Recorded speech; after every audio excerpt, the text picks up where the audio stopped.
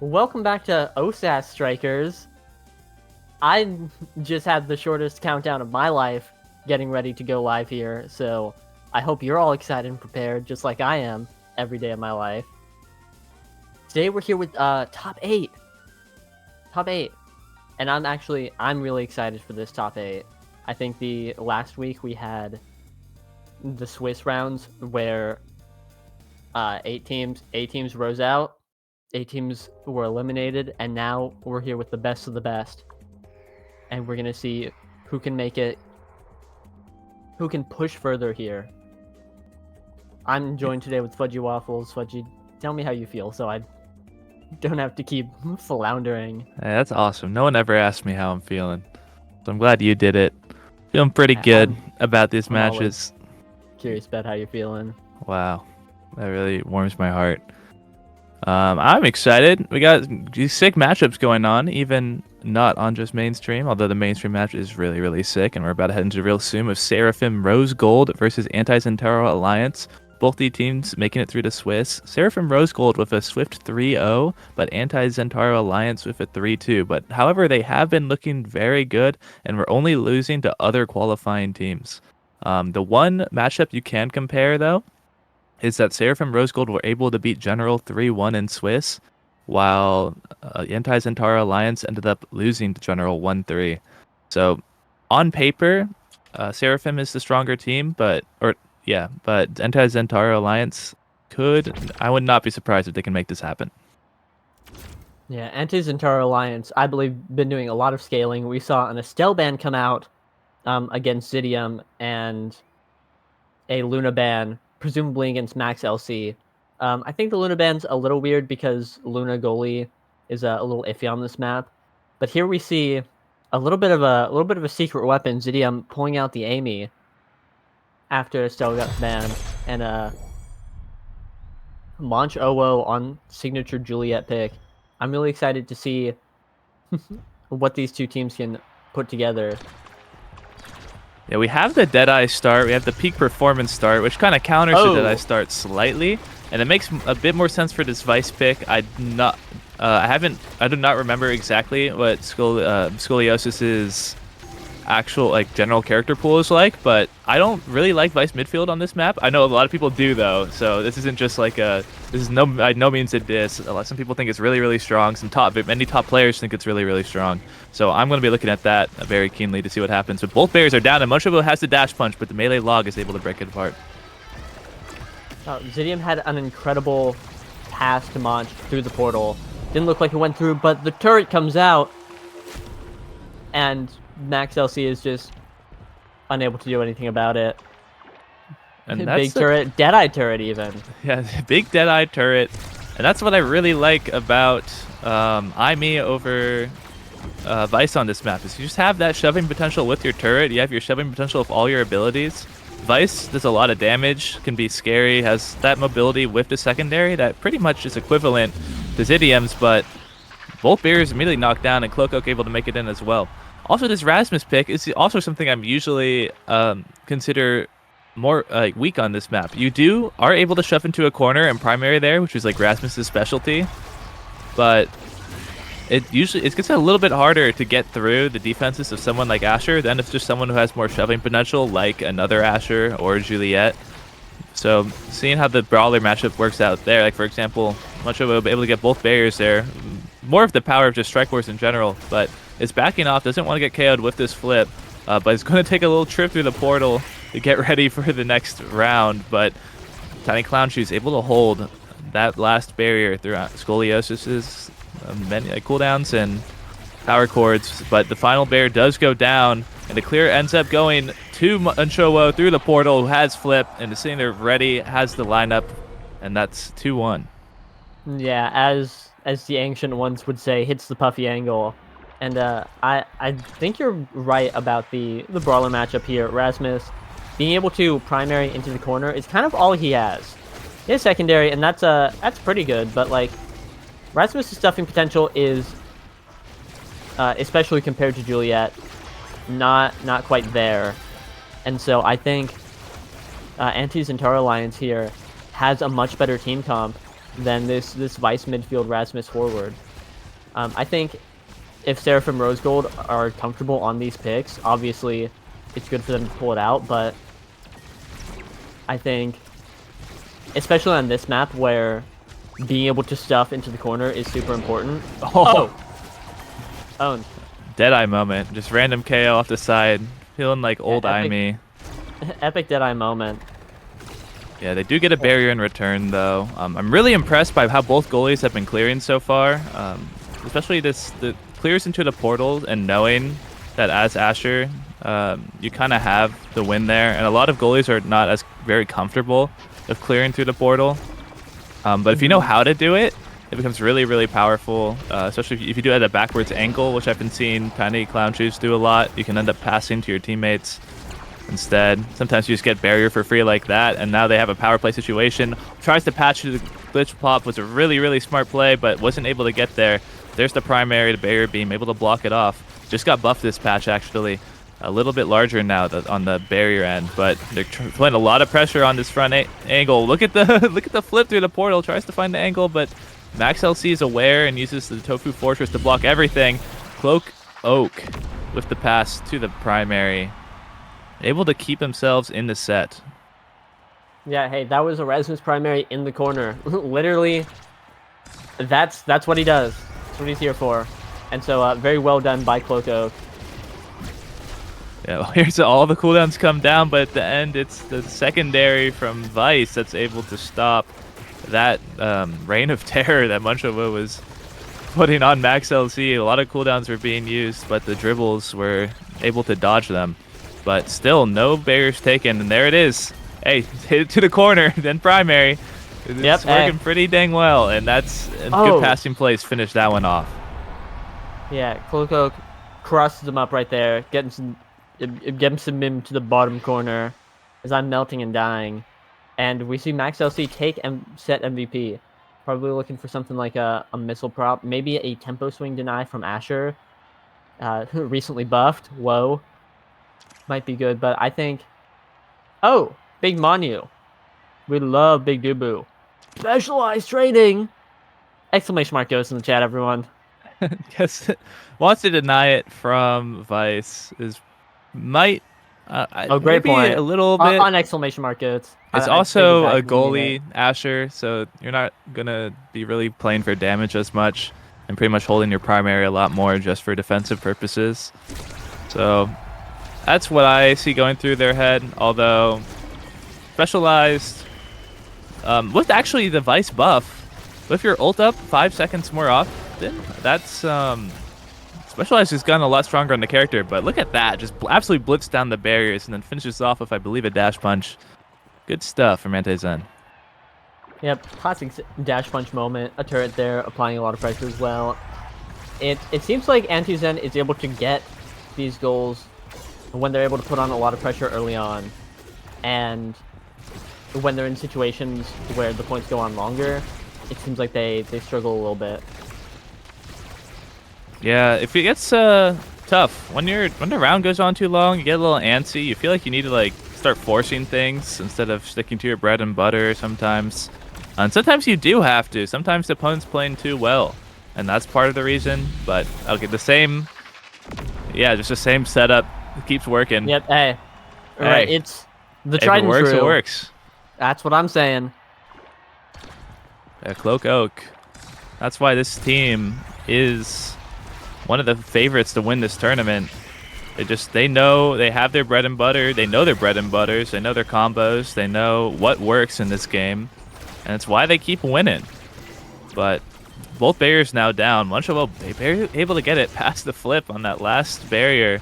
And now a bit of a precarious situation for Seraphim. They try to make a passing play, but Cloak Oak and Scoliosis make it back in time to help their goalie and clear it out. And now it's the Zente's on the back line. Tiny Clown Shoes is trying to find a clear. The hook almost sets up a really nice goal, but the save for the dash punch, really waiting for that Summer Assault to come out, wasn't quite enough. The Strike War versus the Dubu log into the glitch pop. There's a lot of pressure on the Max LC. Good stuff from Zidium and Munch to get that in. Yeah, that is an Amy special, and I think it's harder than it looks. Maybe not as hard as I think. Maybe I'm just bad at the character, but I was really impressed with that. Yeah, it is tough. Cool. It's a circle. This glitch pop. It's a circle. Hey. It's annoying. Circles in this game are weird. What are they doing in this game? Why are there so many Get circles? out of my game. But yeah, here, look at this, and this is what I mean. Get into this. They know. Hey, we're playing this map. We're getting it into the corner, and then we're just gonna keep hitting it into the corner until we win. If you ever do a coaching session with me, you will know that I'm going to tell you, just hit it into the corner over and over again. Don't get fancy with it. Just keep it into the corner. But this could end right here. The flip comes out, waits for the strike. The Summer Assault doesn't come out in time, and that's the one set taken back by Anti-Zen.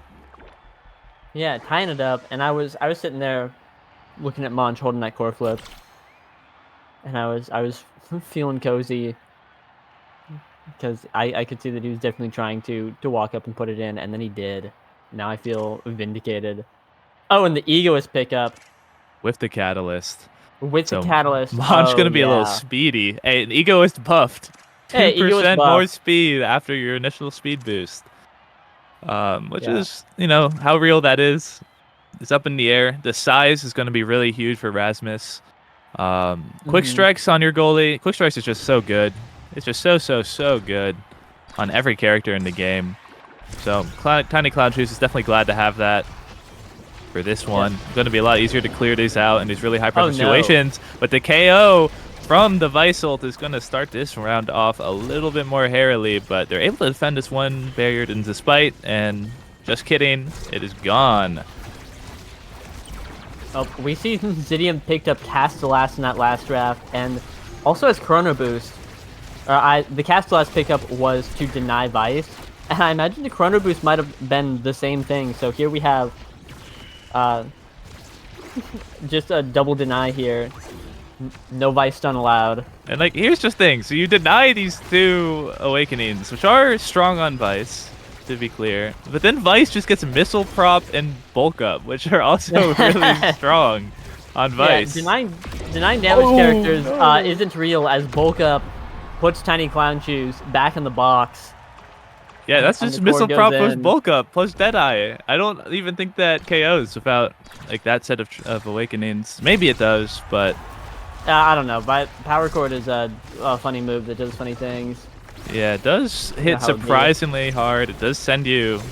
you just randomly get KO'd by it sometimes when you're standing too close to the wall, and you just kind of question mark what just happened. But there's the flip to initiate the offense. They're going to use another flip here.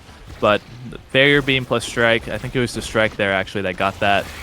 Good stuff. And then, wow. Really well timing on the Vice ult to block off that play and get a barrier. Now Muncho has that little bit of extra speed from the Egoist, but wasn't able to make much happen off the initial boost. It's probably going to end up using Flip here to get the second barrier if possible, but finding the opening between two players, especially a Dubu, can be really difficult. Now here we go. I like this adaptation from Tiny Clown Shoes. Does get scored on in the end, but was this time decided to walk up to the Rasmus, so not giving the Rasmus the space to hit to the corner then primary. Didn't end up mattering. Cloak Oak instead adapts immediately afterwards and instead switches the game plan and uses the hook to get Tiny Clown Shoes out of position and stunned, which allows both forwards to work together to get that goal in the end. And another KO from Scoliosis. Yeah. Did Vice need buffs? Guys, is Vice weak? Let me know. Vice must have been really weak. Yeah, even without the Specialized, without the Castellas, without the Chrono Boost, is able to just deal a ton of damage with this Deadeye and the Bulk Up. Just going to be hitting people really, really far with that ult. And that's it's scary to play against because you basically have to have evade up at all times, but Dash Punch gets through and Anti-Zen are able to respond. Yep, a beautiful dribble off the bumper into a Dash Punch. Made for a super impressive goal. And for Monch here, with having Catalyst, Egoist, I think energy is not going to be a problem against this Vice, as Egoist is procced right now. And Rift, unfortunately not getting out of the corner from the Dubu wall. But Zidium, who has been getting KO'd a lot from these Vice ults, might be having a little bit more trouble with the energy economy.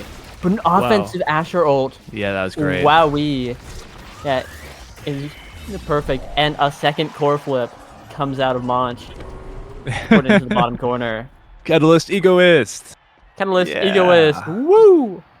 I'm Yeah. sad that Perfect Form was also on that last draft because Catalyst Egoist Perfect Form might be one of my favorite combinations of Awakenings ever. Yeah, I bet it's really fun to play against things like that. Yeah, And especially when you're NASL Asher. matches. Yeah, I bet. Oh my goodness. Oh my good. Hey, Monumentalist. Hey, that's the Monumentalist right okay. there. Yeah, Monu Usually not that highly valued of an Awakening. It does actually have some... You can KO as Dubu the surprising amount on this map. Yeah, Dubu got hands. Nobody wants to talk about it. Yeah, everyone's too scared to talk about it. They had to nerf Dubu this patch because the hands were too large even. I'm pretty interested to see if we see any just like uncharacteristic just strike misses from that range difference, but that's yet to be seen. 2 barriers to 1, make it 1 barrier to none.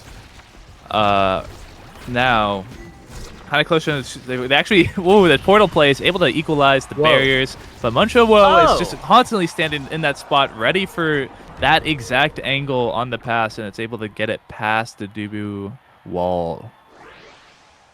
Yeah, Anti's in there thinking with portals. Zidium able to catch it from one portal, get into another, and then Monch in there, sending it straight in.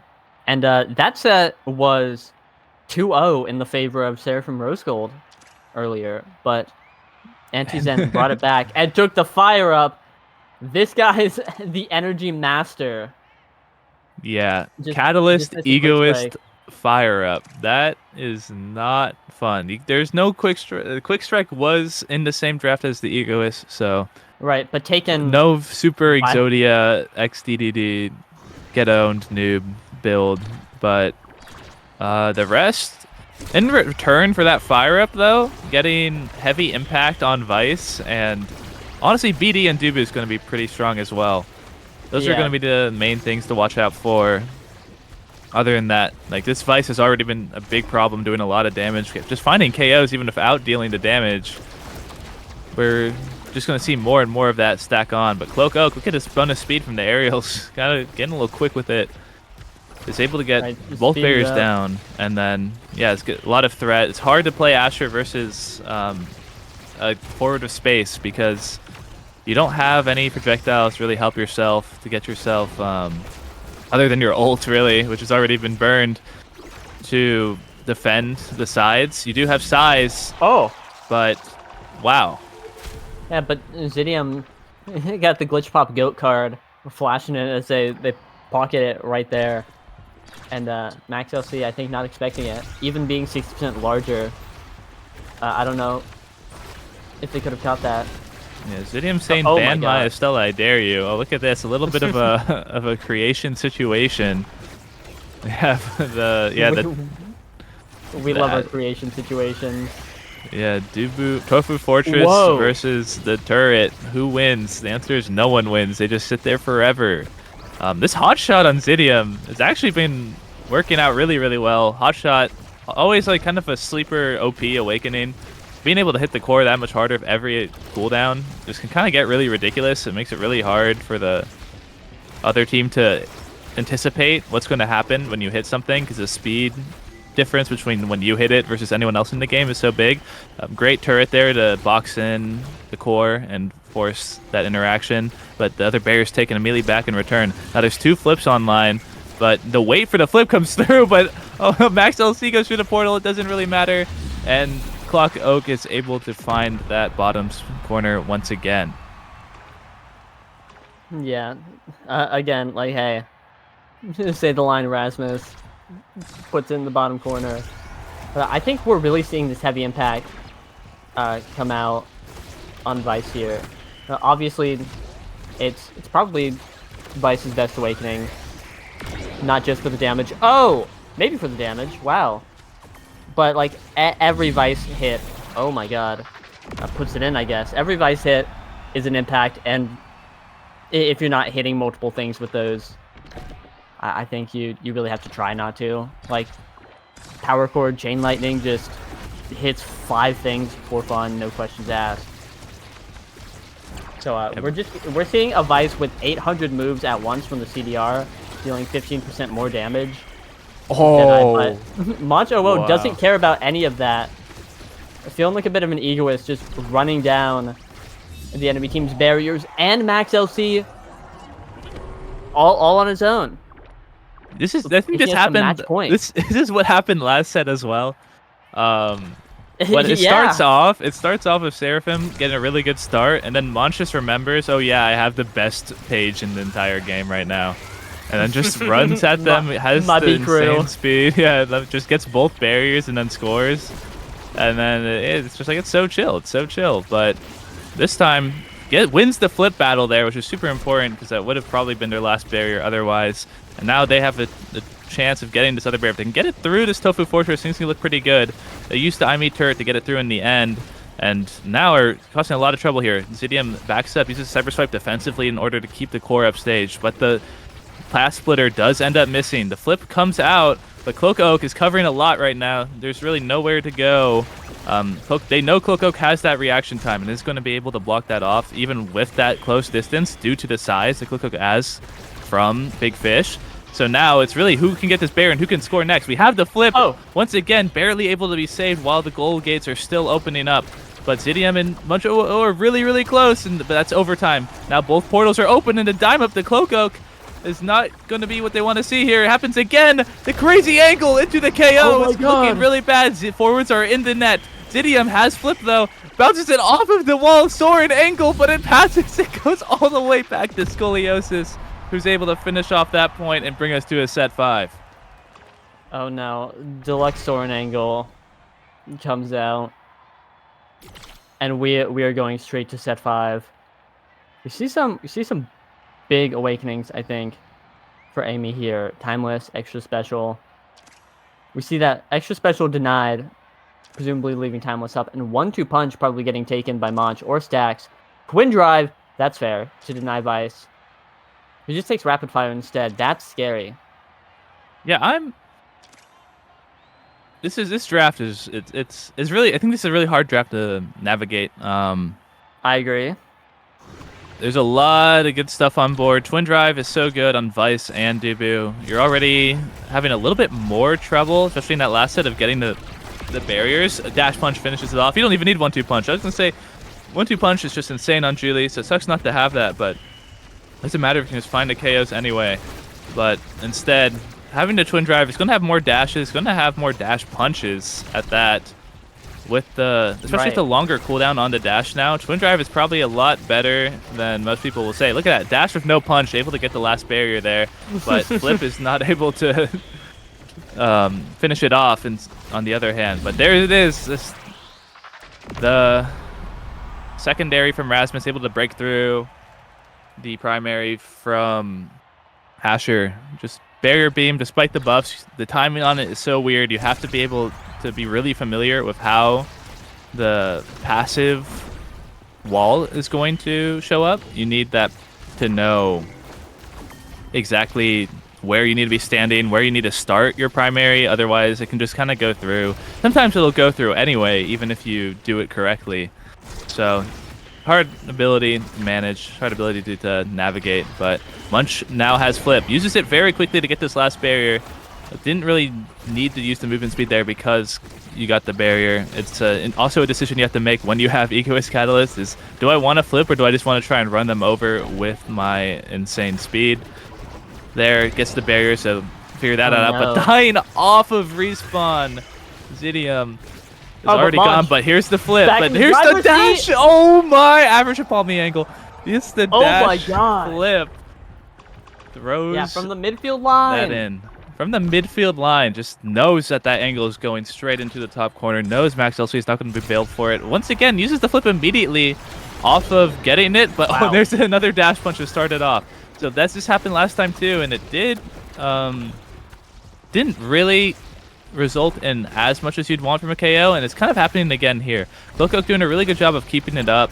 Zidium having trouble getting through the midfield, but they have breaking through the midfield now, but we're not able to make very much use of that power play. And once again, these flips getting just stuffed in by Cloak. They can't find a way around but that primary is going to be able to shut down that offensive play, and the clears are coming through. Munch now taking a step back to help out a little bit.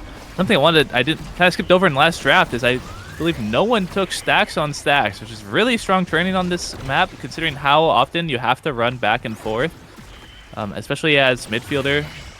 You're constantly moving between playing second goalie and playing second brawler, basically. But wow. Barely able to slip that through past the barrier being Cloak once again, just finding these goals from nothing, it feels like sometimes. Always finding these angles, getting around Tiny Clown Shoes, who is just not able, doesn't have the mobility to get there in time, doesn't have any strong creation tools other than the ult, which hasn't been working out too great to defend these barriers. But now it's Munchowo who has that Egoist, has that flip.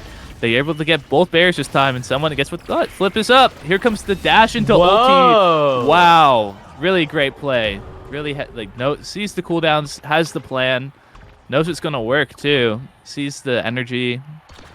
Probably has a punch in the back pocket as well if that didn't work. So good stuff from Munch, doing a little bit of freestyling, and now guess what? Guess who has flip? Guess what? Guess who just used flip? Dropped to Juliult and has another flip again. That's how chill is that? And how chill is that? We are in point 5. Whoever loses will go to losers. This is the last point. This is the last point of this set. Not whoever loses this goes to losers. This is best of 3. But Tiny Clown Shoes uses flip, but it misses slightly. Zidium, Munchowo. Now sitting in the back. Zidium has that hot shot. Goes really fast. The speed from the Egoist finishes it off. And that is going to be Anti-Zen taking game 1 in the nail biter set 5.5 game. Yeah, oh my god. Hey, I'll be honest. After Seraphim Rose Gold was up 2-1 in that last set, I was thinking, man, it's not looking good. And then Moncho remembered, hey, I have Catalyst Egoist.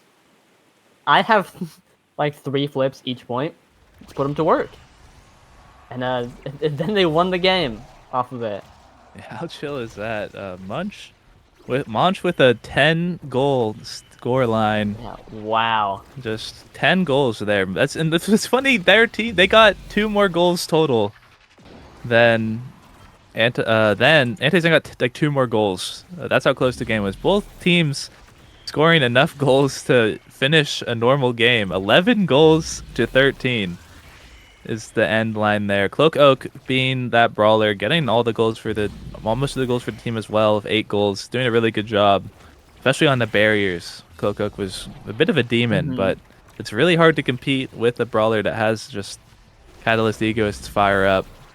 And again, the rest of the team is also hard to deal with because the speed that's gained after every single core flip that happens every 5 seconds is just not fun to play against. So a little bit more laid back map is what I would like to say if that was real. But we are an Oni Village now. And Tiny Clown Shoes once again hovering to Asher goalie.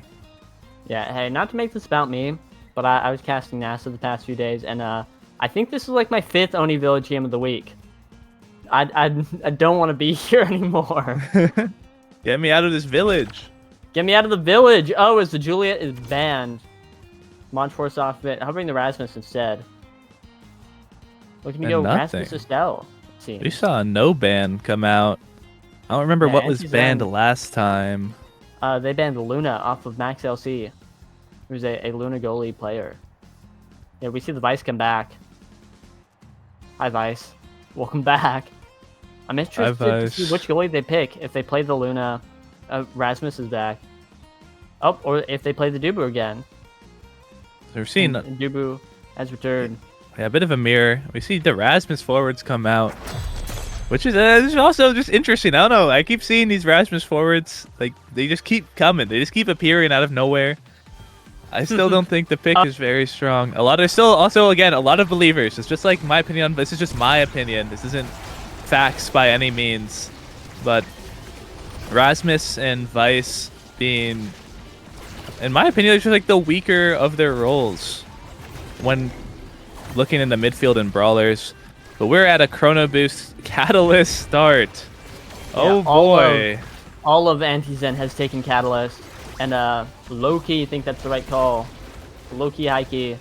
Yeah, and look at the energy bars. Wow, look wow, at the energy bars already. Hey guys, is core flip weak? Should we be playing to energy, or Or what? Let me know. Yeah, we're gonna really need to see Scoliosis and Cloak find ways to use their extra mobility to find more barriers and more goals. Like with plays like that. Cloak uses that secondary speed to get both barriers there, so really strong stuff. But on the other hand, 2 flips are already up. Forward is side of Anti-Zen. 1 is used to find a KO. Why do you need damage? Why do you need a Vice if you can just flip them when they're near a wall? A KO. And Cloak also just taking massive damage from the flips and among other things. But Clown Shoes. Oh my god! The sword angling! The sword angler in the no. building. Big Soren angle comes out. Julie Hart. Yeah, Keep Julie the mental Hart's all online. around. Yeah, a bit unlucky situation, kind of scary. Yeah, kind of. Yeah, me when it's scary Omega Strikers. Yeah, me when Omega Strikers gets scary. Yeah, me when I wanted like, to play normal Omega Strikers, but it was actually scary Omega Strikers. Yeah, that's what I'm saying. I've been in scary Omega Strikers in that situation before. It's terrifying. Oh, big elusive coming out from the now 35-second Vice ult. Because guys, No, like, look at that though. It's just okay. I'm gonna keep being a chatter.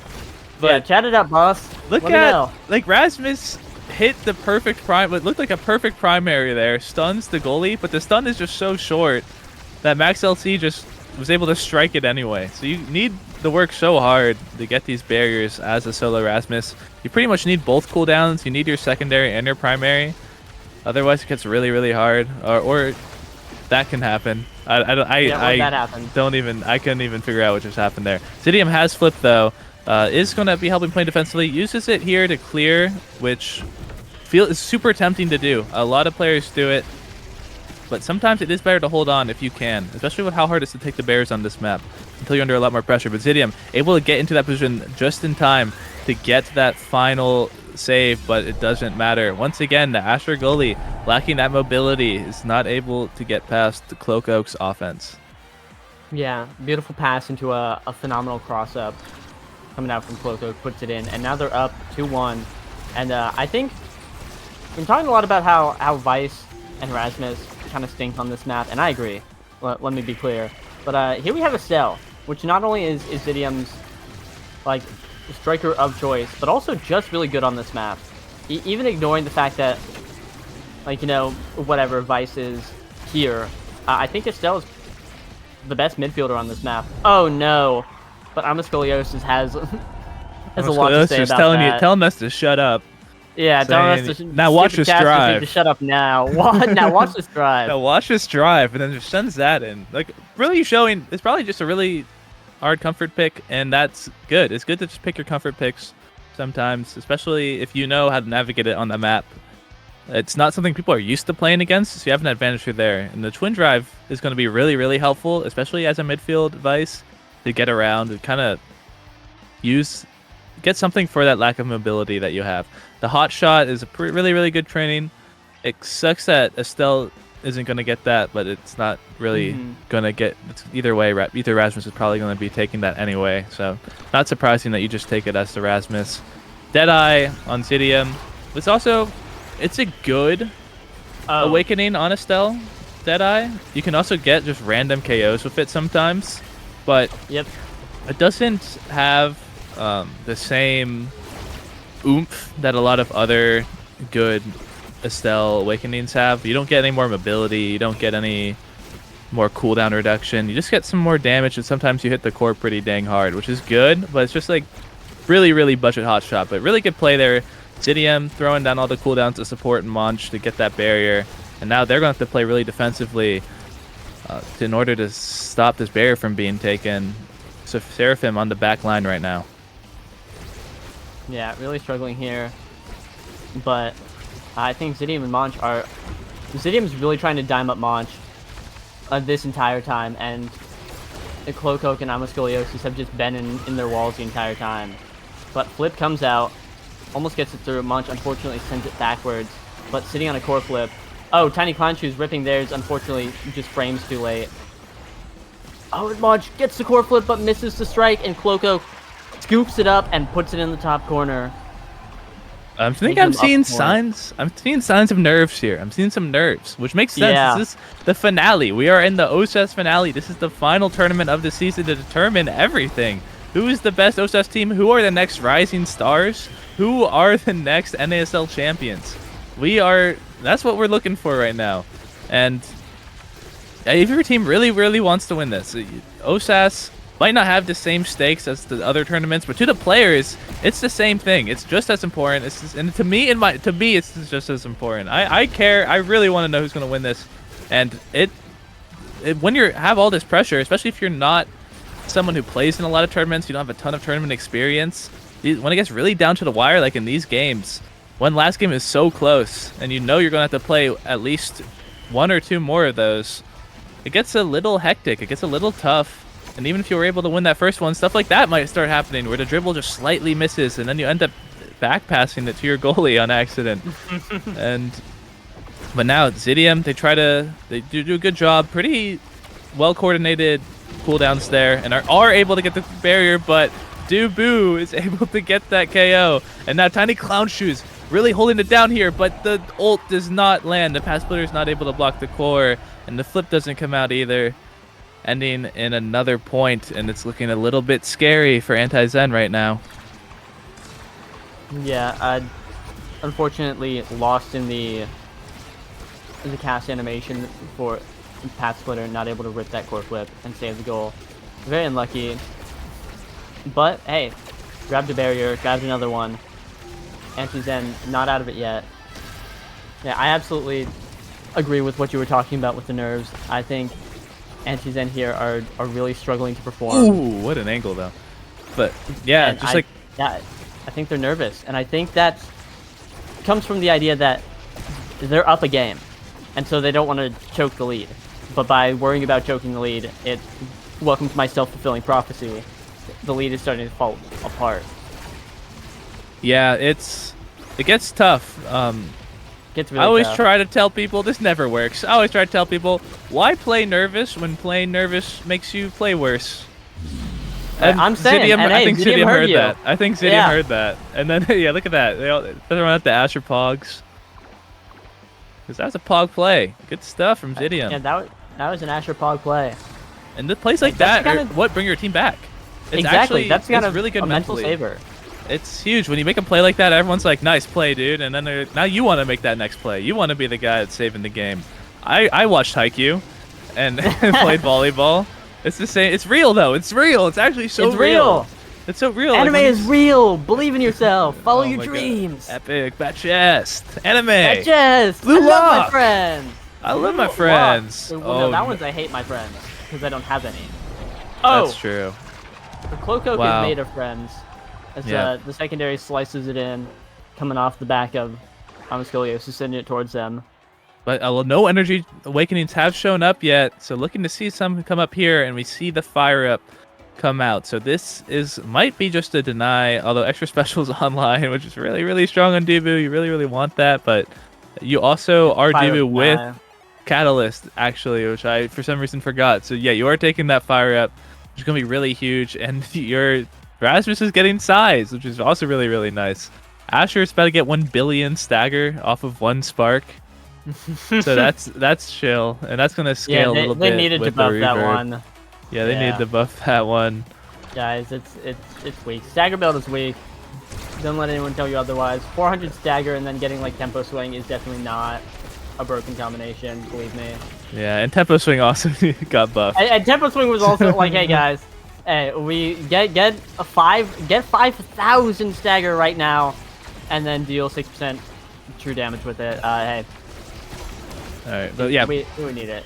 Looking at that draft, I was really hoping for something to equalize, but really, I would say the draft was like hard won by Seraphim. They have the build different size. They have the fire up Catalyst on the goalie, who's also like you want that on the goalie usually over anyone else.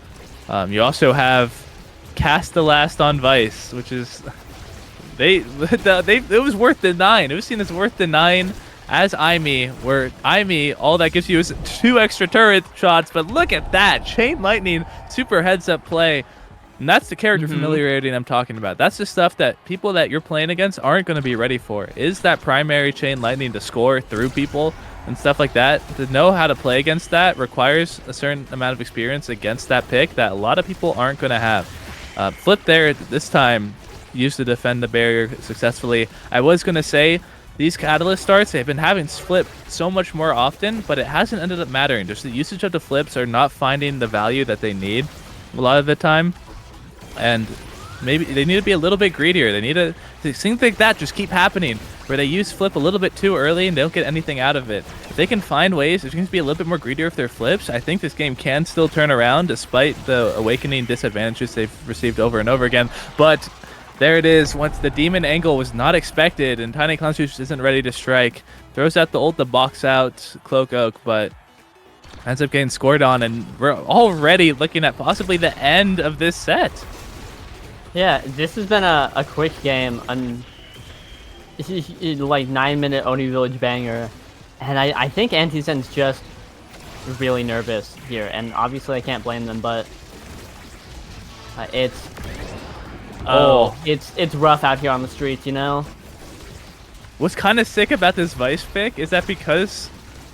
So what's hard when you're playing Vice and Luna is that your ult will just be evaded every time. But if people are constantly having Flip and using Flip, then they won't have any energy or evades available to evade your ult. So that's how that KO was found. Because the Flip was just used, Monch had nothing. But look at that.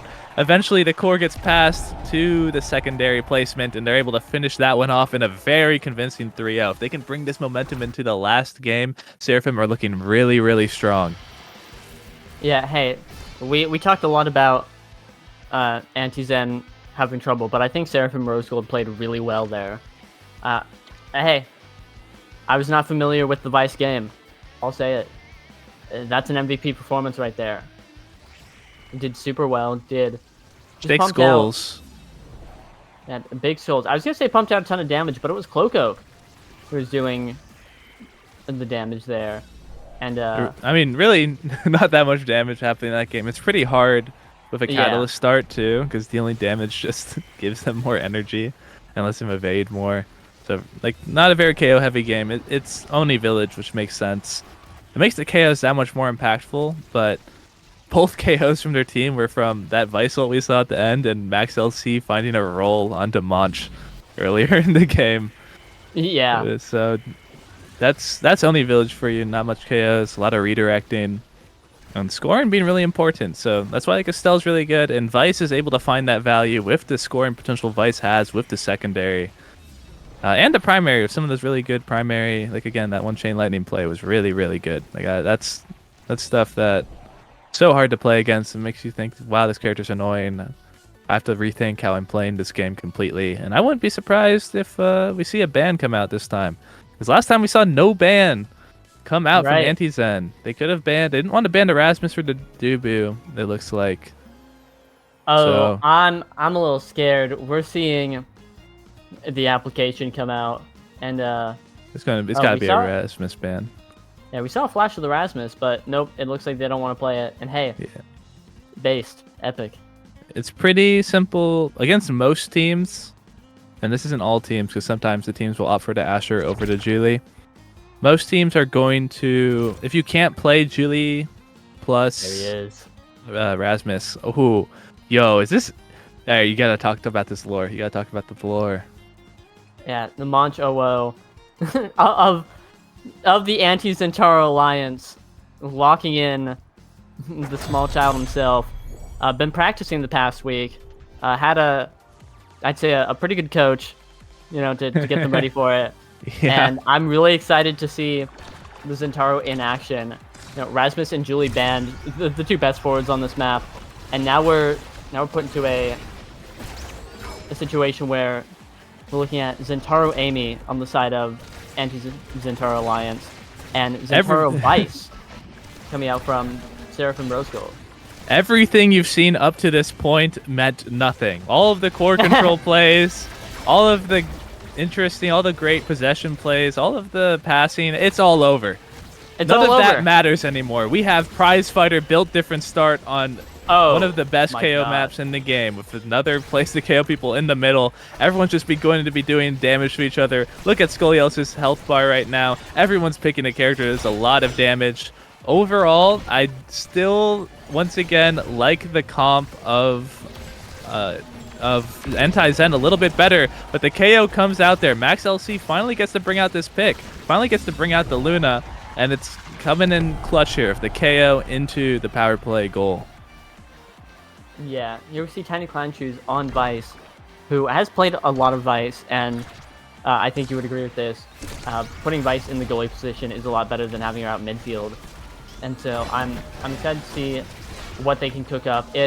This is a game of kill or be killed, and if you're being killed, you give the enemy team prize fighter stacks, and that's no good. And you're losing your own. Monch Right. with no prize fighter stacks right now to their name.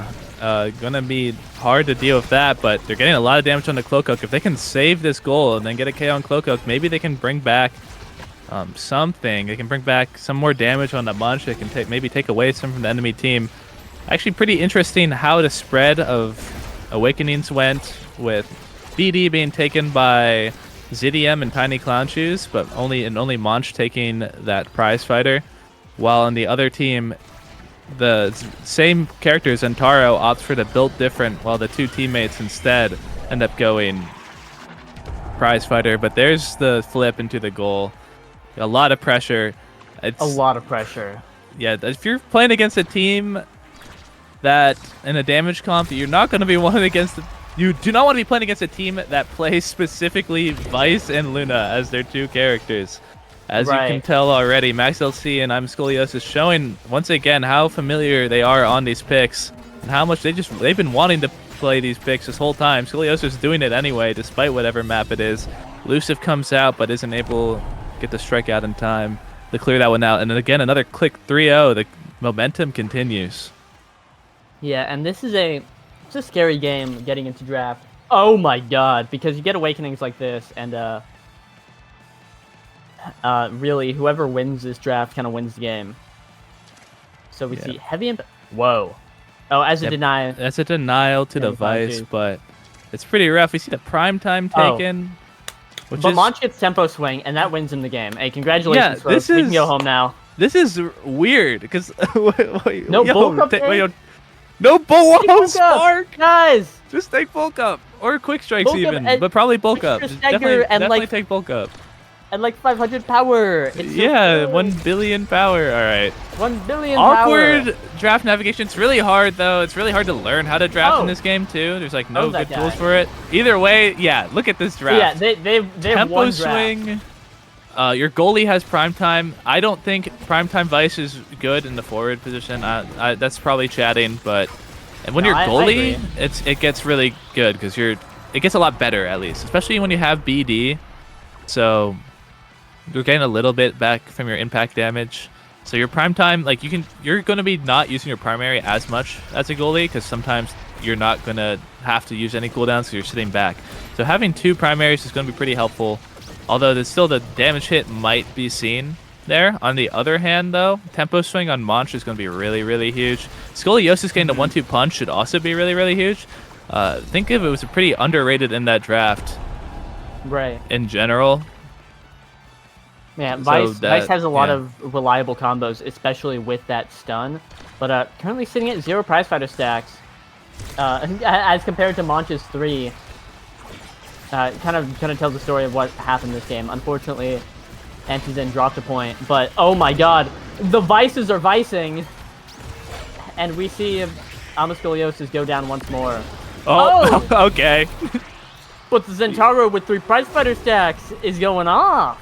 Yeah, this prize fighter start might get a little swingy. I'm honestly not surprised no team just went all 3 prize fighter, because if you just get all 3 prize fighter, get 1 KO where everyone gets an assist, it just feels over, because then you're just KOing people forever and ever and ever. But yeah, BD also... The moon blows up. Yeah, like, BD with the big nerf. with the huge nerf. It is actually it might be significant. I'm interested to see.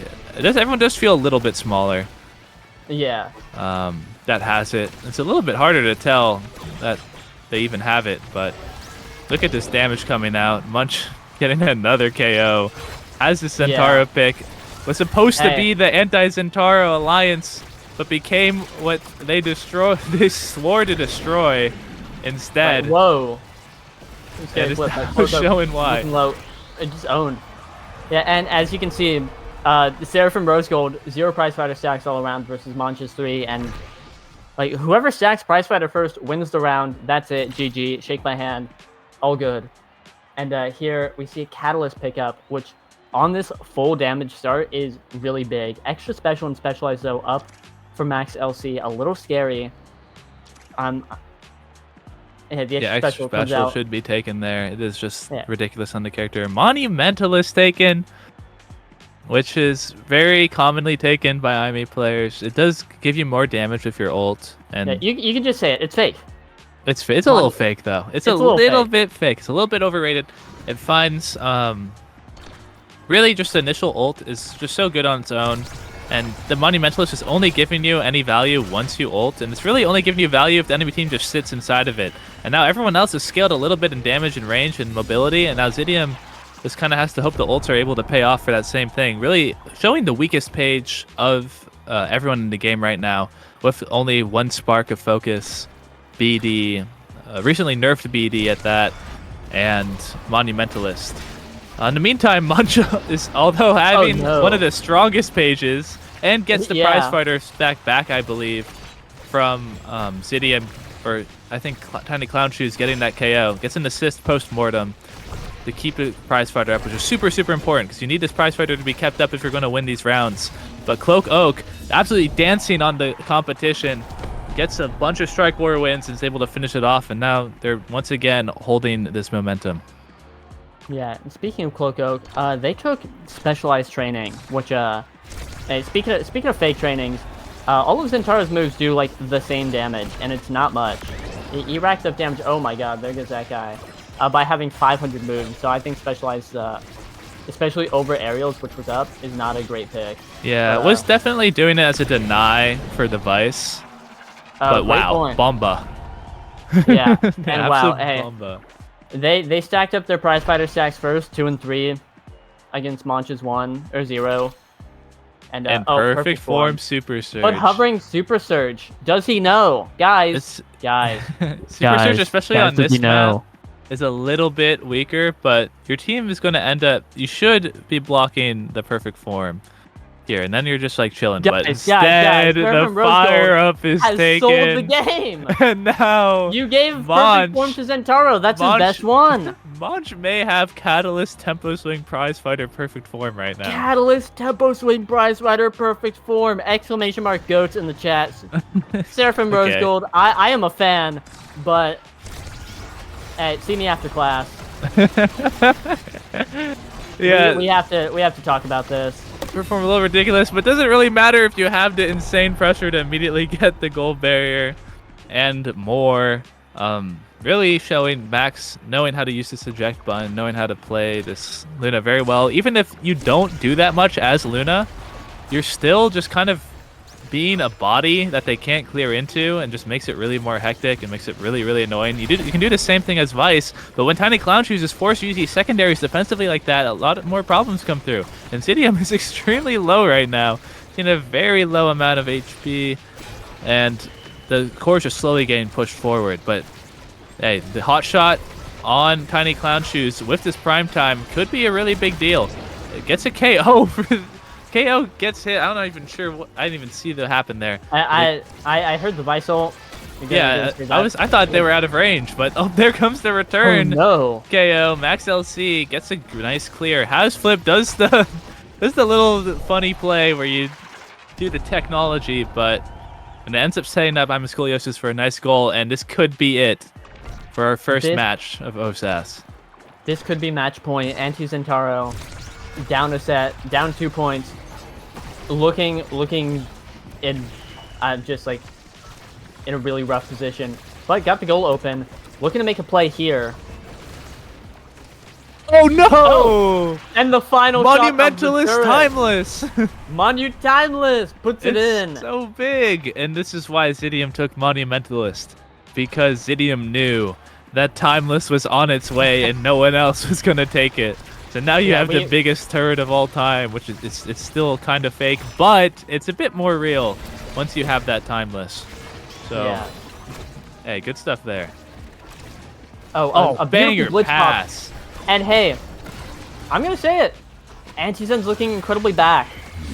They're looking so back right now. They're so back. We're so back. We're so back. The perfect form Catalyst tempo swing, plus the Timeless creator Aimi, plus the missile prop hot shot prime time. These are not weak pages by any means. No one in this game quite has a weak page anymore. It has equalized, but the prize fighters are going heavily in the favor of Seraphim. And that's going to need to be stopped at some point as the goal barrier opens and the power play continues. This ult is going to launch their goalie out of the goal zone, and Max LC is going to dash in to finish it. And that's going to be Seraphim taking the first match in this quarterfinal in a 2-1 fashion over these sets or these matches or these... God, we got to come up with a universal name scheme. Series. Anyway, 07 to Anti-Centaur Alliance. They took a firm grasp of the power that they swore to destroy, and unfortunately are being sent to the losers bracket to go against goalie diff. So here, looking at the stats,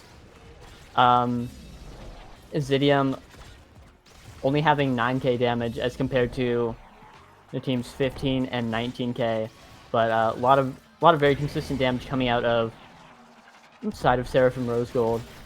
I think it really is just whoever got those prize fighter stacks first, and I think the BD pickups on Zidium and Tiny Clown Shoes were not as helpful as taking prize fighter and trying to stack it up, because Monch wasn't getting, except for the second set where they just blew up all of Seraphim Rose Gold for fun. It was Zidium and Tiny Clown Shoes really clocking in the KOs, which makes sense because those are two characters that are, I think, better at getting KOs than Zentaro, who has to expend a lot of abilities just to damage someone or to stagger them, let alone knock them out. Whereas Luna and Vice are again, Vice back. Luna also great at just getting KOs. These Seraphim Rose Gold had characters that could knock people out, stack up those prize fighter stacks, and then just run over the entire game. So I think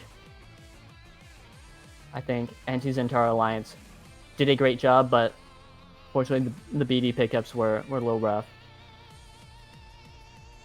Yeah. But anyway, that extra impact damage is a little fake. But no, what are you gonna say? Oh, absolutely. No, we're loading into the next game, the next series. Chikara Ice versus Jujutsu Core Flip. And this is a free match, I believe. Although last time these teams faced, Chikara Ice did not have their starting goalie. They were playing with, I don't remember. I feel bad. Something Yachi, I think. Yeah. Yachi Kicho. Yeah, Yachi Kicho, who was a bit of on paper, a bit of a finny one trick, and they were on this map. I remember. They're on this map. Chikara Ice is on the gates every day of the week. They live here. They have like a little tent set up where they show up and say, "Yep." They do call it the gates of Chikara. That's what they call it. Gates of Chikara. Back at it again, and we see a Dubu ban. No Dubu coming out from a Thespian Gamer who elects to Dubu their secondary pick, and Luna goalie not good on this map, their first pick, kind of forcing Thespian Gamer onto a weird pick. And we see an Asher Hubbard on Snowball, Asher coming out from enemy team, Amy, I believe, being Lyrica's pick, a known Amy player, and Atlas. Hey, if Dubu's banned, bring out Dubu 2. Dubu 2. Dubu 2, and we see Miracom. We do see numerous. I'm a little bit surprised to see the Julie ban, but I could be wrong. I'm pretty sure Snowball would have just probably picked Asher on this map anyway, because Asher is so just god dang strong. But I could be wrong. I could just be wrong, and maybe Snowball, who is just known to be like the Julie player, the average Julie player, even one might say. But immediately look at that pressure. That's what these comps are aiming to do. You're aiming to get into the corner and then just stuff it in. And there it is. The ults come out. They get level 2 first, and they're immediately able to use their ults in order to score. So Snowball and Serapi need to look to do the same in this next round to quickly get their ults and then get in there. 1-2 punch plus Chrono Boost start. So it's going to be a small amount of damage this game coming from the teams. All of Chikara Ice took 1-2 punch, even Atlas. So a bit of a malicious plan coming out from Vixie. I like to see it. And, oh my god, the portal! They're portaling. It's 2007 all over again. Oh, but Moshi pulling out a great cross angle on the core flip. Really hard to defend. Taking them up to set point. Gabe Newell, are you watching? Take a look now. This is what your creation has brought to the world. Stare upon your child and weep. But yeah, not a great start for Chikara Ice, but looking to bring it back, looking to forcing Thespian Gamer into tough clear, and there they go. This is what we need to see. We need to see the same exact stuff that happened to them happen to the other team. It's just looking at these teams. I'm super familiar with Lyrica and Snowball, and now Thespian Gamer, who Yoshi's teammate and someone who I've been coaching lately. We're in knowledge gap, so people I'm very familiar with. But I just got absolutely exploded into the McDouble. Double donk. No, they're going to have to flip, but Lyrica gets it out first and finishes it off. The Good dollar menu Lyrica. double doinker. Into the double flip, and everything fell apart. Bring out the comedic trombone solo. That was rough, and now there's a lot of awakenings on board. Someone's going to have to take this twin drive. It's probably going to be one of the IMEs. Could really either be either one, and it wouldn't be that surprising. But instead, Specialized, taken by Serapi here, is a little bit surprising to me. A bit strange. I'll say it. I don't know if that is my pick. The damage could come in huge. With 1-2 punch, if you throw that ult down and someone stands in it for like 3 hits, then that is just their entire health bar gone. So that's the upside of it. That is true. Oh, but, hey, you know what? But on the downside, sometimes you just get owned by. Yeah, hey, but that's an internal downside. Maybe Twin Drive is pretty dang strong, and it's coming up pretty huge there. Twin Drive gets a KO and then immediately gets to the next barrier, but the flip is denied as the KO is able to come through. Now Snowball's looking to get this last barrier, but instead Vixie is able to use the pressure Snowball applies to get it instead. Now Vixie looking really fast with his egoist, but doesn't matter. Snowball's able to get in there. Yeah, Thespian Gamer rocking the eject button Atlas. Unfortunately ejected back into a position that was not able to save the goal. But hey, clocking that 30% secondary cooldown. Twin Drive Atlas is incredibly real on this map. Yeah, the eject button Atlas is super real. I see a lot of people taking it. There is a downside if it makes it harder to run up and help your team on offense, throw down your big creation in front of their goal barriers, or go through the portals and go through some jump scare plays. But hey, it's just not what they really need. If they're getting, they don't need the Atlas offensive pressure when they can do plays like that. Whoa. Serapi, demon on the sticks, gets that glitch pop to send it from midfield all the way to the bottom right. Bit of a glitch pop blizzard coming out. In a crazy angle. Snowball taking a trip in the portal. Yeah, it's so interesting. Yeah. So people that do that strat of you immediately walk in the portal to get to the other side, you kind of just end up out of position for the first like 15 seconds of the match. I do know you're not a fan of it, and I think I agree. I think it's situational. It can work. It can work, to be clear. but you just need to have I a mean, anything plan. would work. Like what you should do, what I think players should do is they should have their brawler run in, and then you want to hit it backwards into that portal, and then your brawler's there ready for it. But now Snowball took a lot of damage this round, and that's going to result in the whole point being taken with basically like a miniature power play. Snowball has nowhere he can really be to be effective, so has to play to the side. But they have been looking a lot better in this round. They are playing a lot more forward. They're able to keep this core control. They're getting it into the corner, opposite side of the portal here. It's going to be really hard to get this out, even if all three of them playing goalie. Vixie, with the eject button, still able to run up and help their team get that last barrier. A goalie's job isn't just to be goalie. Whoa. Sometimes it's to score. I was going to say it's to set up the offense, but sometimes you are the offense. Great astral projection there. Gets the perfect angle. Gets the goal, Yeah, hey. and there's the signs of life we needed to see from Jakara Ice.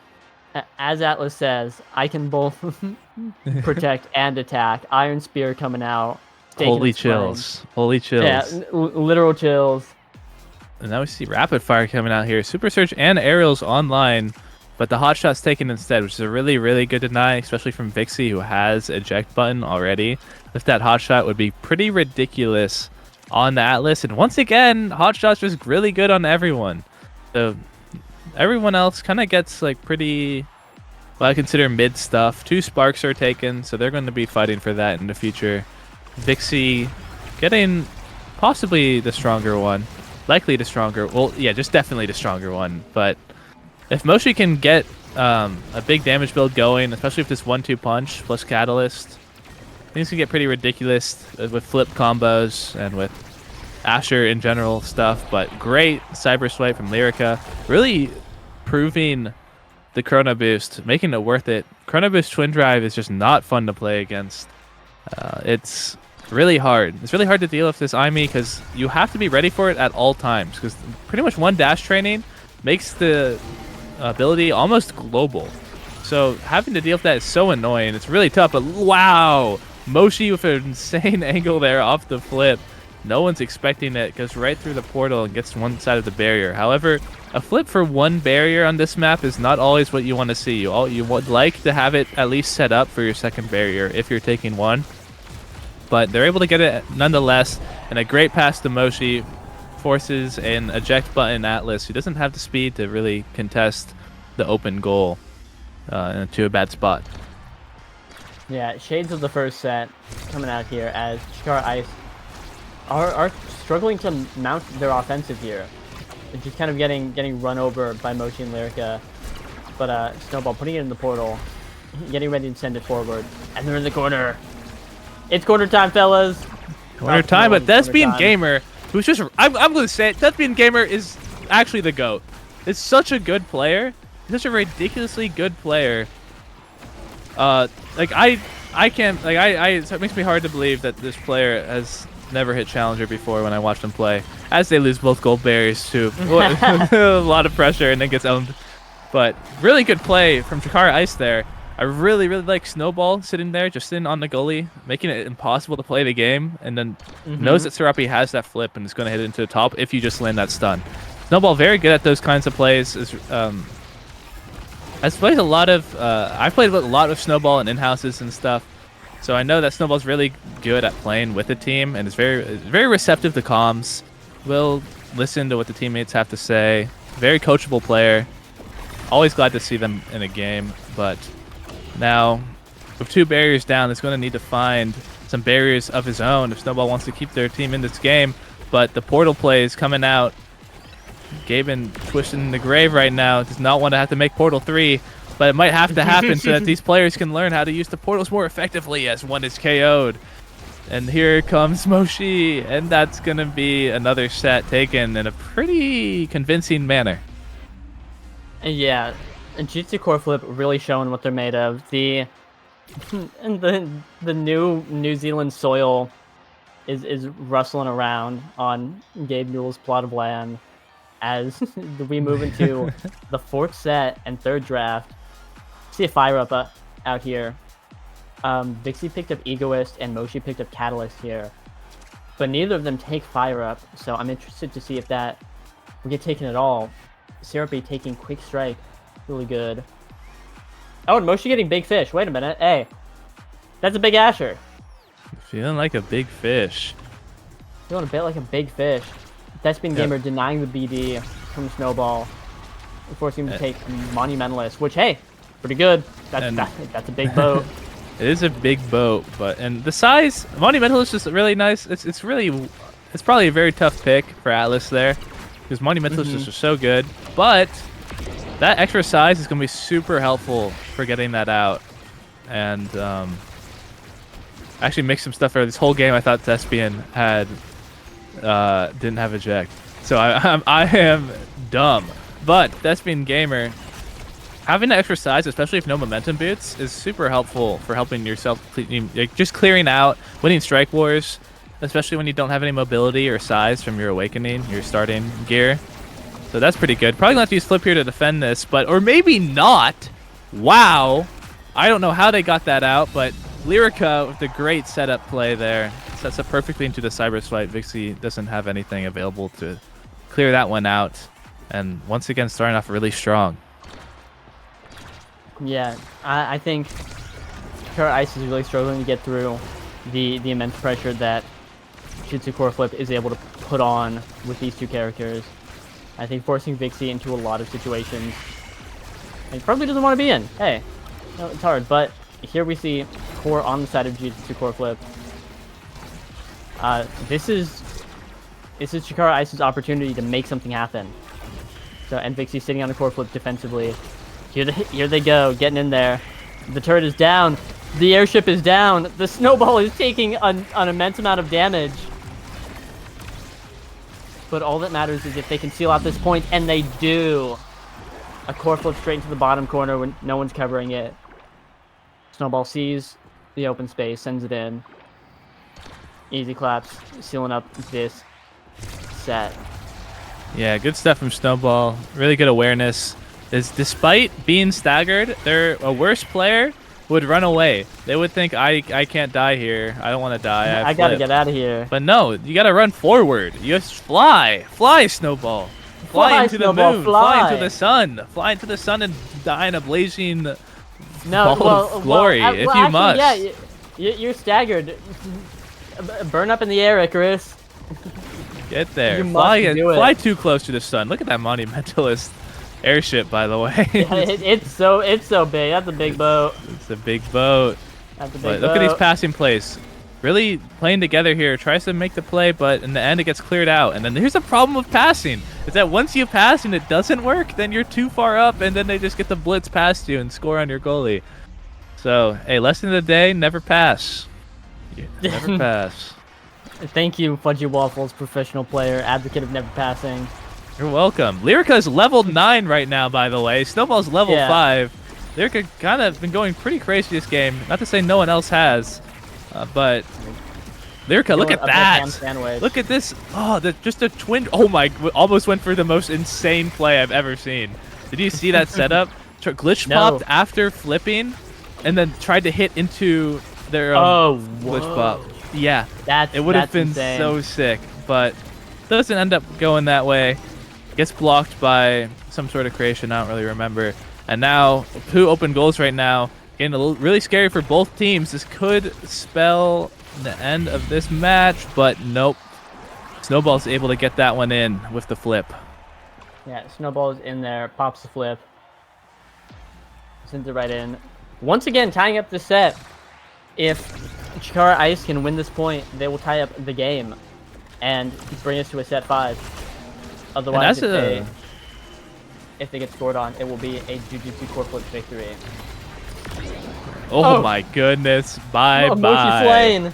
And that's huge for them. They have the power play situation now. Snowball just absolutely boxing out the goalie, giving them no chance to do anything. That's been just absolutely destroyed as Serapi gets that flip, and they're still in this. This is a reminder. This is the first seeded team versus the initially seeded second seed team. They both had different performances in the Swiss qualifier, which leads them to play now. But this is not This is this is one of the most hype matches in the tournament. This could very well be the future grand finals coming up again. Extra special and timeless creator traded between the Imies, and then the third spark lands on the Vixie. So this is an extremely powerful scaling we see.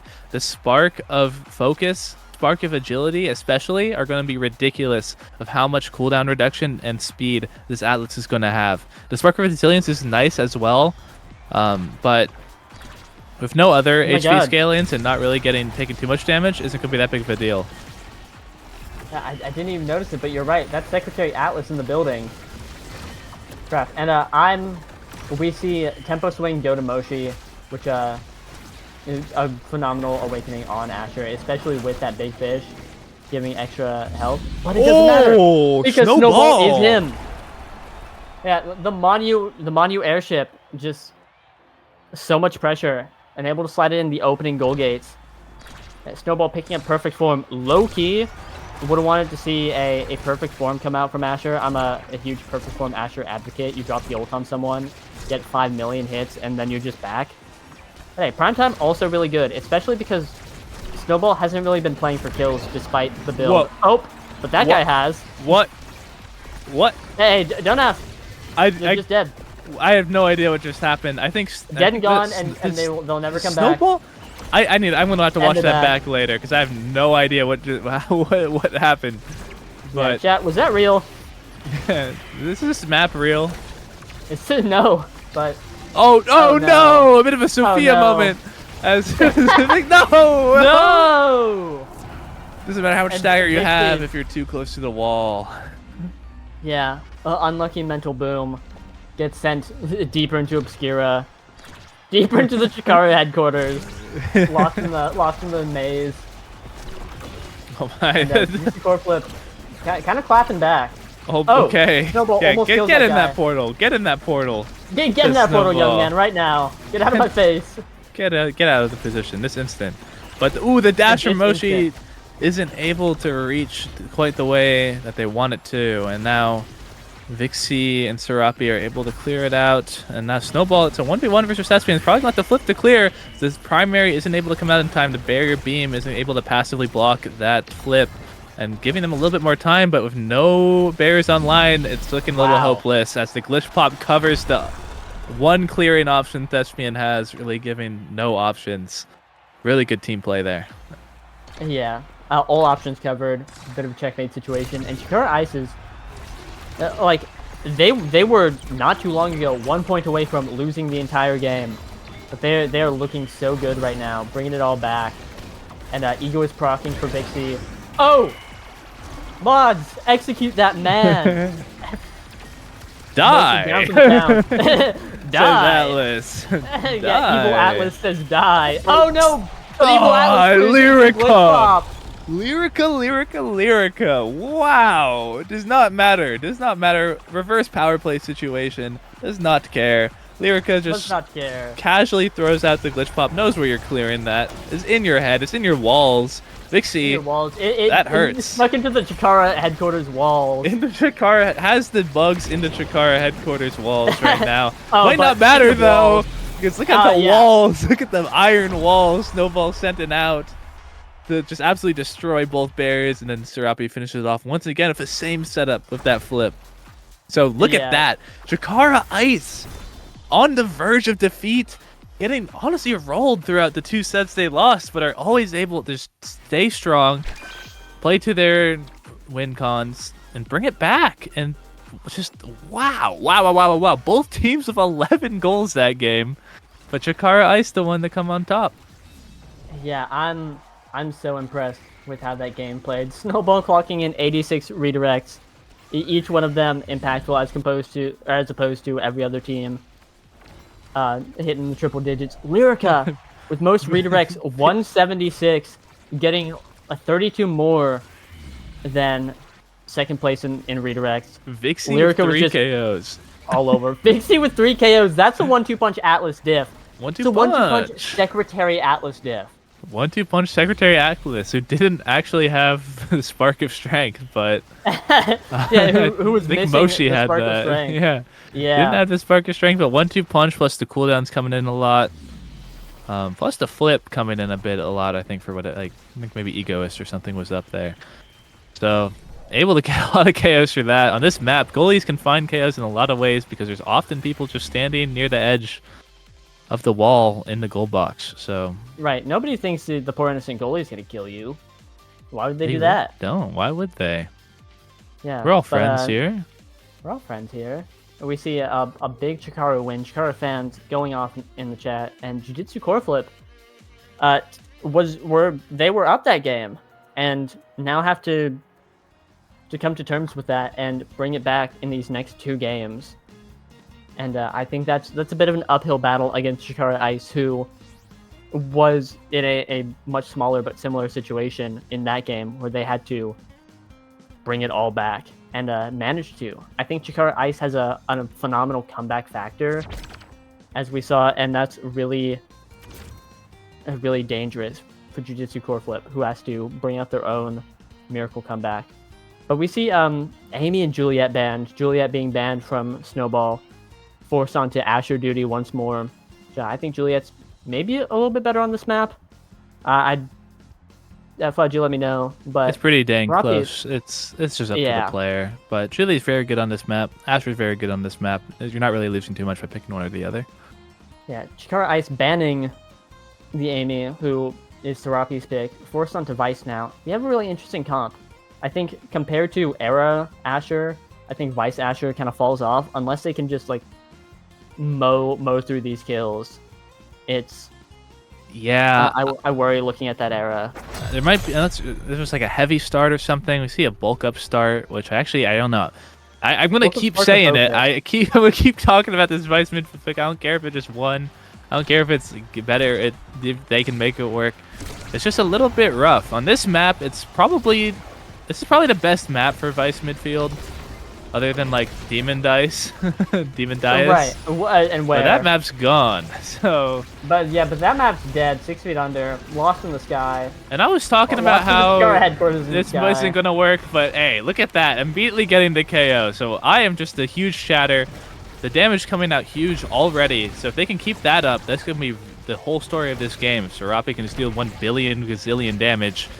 But once again, Vixie tries to pass. That's what happens when you try to pass. Why pass?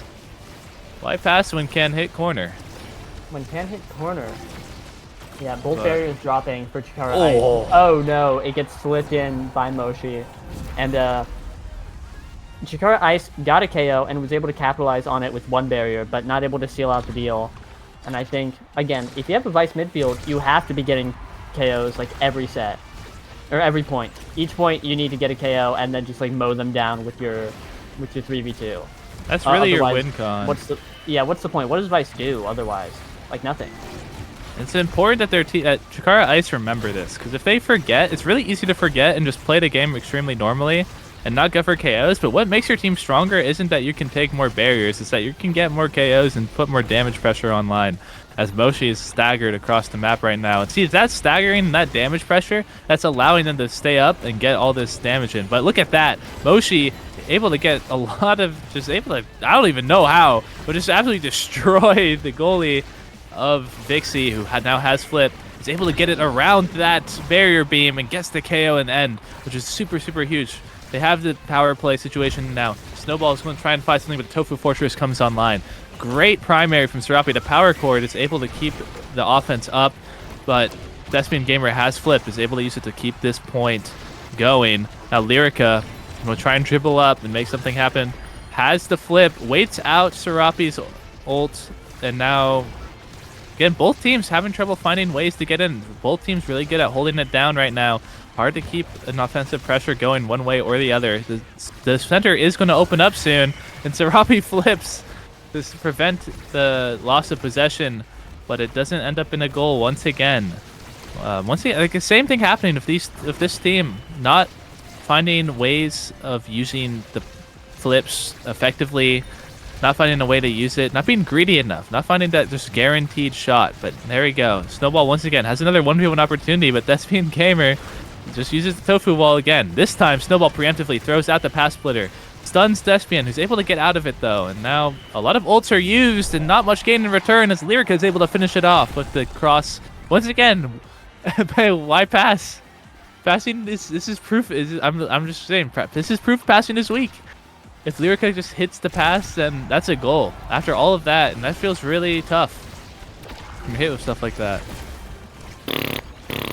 That's the sound of my brain leaking out of my nose after the longest Atlas lab point I've ever seen. Yeah, and that's point 2, by the way. And that was point 2. But hey, Chikara Ice, feeling the same way, I think.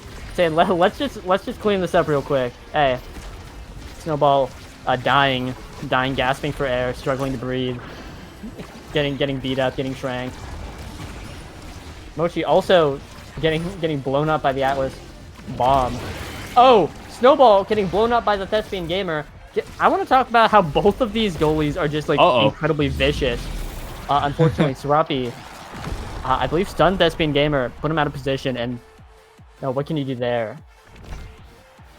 Yeah, I wanna. Okay, I need to watch. I'm watching that back right now because I want to see if Thespian Gamer got owned by the nerfs. I want to see if Thespian Gamer actually, because I've been watching for that. Yeah, strike hitbox nerfs. This strike hitbox nerf. Yeah, Okay, Dubu no, does just get stunned. Does not end up striking. I don't think he was in strike range. No. I don't think he was in strike range. But Dubu having the biggest strike hitbox in the game by a very small. Oh, Vixie is a cold-blooded murderer. Evil Atlas. Evil Atlas danger. Be like, die. Evil Atlas be like, die. Yeah, like, whoa. Yes, what are they teaching them at the Chikara headquarters? Yeah, what are they doing? Yeah, you're right. It is. Yeah, what is being taught? What is Evil Drew Danger teaching at the Chikara headquarters? Vixie walking up and taking the barrier too. Gets a KO, gets a barrier. Someone gets another KO at some point too. And now Vixie, Moshi looking really low. High damage Atlas gameplay we are witnessing right now. That's resulting in 2-2. They're bringing it back. Yeah, absolutely high octane, no brakes, cannot stop. This train is going straight to the last station and flying off the rails Atlas gameplay. And there we see a barrier drop, and both Jutsu Core flip forwards, collapsing in the top corner, bringing it back now as Snowball doing the 1v1 party with a bunch of other people in their face. It's I was gonna say like the one meme where he's standing in the corner. It's like they don't know I'm trying to get the barriers, but that's stupid. So I'm gonna stop talking. Fudgy, tell me what's happening. I'm losing my mind. I think we're all losing our mind. I think that just happened. They just is that an own barrier? But like I can see the goal there, but Moshi in the end gets the flip in front of the goal. A lot of panic from Vixie and Serapi there because they were in a tough situation. And Moshi's able to find the Eye of the Storm and get through that. And now cast the last. Unable to rotate out of the storm. I think we're all losing our minds here. Yeah, because I have trouble rotating away from the storm. I hate I just really hate when I can't rotate out of the storm. Rapid fire taken instead of cast, which is pretty valid. It's Rapid's pretty dang good too. Thank you. Take heavy impact right now. Yeah, heavy impact and the second spark on Vixie. 2 sparks up this round, so isn't going to be able to become the mayor this time. Yes. But Snowball staggering it up. Snowball going stagger build. There's a lot of good stuff on the side of Chikara Ice here, despite losing that round. Honestly, I would say they won this draft. Despite everything. I think so. Heavy impact on Vice is just like, I think heavy impact is so underrated. It's if you have a reliable way to hit 2 people, and Vice does. Hey, good news. It's just better rapid fire. It's just better rapid fire. It's like, oh, Serapi striking it up. It's just so like obnoxiously good. You play a bit of Zentaro, you get heavy impact, perfect form, and like you can't lose. That is God's strongest build. You don't need any more awakening. Oh, Snowball!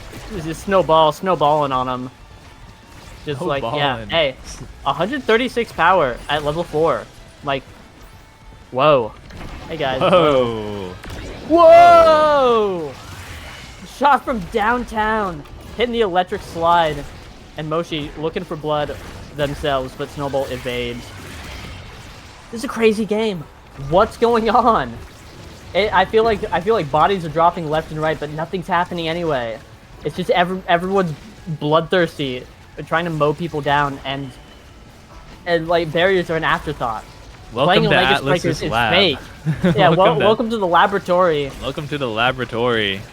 Yeah, where we lab out of guild people. Oh as my God. Welcome to Chikara Lab in the headquarters, where they're focusing on murdering people. Whoa! Oh, there goes one. But Lyrica once again blocking the pass. Oh my! But Snowball with the technology once again. The pass almost results in another goal though. I'm gonna keep saying this. I'm gonna keep saying that passing. I'm just gonna keep every time someone passes, I'm gonna call it out because I'm annoying and lame and stupid. But Snowball going pretty crazy, getting a lot of damage off. Has this stagger build that's only going to scale harder as the game progresses. If Tempo Swing ever finds its way to Snowball, it's going to be a little ridiculous, but look at that power. Look at that power increase. Look at that power. Look at that power. They just nerfed. Power. Hey, nerfed, by the way. Nerfed character. They yeah, just real. So true. They just nerfed the power on that move. Can't dash push anymore, but oh my goodness. Lyrica just gets a KO with the flip and nothing else. I guess, you know what? Hey, guys, I'm a pro player, by the way. Pro player. Does strength affect your flip damage? It probably does. It does. Yeah. Core flip has power scaling. I just assumed it did. I don't know the numbers, but I believe it's 100% of your power. Well, that's pretty good. That's really good, actually. Yeah. On Lyrica, doing a big damage there. Yeah, if you're Lyrica sporting for a brief moment 223 power. I don't know if that was the era buff or that was insane. I will be checking next time the beam comes out. But sporting 131 power. Yeah, 223. Whoa! Yo, it's Era. How good is Era? Yeah, how much does that power buff do? Wait, what? 223 power. God, off hey, Era main, by the way, here. Is Era the best character in the game? Is Era the best character in the game? What is that? That's so real. You era buff yourself. Who cares about your teammates or your enemies or who cares? You have 224 power coming out now. And then you core flip someone with your 100% power scaling because it does 200 damage plus 100%. You're doing 400 damage, just like that guy took 8 million damage in an instant and died, and perished and died. He's never gonna be seen again and died. And yeah, both goal gates down here. We're looking at a riveting match. Well, yeah, the power of buffing your teammates up with Era is super underrated. Oh no! No! Vixie, no! Vixie, no! Don't walk into it. Don't walk into the maelstrom. No, Vixie, don't walk into the maelstrom. That'll hurt. Vixie, you have to Vixie, you have to rotate. You have to rotate. You have to rotate. The storm's coming. The storm's coming. You gotta get to the circle. You gotta get to the circle. But in this case, away from the circle. Yeah, get away from the circle. Oh, and Snowball. But, hey, forward's in the net. Good hold. Snowball blocking the passing lane. Really well. Yeah. Really good coordination there. Serapi always ready to block whoever has the shot, and then Snowball blocking the pass. So they don't really have as many options. They know what they're doing. Really important there to be able to know how to navigate the 2v3 situations. Sometimes they'll just both get into net, which gets pretty scary because if they just run towards one of you, then it's kind of tough. But Serapi barely able to survive that. But no, wait, what are you thinking? What am I thinking? I'm thinking of the Dancing Lobsters gift. Bring in the Dancing Lobsters, but it's forwards in the net. But in this case, Chikara Ice was able to hold it down, so no Dancing Lobsters here. Yeah, this Crustacean looking a little bit stronger. Looking more like a Larry the Lobster type beat than an average lobster. Yeah, living like Larry. Oh my god. And these are two Larry teams. Yeah, Larry-esque. Larry-esque teams. Yeah, Larry adjacent, Larry coded. Larry coded teams. Once again, I'm going back all the way. Oh, look, okay, here's the pass. Yeah, bring it all the way back. Oh. After this point, I'm going to bring it all the way back. But Vixie gets it up to Snowball, who wins the strike war. Good stuff. They're bringing it back. But now I'm bringing it all the way back into draft, where Chikara Ice banned Aimi And they're two IME pretty much like quote-unquote one-tricks in this game. Although Lyrica on paper on Core Strike looks like they are more of the IME one-trick than Serapi. They both really definitely prefer that character a lot. But they opt to say our IME one-trick is better on secondaries than your IME one-trick and ban it out and go for Vice instead, which is interesting because Vice is in solo queue specifically is one of Serapi's least picked characters of 9 games on forward.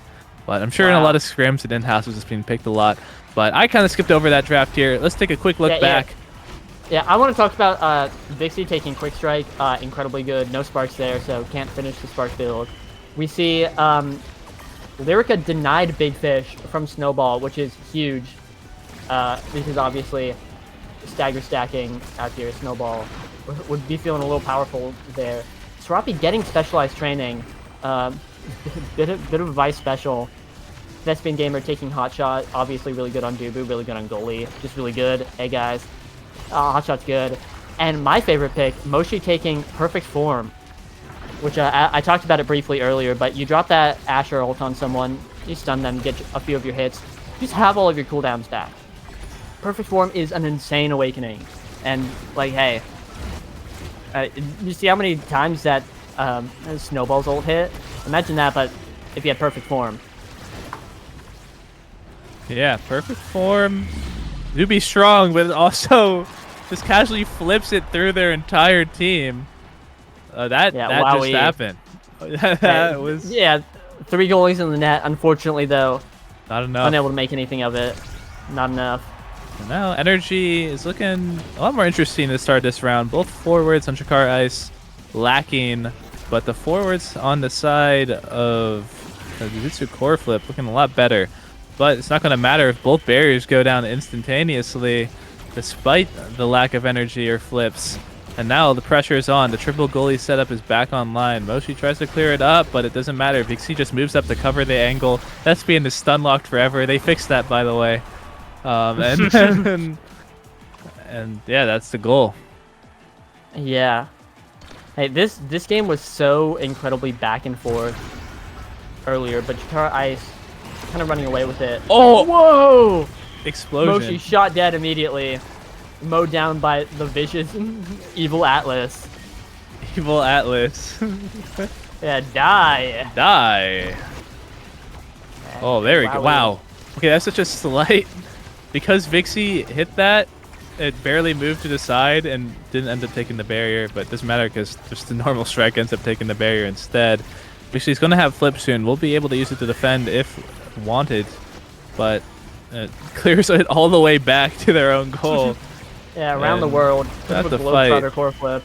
Bit of a Globetrotter core flip. Feeling like we're in Harlem right now. Yeah. Vixie gets to clear downwards. Snowball about to get flipped though. Probably going to be really useful getting this last barrier. Moshi's looking a little low as well, but if Moshi can make a play here, maybe something can happen. But Snowball is now using the flip to try to KO Moshi. The double goalie setup is working really well. It's making it really hard for Lyrica to get something going. But there's the elusive to deny the airship from getting there anywhere. The pass splitter not going to be able to do enough. Serapi no longer in that top side to receive that clear, but it doesn't matter because if no one's there to receive the clear, then you're doing pretty good. The specialized isn't enough to KO Moshi there, but Serapi going pretty crazy. Going Moshi on a little bit of a journey in that moment. Good weight from Vixie. Yeah, knows that Lyrica patience. is going to throw out that primary as Lyrica's been doing this entire game. And now Serapi's the one who flips. Probably going to use it here to try to get through, but Thespian Gamer has that size increase from Era. Is not going to let that go through for free. Once again, got to get a little bit greedier on these flips. We're getting them pretty often. So if we can find good opportunities to use them, then that's how we're going to get these barriers. But barriers found eventually, and now Snowball in a 1v1 situation. Both goalies have flip here. It's going to be hard to score for quite a while, but there's the flip that comes out. Retreat with another flip. And now Snowball has a dribbling opportunity, but instead, Dubu with the hot shot.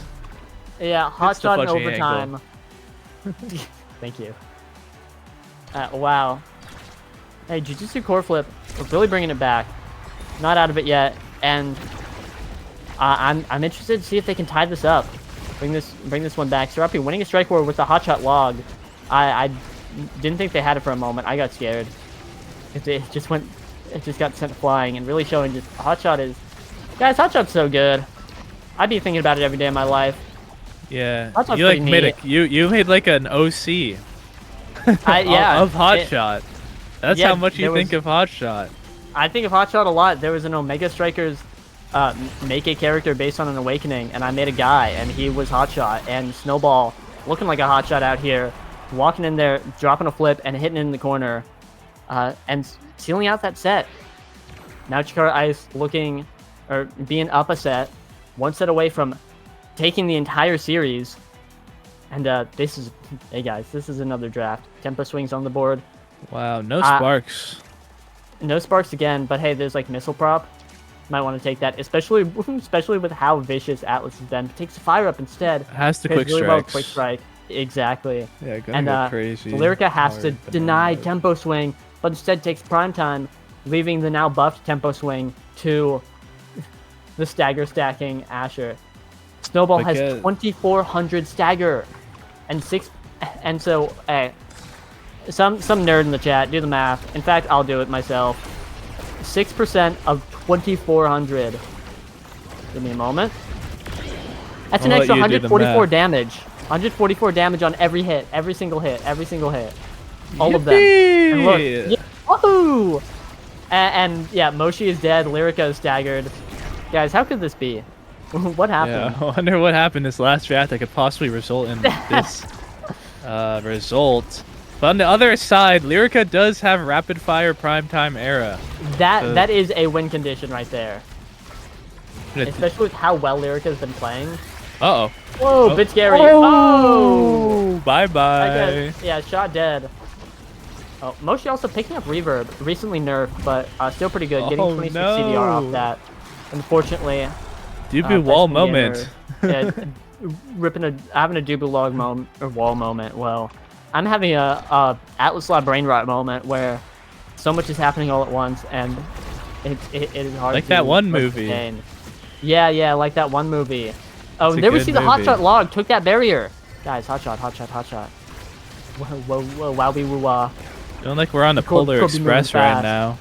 Yeah, we're on the You're having X that train, hot except he's not here. chocolate. I don't know where I'm going Yeah. with this one. All right, there Hey, goes it's October. Happy Christmas, everyone. Happy Christmas, everyone.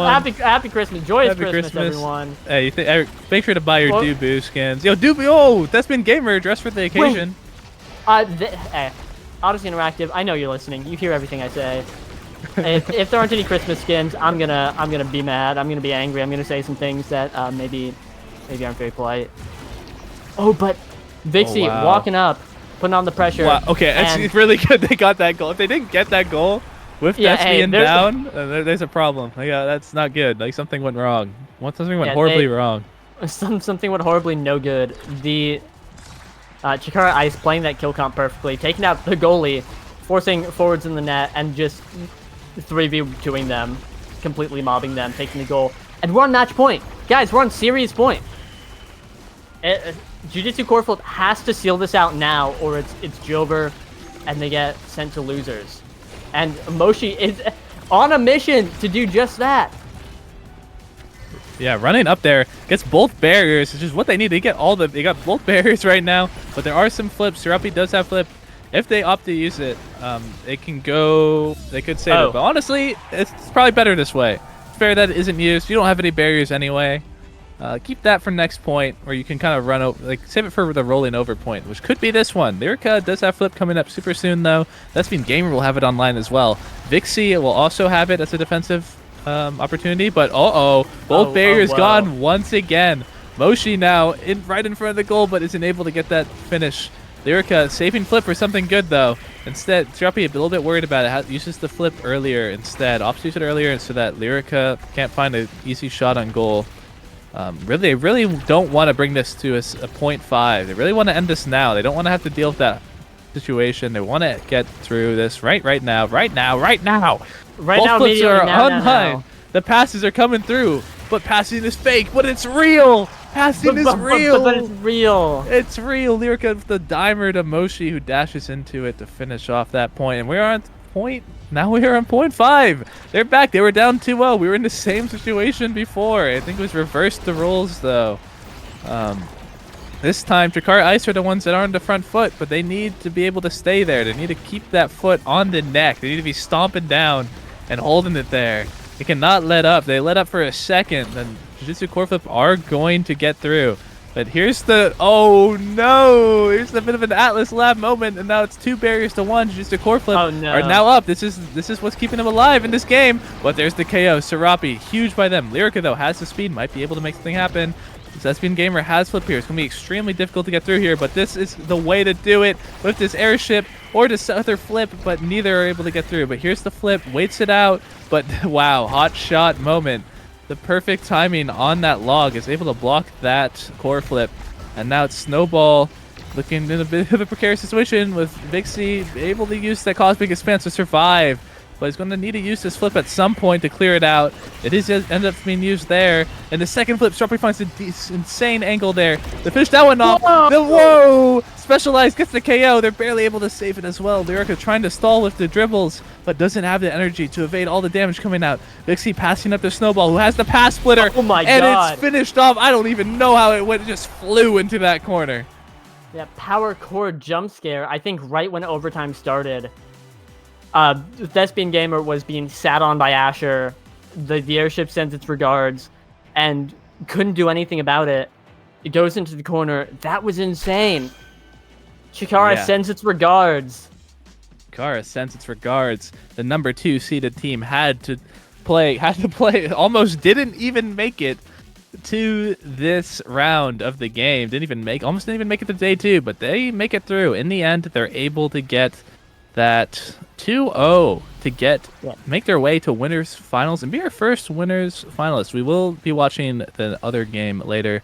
Meanwhile, kind of wanted to go through the other games really quickly and see what's been happening right now. Hold up, fellas. Coco Crew in general are 1-1. No, what were you gonna say? Yeah, Vixie has 4 KOs. Vixie has 7 KOs over the series on Atlas.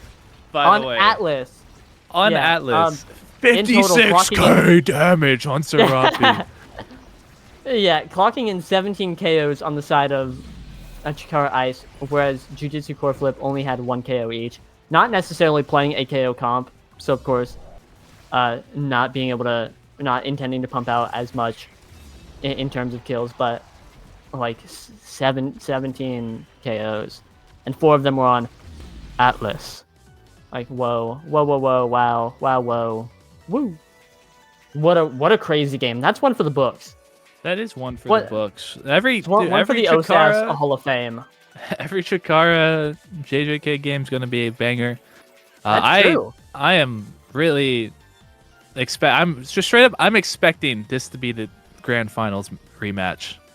I think JJK is gonna make the losers round. I think they're gonna, and we're gonna be watching. Every match will be streamed from here on out. Every match will be streamed. So we're gonna be watching all of it. Next up will eventually be Seraphim Rose Gold versus Furret, which is going to be another interesting match. Furret have been taking a lot of names. People did not rate this team as highly. I did. Hey, let's be clear. I did. I was a believer. I was a believer in Dubu. Everyone's like, oh, this team, they have a Dubu forward player. How are they going to win? Or maybe Dubu forward is epic, broken, super good. But yeah, Duboom. It's a bit different on the pick. Hey, I'll own up to my mistakes. I was not a Furret believer. I saw Dubu forward and said, that's funny. And they did qualify, so they got to be pretty good, but they are good. Hey, you know. They went crazy in the first day.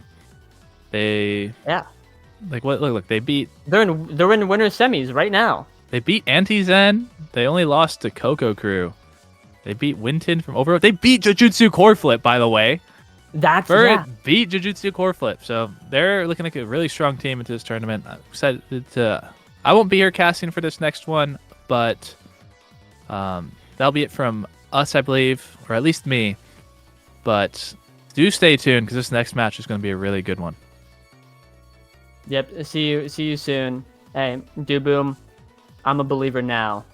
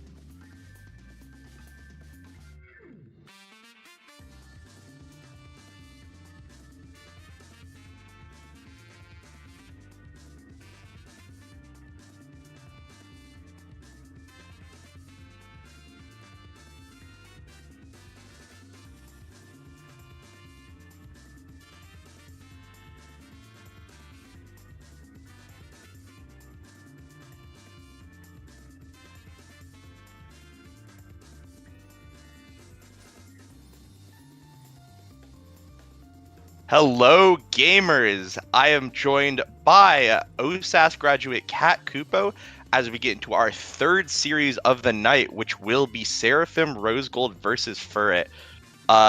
Going into this, I, as a UTD graduate, am a little biased. Seraphim Rosegold is currently made up of Cloak Oak and I'm a Scoliosis, who is leading out the forward duo of the UTD and Meteorites, the B team for UT Dallas.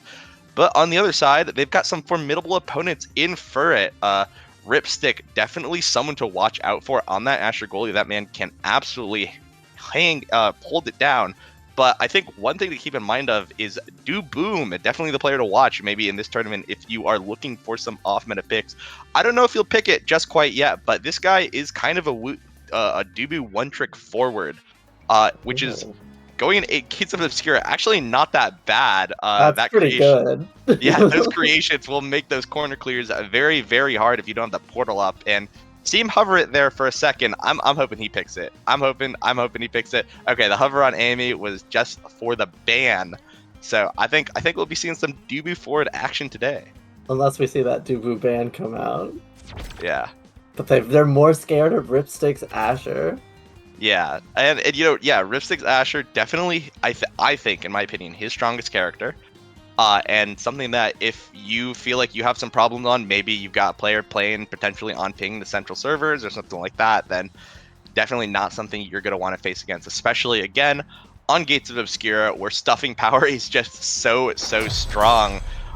Getting into our game, it looks like we're in for a bit of a treat, an extra special start. Something that both Dubus will certainly enjoy. There's a single peak performance there on Ripstick's rune, also with the momentum boots, so pretty fast rune goalie here. Yeah, and we'll see what Ripstick goes on with it. I think that extra special can be sometimes a little bit undervalued on that rune. The CC that it provides can do a lot of work, especially if you have some like channel that you want to cancel. Think about like the X Ultimate or the Octavia secondary, but nothing like that just quite yet here. So maybe opting in for that movement speed again will be nice. And already we see Do Boom, unfortunately, being on the tail end of some explosions himself, feeling staggered, still level 1, and there he goes off the maps at the hands of Seraphim Rosegold right now. Pokemon Fan and a Ripstick trying to hold it down until Do Boom is back on the field, currently stalling out well, but Cloak Oak here has a scoring attempt and manages to get it in with a pendulum swing. Yeah, that was an excellent play. That's just how you execute it. 2-on-1, layer your cooldowns, and it's really tough for Rune to do anything because he needs so much time to set stuff up. There's sorry, go ahead. Oh no, definitely a lot for Rune. Rune definitely powerful. Again, creations on this map in those corners are something that you totally do a lot of work with, but speaking of creations right now, none used from Do Boom just quite yet, but one good use of Ripstick to get a pass back. His team now trying to use that momentum to score a goal with both gold barriers down. Nothing found just quite yet, but the banish does come out, and Cloak Oak only loses one barrier for that play. Malx now trying to get some core flip action himself, and I'm a Scoliosis able to pick it up and get that second gold barrier, and both goals open, but Do Boom now on the offensive, trying to look for something, but a pass from I'm a Scoliosis to Cloak Oak means that the tempo will be reversed for now. Core goes through the corner portals as Do Boom tries to get a score, and he does, using the mix-up of the Summer Assault to get it in. That's what you like to see. that was an amazing showcase of what Do Forward can do. He stopped it right after the first barrier and got both of them so cleanly, and then was able to just push through. And Pokemon Fan pushing through too with the Rune primary. Or sorry, that's the Rasmus secondary. Dubu is dead. Dead. R.I.P. Salute to you. Ripstick pushing up there and using the Rune ult to buy time means that probably not punished too heavily for it, and that burst from Pokemon Fan guarantees it. Do Boom is back, but Cloak Oak's Rasmus has burst as well. Ugh. Not for very long, though. Yeah, that damage coming out from Vice, especially with the recent buffs, are something to be feared. And, Dubu forward, kind of, even though he's a big, kind of beefy guy, kind of a fragile pick in these situations. Very little defensive tools for himself to avoid that sort of damage, such as the Vice. But Right now, Cloak able to get the first goalie barrier down, but Boom maybe trying to get a goal for his team. Tofu Fortress does come down, not able to find anything, but bounce off the Tofu Fortress actually almost goes in, but it's stopped by the portal, but it won't matter. As right now, a portal pass from Ripstick allows Pokemon Fan to get it in. That was such a great pass. We've got them up they're up 2-1 now. One more will finish the set, and opening immediately with Erasmus ulti. And then there is the Dubu creation to really keep it in the corner. It's so tough to deal with unless, you know, you're also Dubu and you just set up an equal number of beach balls. Yeah, and look at Duboom already, very low stagger, doesn't even have enough for a dodge quite yet. If I'm a Scoliosis or Cloco could get a little bit more knockback on him, he might be sent off the map yet again, but not for now, as Pokemon Fan with some good strikes and a pass will be able to get the set for the side of Furret. It's really tough to keep alive at that amount of stagger. He did such a good job just getting bounced around, but not quite enough. We see specialized training first up with Erasmus' first pick.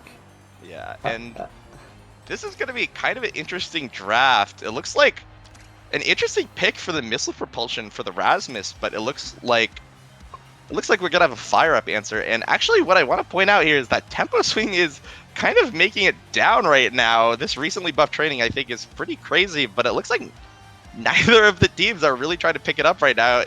Tempo Swing and Bulk being missed out is a little bit weird to see, but going into the trainings, we do have this specialized extra special combination for I'm a Scoliosis. That's definitely going to be a lot of work to get through and a lot of damage that he'll be able to put down pretty frequently too at the start of each round. And already, Boom is dead in Tucson. He is unfortunately sent off the map by the Supernova from I'm a Scoliosis. Cloak now using the power play to get one goalie barrier. Can they get a second? Malks, unfortunately, losing one themselves to the play of Pokemon Fan in a reverse power play, but Boom is back up. Ripstick wins a critical strike for to keep it out of the net. Boom now on the offensive, trying to look down on the Topu Fortress, but a pillar from Ripstick will be the one securing the second goalie barrier. Malks now using it defensively, but Boom with the log, able to get it in on a slow core. That, hey, Dubu forward, a little bit strong maybe. Yeah, Dubu forward isn't bad when you can leave your creations up and your teammates are actually hitting into them and utilizing the hitboxes that you've put up there. You can do some crazy things, and Pokemon Fan and Ripstick are clearly used to dealing with it.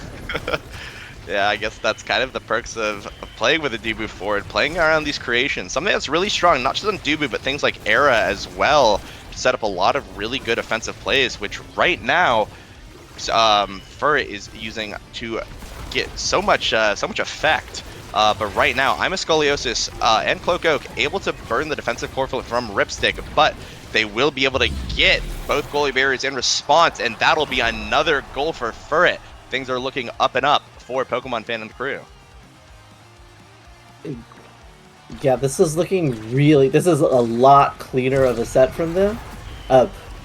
There's the missile prop from Rasmus reaching that his hook all the way to the other side. Oh, Duboom gets killed by Maxic, but does get the barrier for it, so worth, maybe. Pokemon Fan is blocked there by Maxic. Cloak Oak putting so much pressure on Ripstick, but they manage to hold until Duboom is back. Back through the portal, Pokemon Fan trying to dribble it. There's the Dubu ult. Oh my gosh, there's so many things. I'm sorry.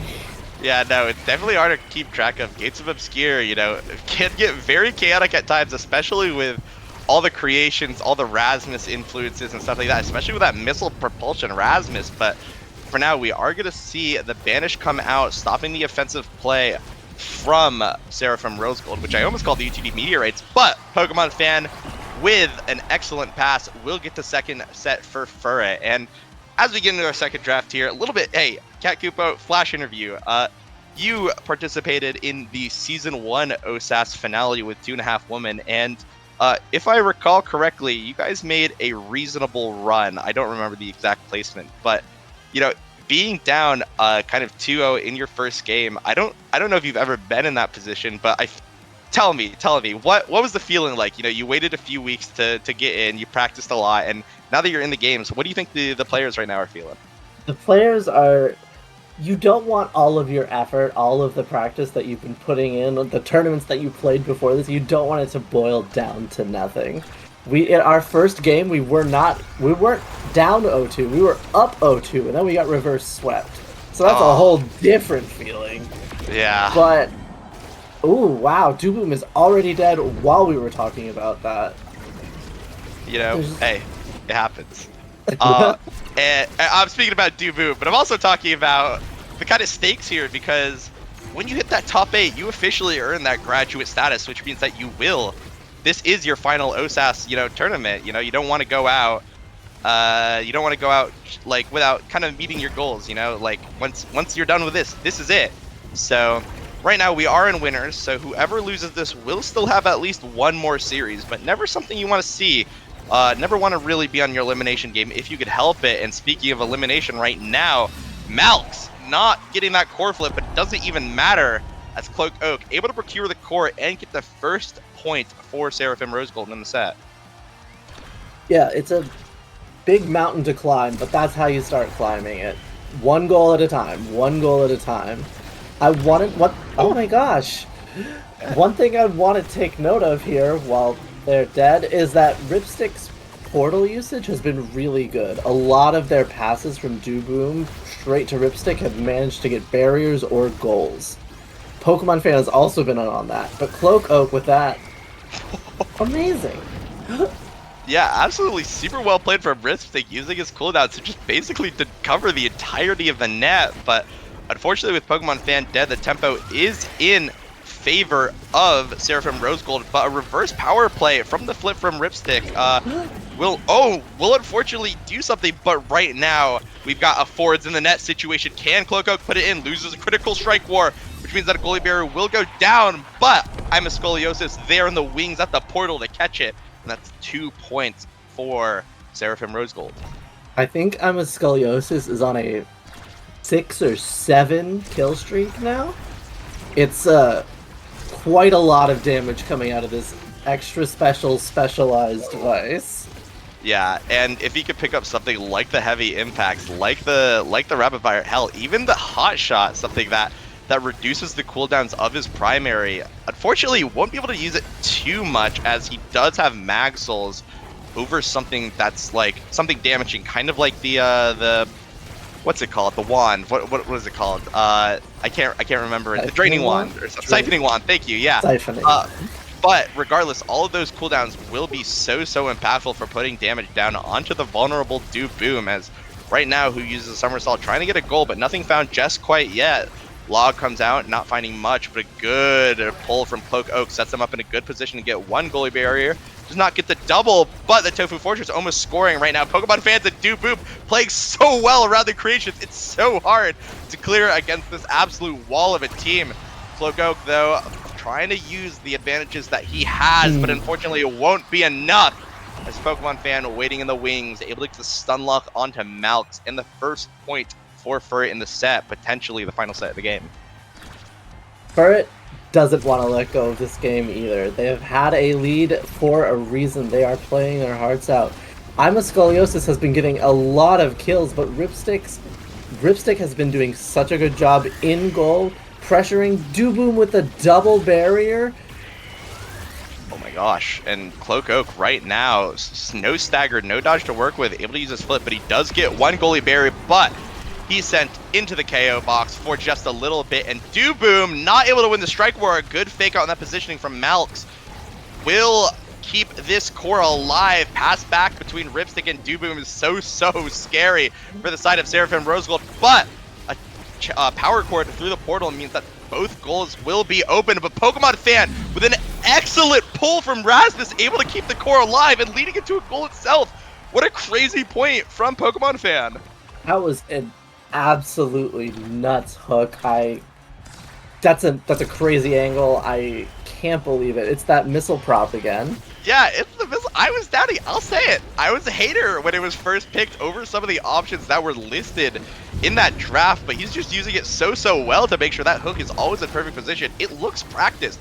And that's something that I can't say a lot about other Rasmus things being practiced on something like the missile propulsion. But right now, flip from Malx to Cloak Oak to Scoliosis will secure the set. First set of the series for Fur and potentially a reverse sweep on the game. Yeah, let's see what Scoliosis gets here, because we were already talking about it. There's Rapid Fire there, there's Deadeye there, there's Prize Fighter there. There's a lot of great options here, and Rapid Fire is the take. Yeah, and extra special Rapid Fire specialized trading. This Vice is going to hit. We are going to see so much music. We are going to be in the mosh pit, despite Demon Days, rest in peace, not being in the map rotation. But looking at some other picks up, a large Big Fish pickup for Pokemon Fan. Obviously, size so good on the Razmit. So, let's also talk about this Fire Up Egoist Catalyst build from the side of Malix. This guy will generate energy so much, and if we see some shades of Reminiscence, maybe we'll see some crazy portal flips, and that's something you would definitely do. Oh no, Ripstick is doing it. He does have access to that perfect form, which you can chain Banish Pillars over and over to kind of instantly get your core flip at a moment's notice. Which, look at that, yeah, just so much coolness. He has Banish again, by the way, like 5 seconds after using it, and Cloak Oak right now just running for his life, trying to pick up the orb, still staggering, no dodge to work with. Oh, but dude, boom! With the log, sends Malix into the net, hit him with a Dracar question mark, questioning where his opponent's thinking right now. Oh my gosh, the power coming out of that was very unexpected. I'm not quite sure where it came from. There's Timeless Creator, but that just makes it larger. Oh my goodness. Shot him. A clean kill, even. No assistance, no tradings, just dudes in the moment. As right now, Duboom looking for another moment for himself, trying to get some goalie berries, but nothing found so far, and a good path through the portal to Scoliosis means that it is an open net for Fur. Ripstick trying to desperately keep it out. The Rapid Fire, Chain Lightning, not able to find anything just quite yet as Melks tries to clear through the portal, but loses a goalie barrier in the process. Scoliosis staggered, but a lot of energy to work with if he can react at the time. Supernova comes down, finds nothing, and he is punished by a yoink from Pokemon Fan, sending him off the map. Pass through the portal, do a flip, won't be found, blocked by Malx's Tofu Fortress, but a banish means that this is a temporary 1v3 situation. Nothing found just quite yet. Pull the Cloak Oak, will intercept the core, potentially stopping the play, but Duboom wins a critical strike war to keep it going. Flip from Malx, goes into Ripstick's net. Ripstick not quite fast enough with the Moby Boots or the peak performance. Oh, and the synchronized Sony salutes. You love to see the synchronization. It's really tough for a Ripstick in that position. He really needs to have a creation in the back pocket for those situations, but he isn't always saving them when he ults. Great bursts here from Cloak Oak. Scoliosis able to put pressure, but there's the ult, and no creation to follow it up. Yeah, and looks like the Sony Salute morale boost is paying off. So much aggression right now from the side of Seraphim Rose Gold, but Duboom looking to equalize the score. Pokemon Fan able to help his other forward there, but a lost strike war from Ripstick and Pokemon Fan means the second point goes down to Cloak Oak, and they're doing it again. Hey, alright guys, this is the UTD, I have a conspiracy theory. This is the UTD Meteorites, they're the B team, which means they are in close contact with Blue Blazing, and from my time on UTD, every time we were in like a critical game, and we were trying to get like, you know, keep team morale up, I literally have it ingrained in my memory, in my head, of Blue saying like, oh, okay, let's do this emote in 3, 2, 1, and we'd all do it coordinated, and sometimes we'd mess up, but he would do it like, it was like every point we'd do it, and it looks like Cloak Oak and Scoliosis maybe learning a little bit from their A team. That's my conspiracy theory about where they started doing that. Maybe they just started doing it on their own, but it's so ingrained in my head that they just have to. I feel like it has to be Mr. Blue Blazing at work here. But going back to the game, Cloak Oak on flips. Scoliosis almost at it himself and with Malx, but Pokemon Fan might be able to end it here. Pass to Boom! No! A misclear into the Tofu Fortress means that Seraphim Rose Gold will unfortunately be giving up that point. A really critical point too, because now they're only 1 point away from losing. They're 1 point away from really from losing, but they're also 1 point away from equalizing it at 2 sets, and this is a position I'm familiar with. Oh my Do- gosh. There's the Duboom ult, there's the Max ult, all of the volleyballs cancel each other out for a quick while, and we end up with Cloak Oak at low HP, Pokemon Fan and Ripstick trying desperately to save it, but Cloak Oak pushes it past that Rasmus secondary is enough, and we're going to the 5th set because of course we are. Hey, and you probably remember yourself, but the bracket phase of the OSAS finale always delivers, as there are some key awakenings here. Twin Drive, Monumentalist, the Sparks, if anyone has any, which Duboom has one for himself, opts in to pick that Spark of Agility. He now has both the Spark of Resilience and Agility, but that means that the size will be going down to, I believe, Max LC. Apologies for calling him Malx earlier. Heavy Impact taken to deny the Vice. That would have definitely been awful. Rapid Fire Heavy Impact's kind of an Exodia build already on this absolutely monstrous Vice page. If that happened, I'm Scoliosis would be murdering the entire team of Furret, just like he murdered Pokemon Fan right there. But right now, Duboom able to actually find a reverse power play. Ripstick holding it down through the portals, and a good prediction on that Rune Pillar stops Cloak Oak's play by predicting the dribble. Duboom now on the offensive. Topu Fortress comes down to keep it locked in.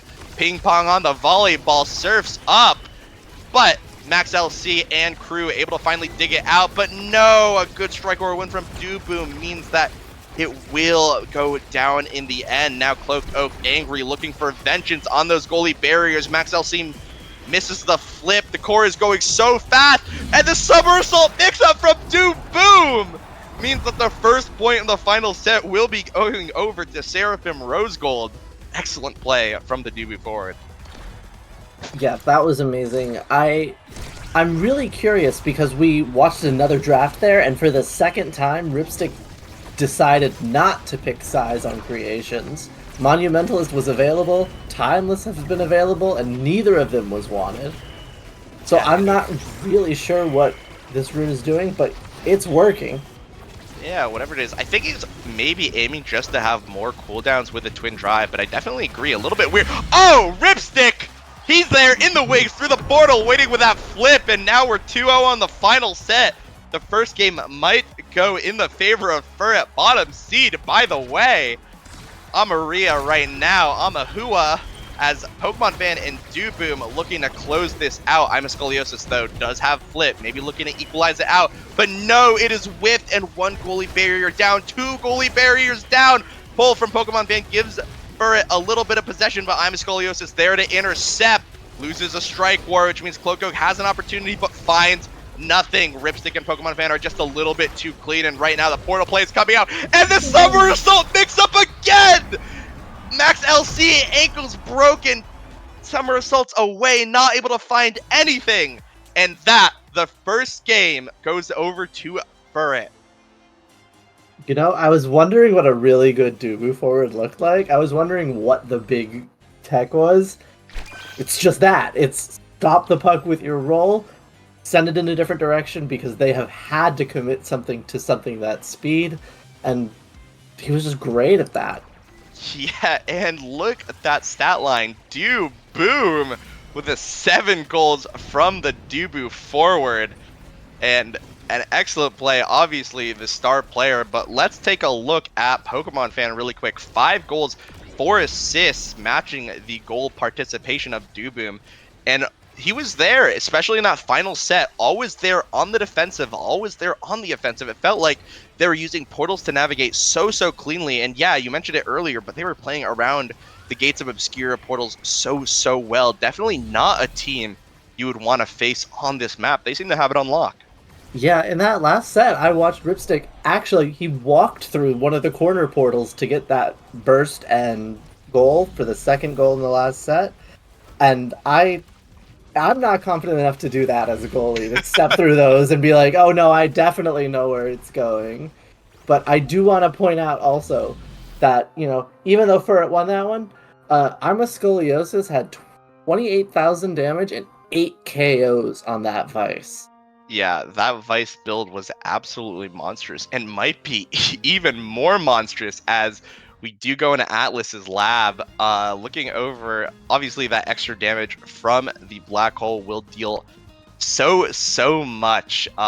So if Vice is there with a little bit of damage herself, she could absolutely tear through teams. So it looks like right now, the side of Seraphim Rose Gold is going to not be playing Amy first and foremost, but it does look like they are going maybe a damage build. No, it looks like nah. I'm a Scoliosis instead hovering that Estelle and Max LC instead swapping over to the Dubu. He will be playing Dubu yet again.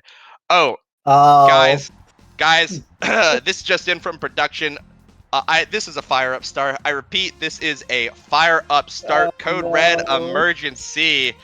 Looks like we will be seeing some core flips today, as we do see, I believe, a similar composition from the last game locked in for Fura, but this time Cloak Oak and I'm a Scoliosis opting into different forward picks as, yep, the tab confirms it. I didn't want it to be so, but there it is. 6 fire-up starts to start us out for Game 2 of the series. You know what I didn't notice before? We see the 6 fire-ups. We have 2 slick kicks as well on for it.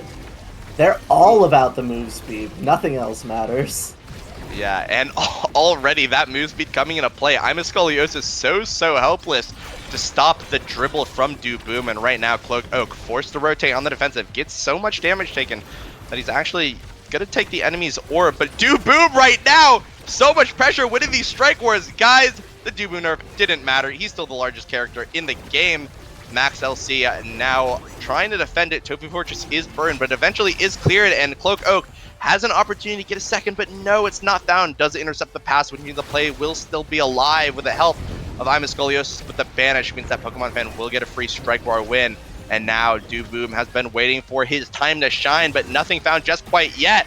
Flip to Boom, unfortunately not met, and the piercing shot almost gets the second goalie barrier, but a good patience from Cloak Oak forces that defensive flip. But right now we've got no flips. Guys, it's fire up. I forgot. I was like, why is there so much energy? Oh yeah, and Boom, the final flip of the round, will get the first point of the game over to Furret. Flip after flip after flip after flip. It's going to be really...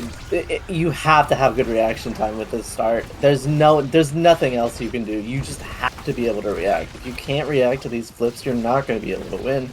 Ripstick manages some great defense with his pillars, but Cloak Oak does manage to get one. Dubu presses forward with that ultimate, and Pokemon fan just hits the primary and gets the second barrier again for Furret. Yeah, and on these fire-up starts, we do have to pay attention to those energies. Right now, Cloak Oak with a fire-up, Max LC almost with one himself, and Ripstick sent off the map. We've now got another flip for Max LC, and for right now, though, Pokemon fan trying to defend, but no, the flip shot unfortunately goes wide, but it goes to Cloak Oak. No! They miss on the speed, but it won't matter as the piercing shot is able to pick it up through Pokemon fan and Boom now, even on points.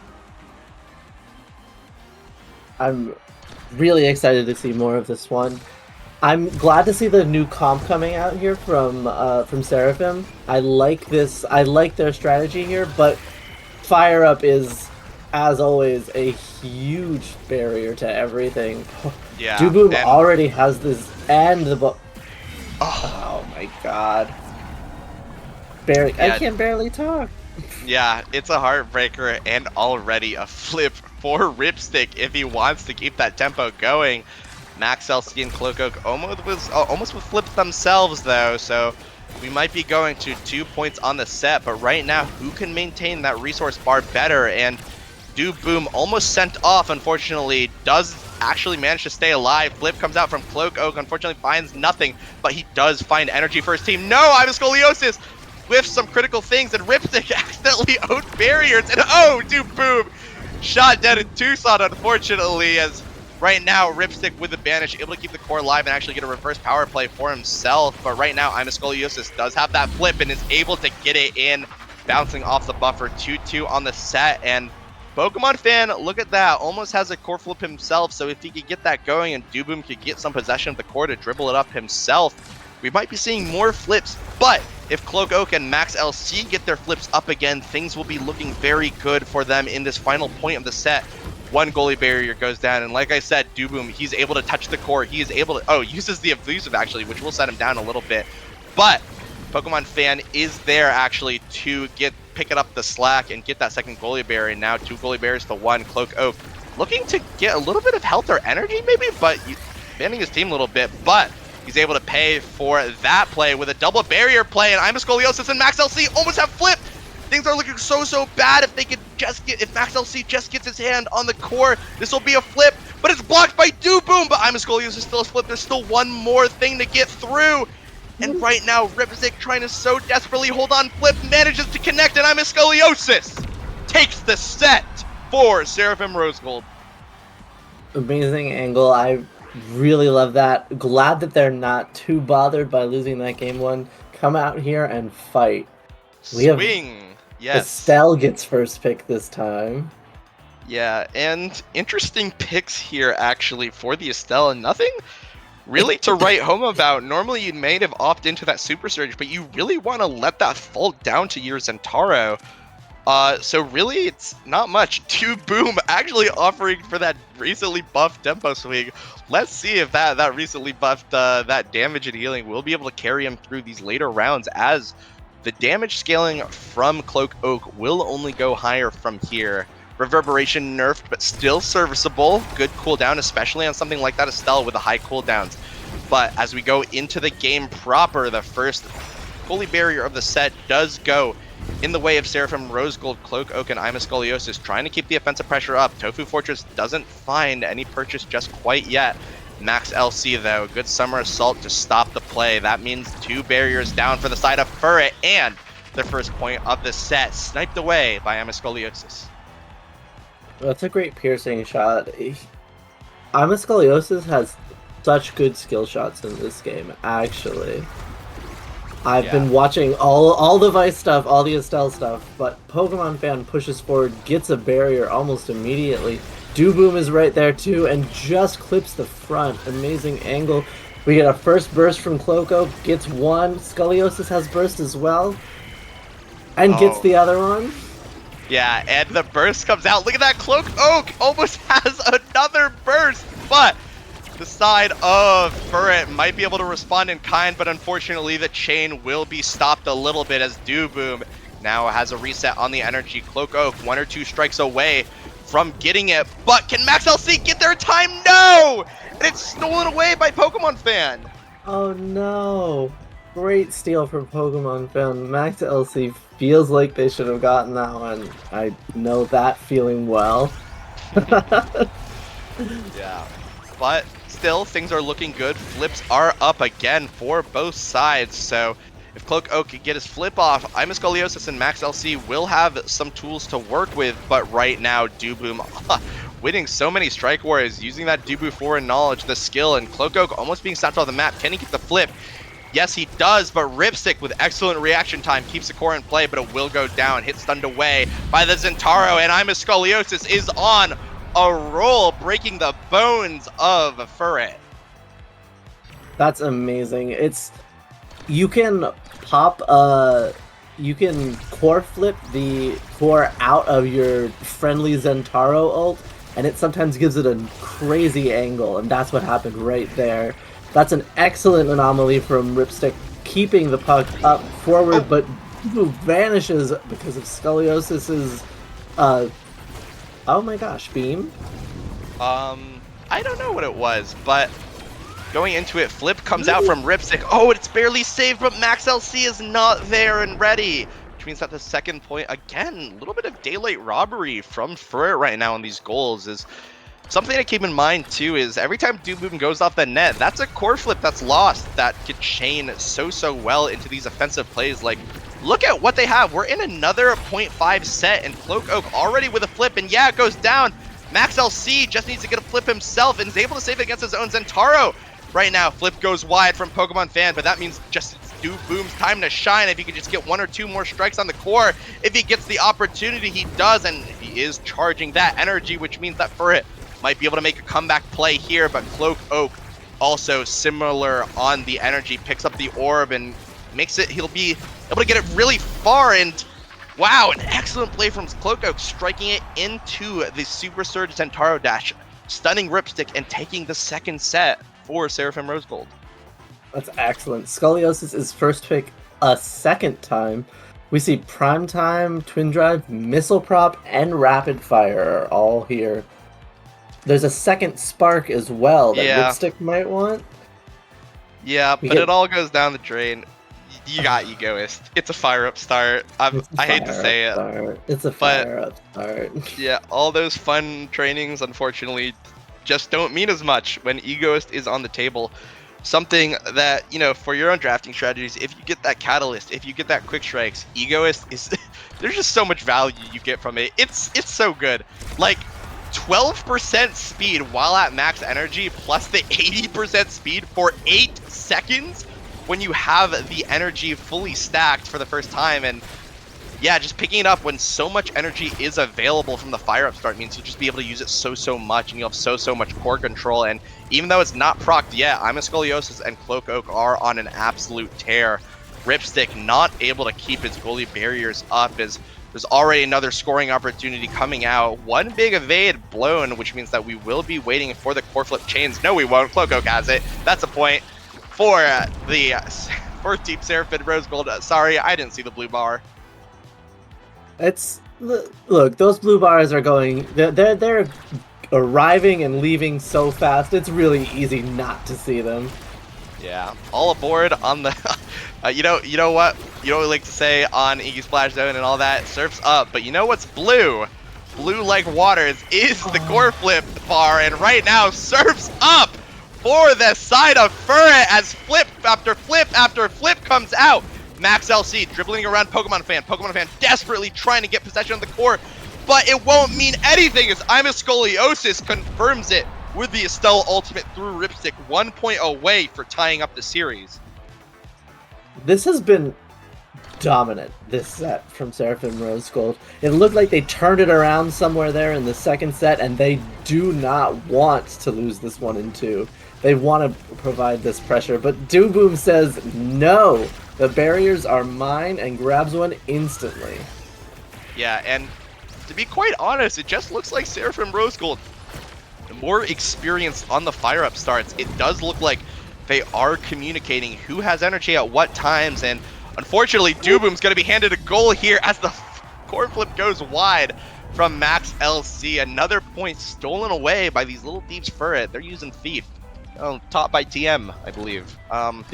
Dooboom's log knocked Max away, and Max could no longer touch the core. That was an incredible heads-up play, and it was almost another barrier there it is! Another barrier immediately for Furret. They don't want to lose either. Dooboom is dead, and the fire-up chain begins. Oh, and what? Oh, that's a double barrier for Seraphim Rose Gold, and Cloak Oak wins the critical strike war! And just like that, the point's over, the game's over. We're 1-1 on the series. We're 1-1 on the series, and Ripstick is going to be kicking himself after that one. Just couldn't find the clear, but amazing pressure from Cloak Oak and I'm a Scoliosis that they put on there. They really put on a show. They did not give Ripstick any time to set up these anomalies and provide that excellent coverage that Rune really can do. Yeah, definitely. And looking at the stats really quick, the only person to hit triple-digit redirects was Max LC, actually, in the gold net on the Dubu. We might not have been pointing it out, but he was definitely putting up so much pressure, too, assisting his forwards, which is why Cloak Oak and I'm a Scoliosis looked so good in that game. And yeah, honestly, it just looked like Seraphim Rose Gold was more experienced on the fire-up start, especially, too, with a lot of fire-up chains being stopped by some critical KOs on Dooboom. 0 KOs for the side of Furret, but 6 from the side of Seraphim Rose Gold, which, you know, in your average game is not a lot. But in a fire-up start, that lost energy can chain into some disastrous consequences if the enemy team can get, like, you know, 1 or 2 more extra core flip chains.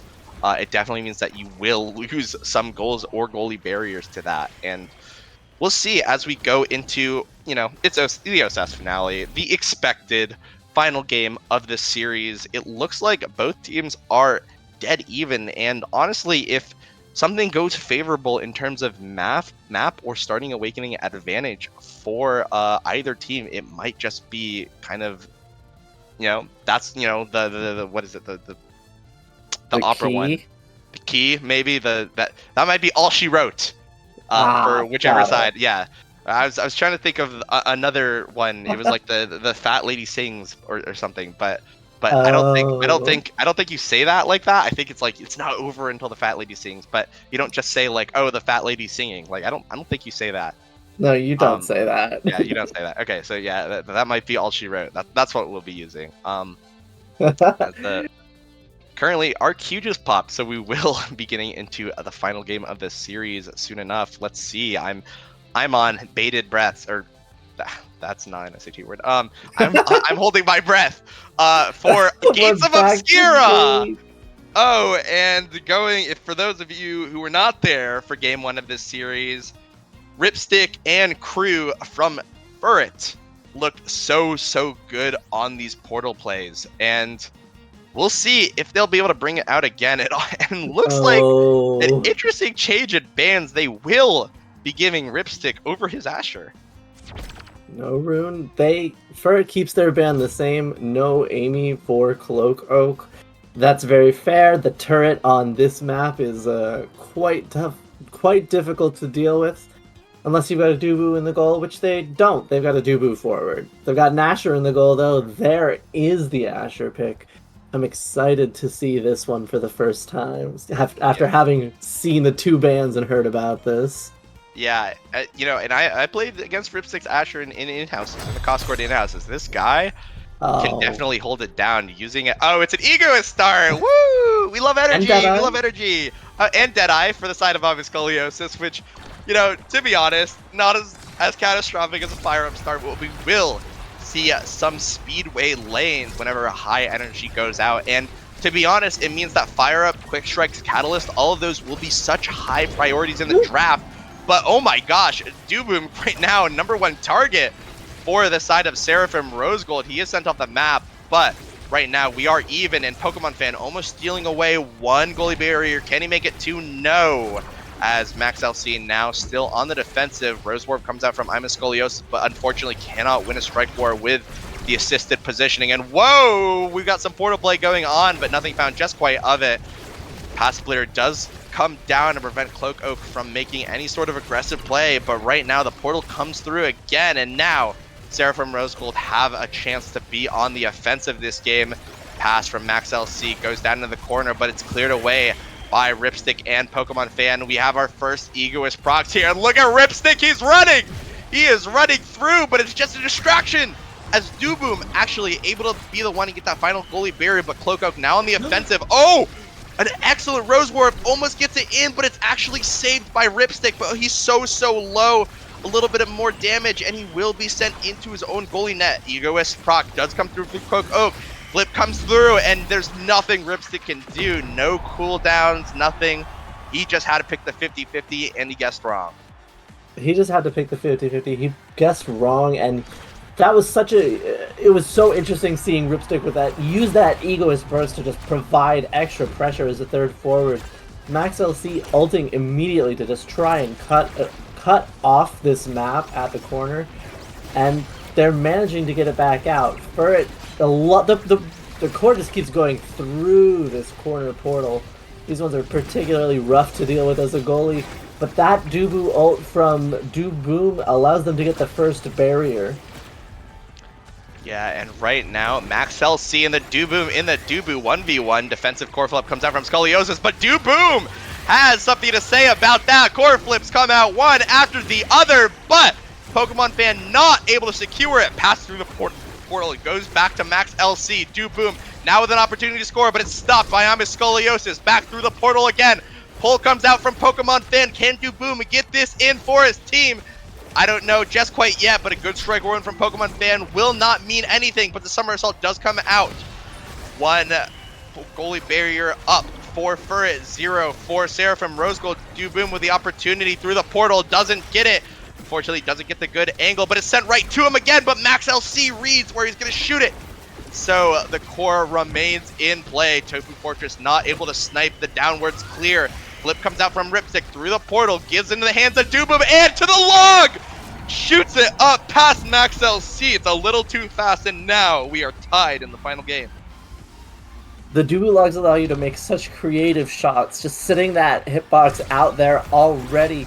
But the start of this, we already see Cloak Oak has that full burst. He will not be getting the advantage of the Egoist speed here, but the burst is still quite good, especially when Amascoliosis manages to take that first barrier.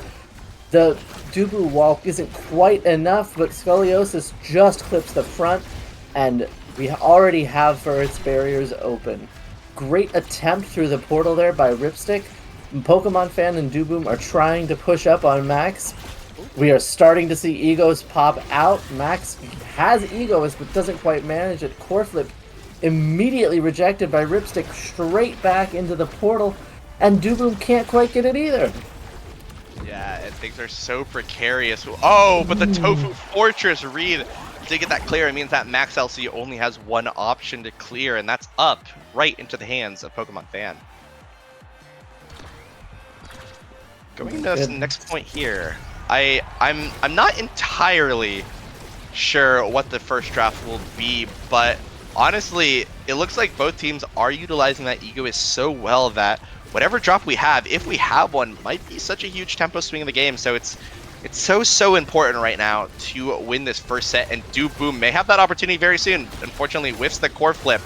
Cloak Oak and Imascoliosis able to find one goalie barrier with the assistance of Max LC. Now Cloak Oak trying to go for a second, but Core is going through a little vacation through the portals right now. Pokemon Fan past the Duboom. Summer Assault. Fortunately, Max LC is ready for this mix-up, and the pull from Pokemon Fan means that we will see another offensive play. Ripstick trying to dribble it away from Imascoliosis, manages to do so. We still have a flip from Max LC if it is needed. It elects to use the Tofu Fortress instead. Cloak Oak about to get his own Egos proc. Flips comes through. A little bit of miscommunication means that 2 flips will go down for the side of Seraphim Rosegold. But right now, Duboom almost gets it, steals it away, but unfortunately right now he's paying for it a little bit. The robber's finally been caught, or has he? Oh, it's a perfect heist as an excellent pass from Pokemon Fan to Duboom will give Fur the set. Excellent pass. Great job just putting that up in the corner, and Ripstick's Asher goalie gets first pick the first time we see it. There's 2 sparks here, extra special, reverb, bulk up, and peak are all in the same one, so we won't see anyone picking those up for a huge stagger buff. Ripstick prioritizing that extra special makes a lot of sense with the tight corridors of this map.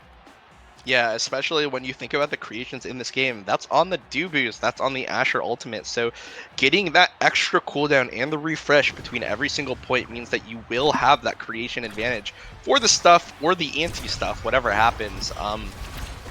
But no energy trainings critically, which means that right now Seraphim Rosegold may have a second shot here at life if they can actually get through it. But Duboom using the beach volleyballs to spike Imascoliosis off the map. But Max LC with some really great strike ore wins means that one thing will keep alive. But oh no, it looks like we have a DC, ladies and gentlemen. Cloak, oh no, we're back. Cloak Oak, he's back. Just had to go to the had to go check on his milk to see if it was spoiled really quick. But he's back. The milk left unspoiled. Good for him. He can drink some of that later. But right now, looking to get a goal himself, pull from Pokemon Fan will clear it through. Imascoliosis now trying to get some core control right now, able to get it to Cloak Oak, who loses the 50-50 against Ripstick, but he has another shot with this Egoist proc. Not able to get it just yet. The stun from the Pendulum Swing from Pokemon Fan means that things will still keep going. Whoa! Duboom almost able to score a goal with the Tofu Fortress, but unfortunately not able to get it. And Ripstick able to block the core flip shot. It's going through portal after portal after portal right now. So hard to follow, but Imascoliosis right there, ready to get the piercing shot through the Asher Ultimate for the first point of the set. That was a incredibly close point. These two teams are so evenly matched, and it's so fun to It's so fun to see, I swear, as Cloak Oak is dunked by Dooboom, who proceeds to get a barrier on top of it. Egoist from Pokemon Fan allows them to get the second one. That net is open. Yeah, and it's looking this offensive pressure from Dooboom and Pokemon Fan, especially now that they're getting these pickoff shots with the Summer Assault, means that the forward pressure is just so hard to deal with right now. And there's going to be another opportunity as a pass to Dooboom puts in front of the net. Whoa, Dooboom! That core was going a little fast.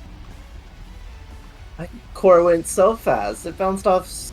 It feels like it must have bounced off like 3 volleyballs off the corner and off the back of another one and go straight in. But no matter how it went in, what matters is that it went in. We got It's 1-1 in this second set. Furret is really looking to build a dominant lead here. Yeah, and look at Dooboom. He's so confident right now. He's just staying in Max LC's face, just letting the court come to him. He trusts Pokemon Fan so much right now, and he trusts Ripstick to hold it down, but that trust might be a little misfounded as right now Cloak Oak against Scoliosis actually barely misses that second goalie barrier. Dooboom, though, now has advantage on the court. Flip in front of the net from Pokemon Fan will secure the point, and for it, definitely the team to look out for, not the team you want to roll Gates of Obscure against.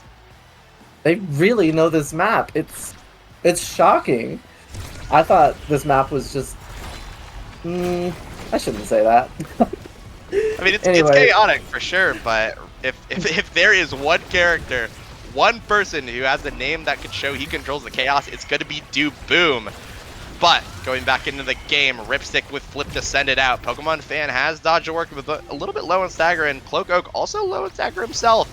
If he is sent off the map, that might be very bad, as he does have core flip coming out, but he might be forced to burn dodge, and he needs to touch his core now, and he does with the ultimate, but Dooboom able to punish that positioning.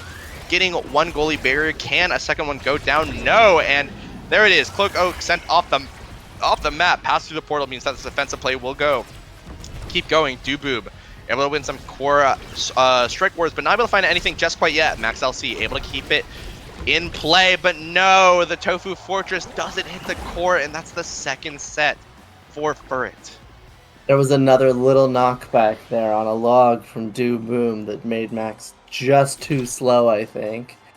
And that could be costly, because right now we have Pokemon Fan picking first.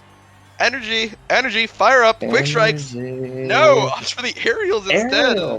Which means that Max LC able to get fire up, and we'll see who picks up the quick strikes. But actually, I just realized we might be one set away from the largest possible upset in OS history. For right now, I believe is seed 16, and Seraphim Rose Gold is seed 1. Can I get a confirmation on that from our producer here? I think they're seed 1 or seed 2. So this would be a crazy upset if this actually goes off. But right now, Dooboom, right now looking so dominant, not needing energy trainings at all, as threatening with the Tofu Fortress. And okay, I have confirmation. Seraphim Rose Gold is third seed. It's third seed, so it's actually not the biggest upset in OSAS history, or history in general. But still, definitely a huge upset, given that 16th place was dead last. But right now, Cloak Oak looking to defend that third seed title. First point, Seraphim Rose Gold. I'm really interested in this last draft because we got a lot of energy onto Seraphim Rose Gold, but it really seemed like Furret just did not care. They took the things that were good for them generally. They took aerials, tempo swing, and then a really interesting super surge from Dooboom, and a double barrier immediately as I'm talking about their picks. Ripstick looks like he's going to get this out, but what do you do when you don't know what's going to happen? Have you played that many games against Super Surge Dooboom forward? Yeah, you just don't know these patterns, and we saw in those previous games the Summer Assault mix-ups were so clean. But let's stop talking a little bit about the offensive of Furret, and let's talk about Scoliosis and Cloak Oak. 2-0 on the set, and in a prime position for a reverse sweep. We saw obviously those energy trainings already coming into play with a core flip. Already getting one goal for the set. We'll see if that'll continue, though, as Max LC holding it down against Pokemon Fan and Do Boom. One goalie barrier though does go down, but I'm Scoliosis now has the opportunity to score. Cloak Oak getting in there as well, not finding a goalie barrier, but finding some damage, and I'm Scoliosis there to help him anyways. Max LC faking a pass through the portal, but it's intercepted regardless by the Pokemon Fan. Max LC though still on the defenses, as right now Pokemon Fan just dribbling it around. I'm Scoliosis. Flip comes out, which means that second goalie barrier will be going down, but Cloak Oak responds in kind. Dash goes through, not able to find anything, but Cloak Oak with a good Strike War win means a quick first set victory for Seraphim Rose Gold. Means they're in prime position to get even more energy trainings. As we go farther in, we'll see things like that. Catalyst, there it is. Perfect form, unfortunately, also there, which means that Cloak Oak won't be able to get it in the next set, but you absolutely love to see it with a fire up on your team, quick strikes on your team, and egoist start for your team members. I mean, there's just so much here. Hot shot for the Estelle, also not a bad pick, though. Right now, we do see size on that Rasmus, the rapid fire on Ripstick. These are all really good trainings as well, and honestly, the only person kind of left out in the cold here is Do Boom, only picking up a measly Spark of Resilience, which I believe they're all going to be in the next carousel if they haven't dropped already, so not as big of a pickup as already the hot shot finding value. Oh my god, Do Boom is dead again, no! But right now, we do have a little bit of time stalled. Pokemon Fan trying to grab something right now, but not able to find anything as the second goalie barrier does go down for Ripstick. I'm a Scoliosis, passes over to Cloak Oak. Nothing found of it though. Pokemon Fan able to respond. Pendulum Swing unfortunately doesn't hit the core, but the Death Touch able to keep the core in play for a little bit longer, but a pow! I'm a Scoliosis. That was such a smart back pass. That was so good, setting it up to Max LC, who dimes it over to the Cloak Oak for that first point, and already the winds of change are abound in this potential reverse sweep as Max LC has Flip, uses it. Oh no, as Pokemon Fan sent off the map. Do Boom trying to so desperately stall, but Flip still comes out from Ripstick, but it's sent right back with such good timing. Now, I'm a Scoliosis with Flip. Unfortunately, it whiffs. Do Boom has an opportunity to get one, but finds nothing. Cloak Oak there is just sitting there at the goal line, waiting for the core to come to him. Ripstick trying so desperately, maybe to stagger him, maybe to blow up, but it just won't happen. But Ripstick able to predict where Cloak Oak is able to send it, and that means they will be rewarded with one goalie barrier going down. Can Do Boom make it two? Not quite yet. It is stopped by Emma Scoliosis. But right now, Max LC in a 2v1. Passing play happens. And yep, there it goes. Open net for both teams. Now, Cloak Oak sitting in front of the gold net just again, trying to find something, but it will not come to him. As a Pokemon Fan, able to get the first point on the set for Furret. Oh my gosh, that was a chaotic first point there. One more thing about the Awakenings is that the stagger spark was picked up by Do Boom. He already has reverberation, so he did get a little bit of scaling from it. It's just not that efficient. Yeah, yeah. Not as efficient as that Egoist is working for Cloak Oak. Just straight up there, takes both barriers, and already Furret's on the back foot. Yeah, and I'm a Scoliosis now has Flip for himself in front of the goal line. Not able to find it, though. Pass, though. 50-50 has to be red, and it isn't, which means 2 points go over to Seraphim Rose Gold. Seraphim Rose Gold are about to bring this back. I'm so excited. The levels are looking close. Max is the first person to actually hit Omega in this game, and that ball is stuck. Oh! Yeah, a little bit of a Do Boom moment, but speaking of Do Boom moments, Do Boom now has the opportunity. Super Surge, Summer Assault comes through into the Tofu Fortress, into the Flip. Can he score? Yes, he can! Do Boom! And just like that, we're potentially 1 point from closing out the series. You can't stop that. You cannot stop that. When Do Boom is pressing forward and Pokemon Fan is right behind him, covering so much, they really want to get this huge upset. There's an immediate Flip and an immediate death from Cloak Oak. Yeah, and right now Max LC has that Flip, the defensive Flip. A good pass to Ima Scoliosis means that they will be able to stall time, but it's only just so much that you could do 2v3. Cloak Oak now back on the stage, though. Do Boom winning a strike war, and no! A missed drivel from Max LC will mean that it's an open goalie barrier. Furret now waiting so hard, trying to get the final point. The Birds of Prayer here. The Super Surge! Boom able to get it, but no, it's stopped by Imiscolius, who passes it through the portal, but it's intercepted by Ripstick. Oh no, this may be it! And dribbled past, angled off the Tofu Fortress means that Seraphim Rose Gold will be sent to losers. The victors of today will be Furret, as they sit pretty for day 3 in winners finals. That is such a good spot to be in. Going into day 3, having the momentum coming off of a big upset like this, they have to be celebrating right now, and they should be. That Seraphim Rose Gold played great all 3 of those games. We saw how they took the second game. We saw how close they were starting to get to take that third one. They just could not quite pull it out here against Furret, but they do have a second chance in losers. Yeah, and unfortunately, hey, I saw you blue blazing in the chat. Bad news.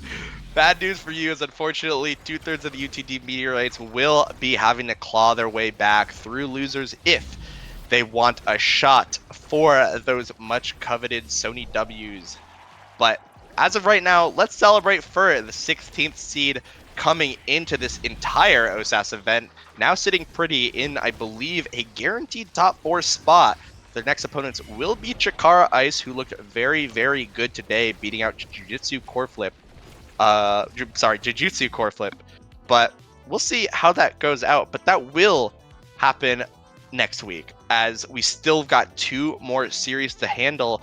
Jujutsu Core Flip will be fighting for their tournament lives against Goalie Diff. Seraphim Rose Gold as well will be making a reappearance, looking to fight and stay in the OSAS finale versus the Team General, the Generals, the General Team. Yeah, those guys. So if you want more OSAS Omega Strikers, tune in. But for now, it'll be it for me and Cat Kupo. Any parting words? I just want to say a huge congratulations for Furret on their guaranteed top 3.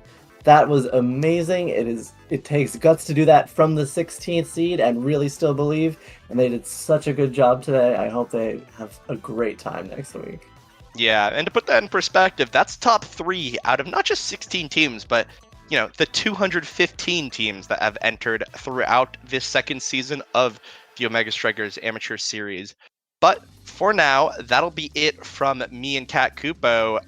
We'll be right back in just a bit. See you later. Bye.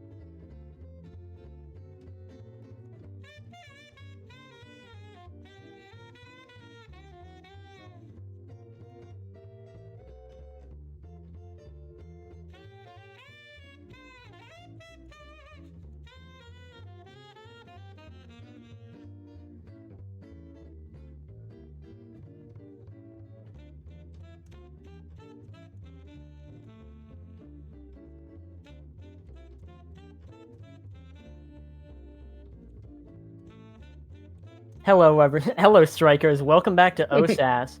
We're here with a couple more matches before we close out day 2 of this round. I had the stream open, so I had to listen to myself for a moment. Cardinal Sin number 1. Hello, Threezy Breezy. Hi. my co-host. How are you doing today? I'm doing good. How are you doing? I'm doing great. I'm back. I'm like the roach behind your fridge. Can't get rid of me. And I'm excited to cast this next game. Jiu-Jitsu Core Flip versus Goalie Diff. We got 2 banger teams coming out, ready to not get eliminated. We're in losers' quarters. Live. Live. Bit of a fight for the death here, or fight to the Indeed. death. Winner moves on.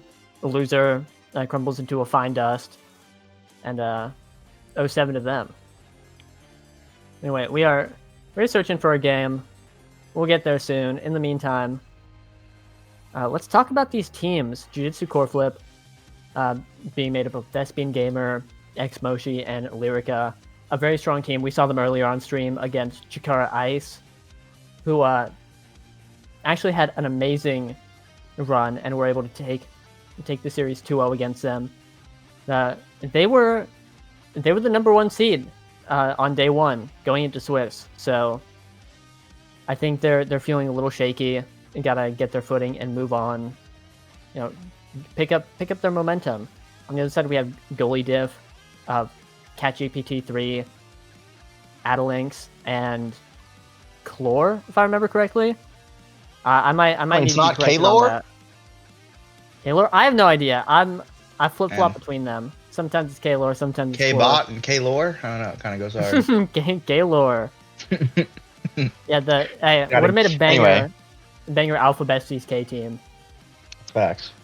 Anyway, I actually haven't seen any of them or anything from them today, but I know that they're a pretty strong team, and I'm excited to see how they can match up into the Titan that is Jiu-Jitsu Core Flip. Yeah, I gotta open my game so I can spectate the match. XDD. Let's go. XDD. Hey, we gotta get in here. Well, hey, the match has not popped. No, it has We're not. yeah. as a matter of fact, no. Get in there. Hey, You might be waiting for a certain caster to open their game. Hey, it happens to the best of us. Get the boss man in here. Close the queue. Get him in. Holy shit. Nice. Yeah, and now, hey, let the games begin. Indeed. Everyone's present and accounted for this time, and we're ready to ball. Oh, and we're loading in. We're ready to ball. We are. No more filling time talking about who cares what. We have a match. Oh yeah. Oh We're loading yeah, in, baby. It's time to load in. Looking at the prediction right now, and someone dumped A lot. a lot onto Goalie Diff, which is surprising because I thought Jiu-Jitsu Core Flip was the one favorite to take it here.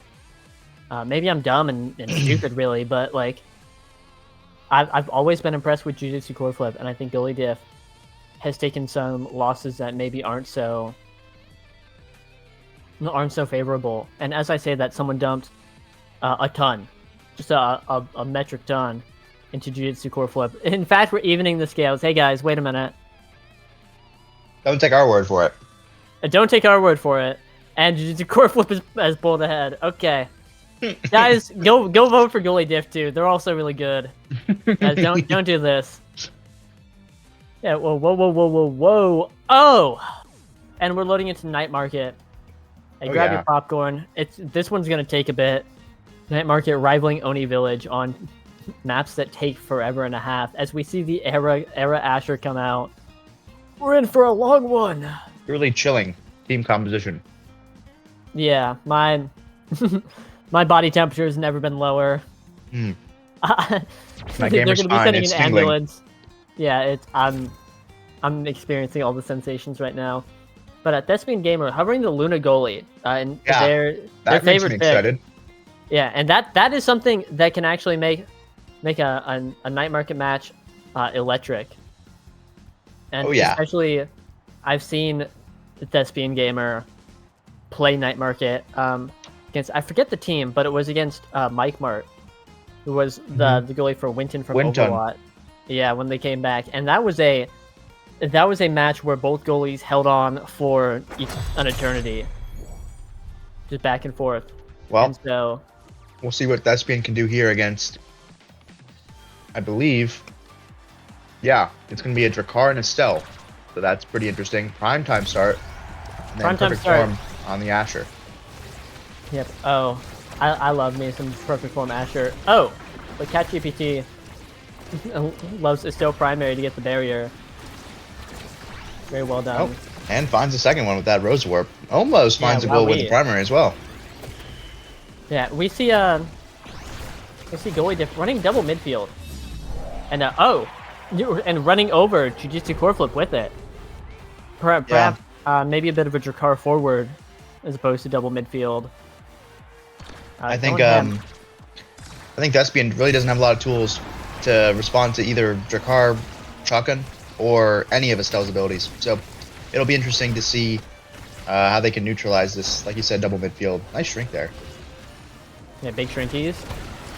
And we saw Lyrica on Era earlier, and it was incredibly impressive. But Thespian Gamer taking flight, getting in there. Oh, but Moshi misses the shot. Really close. Thespian sitting on They're a big. core flip. Oh yeah. Yeah, but they're big, and they're really big, and just completely plow through goalie diff there. Bit of Asher lore, you know. Go big or go home.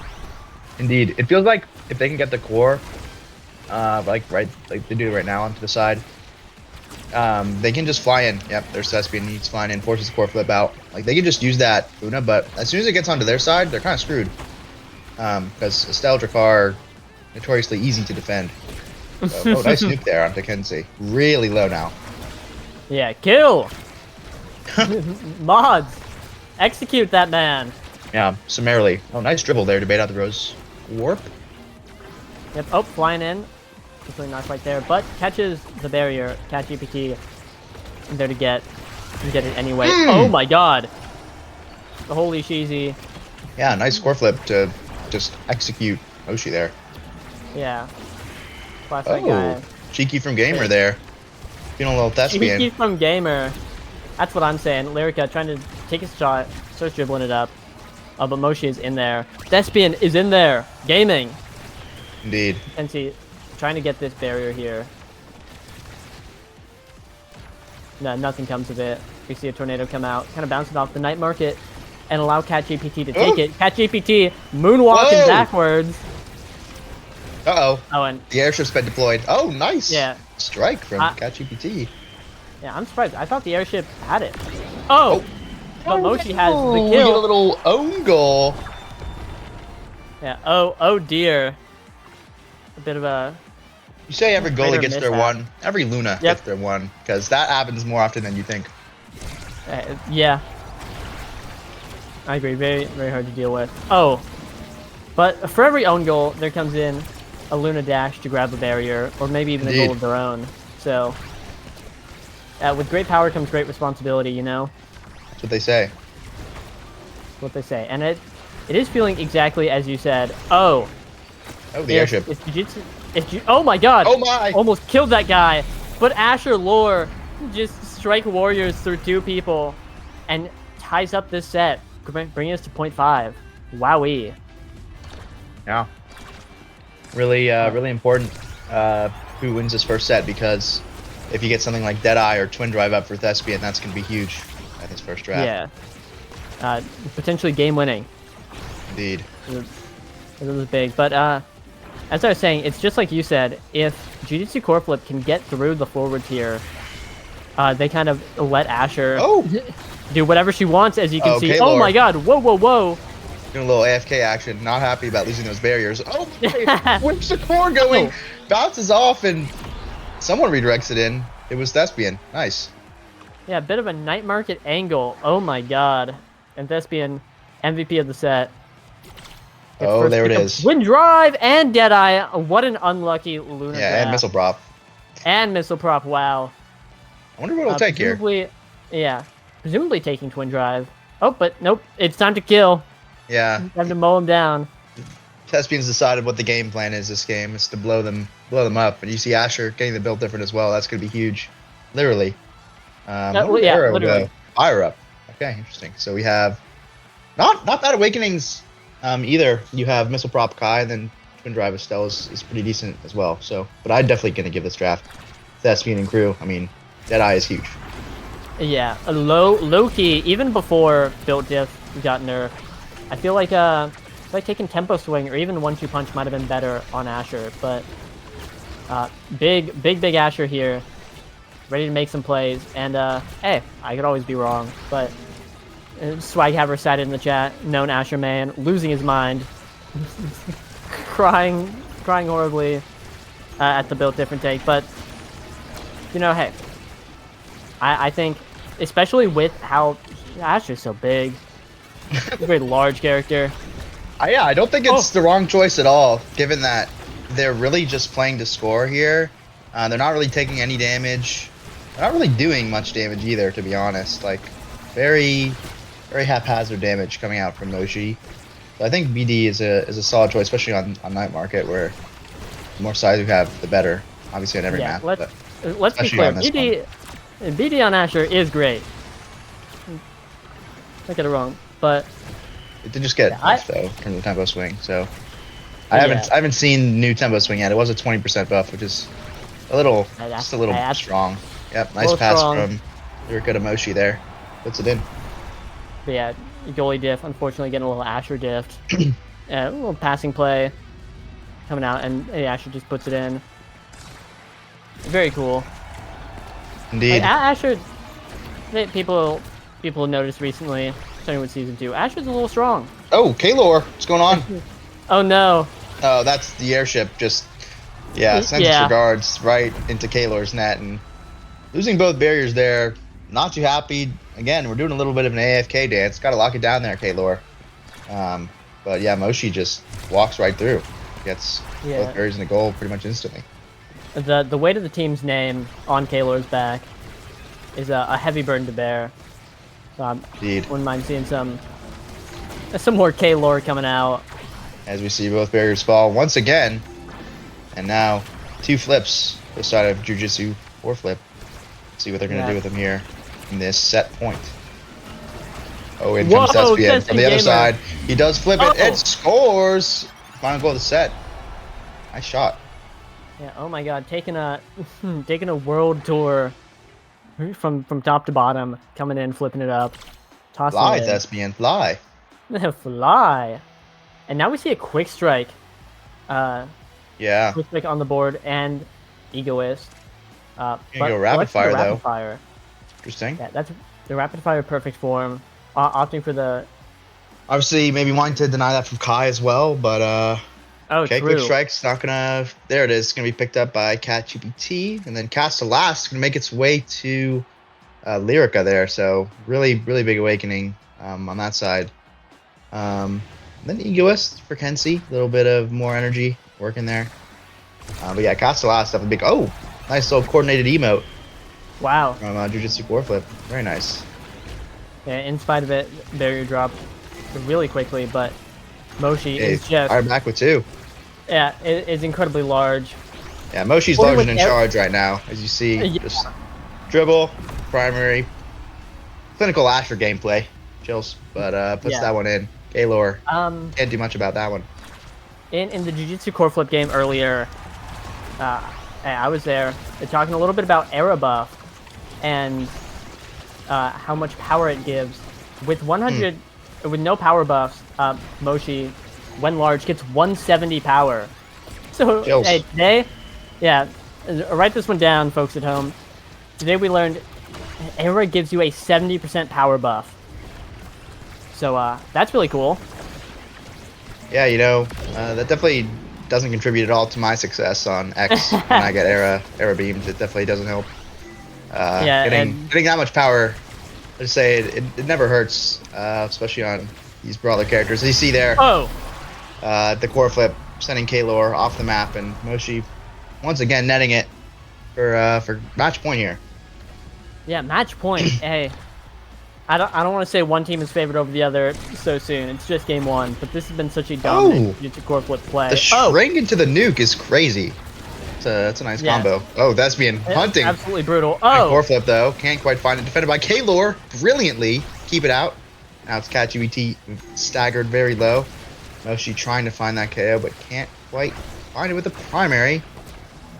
You see Thespian fly in, and there it is. Boomba. Yeah, from downtown. Yeah, from way downtown. Comes in. Moshi finds the barrier.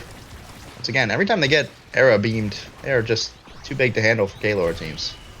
Yeah, absolutely massive and so powerful. Oh, what do you do? Oh, but goalie diff. Doing a little bit of goalieing. Oh, and nice little gig blast there from Kaylor. Keep it out. Nice clear so far. But it's just like they're on the back foot always. Yeah, this massive Asher, this giant woman, just cannot be stopped. Not too much pressure. Oh, but core flip goes wide. Yeah, not hitting the core flip there, letting the airship fly free as it's a bomba on the Kensi. Caught with their core flip in the middle of a crater.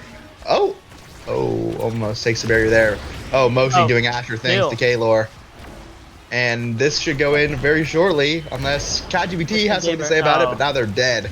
So, yeah, that's going to be a 3-0 for Jiu-Jitsu.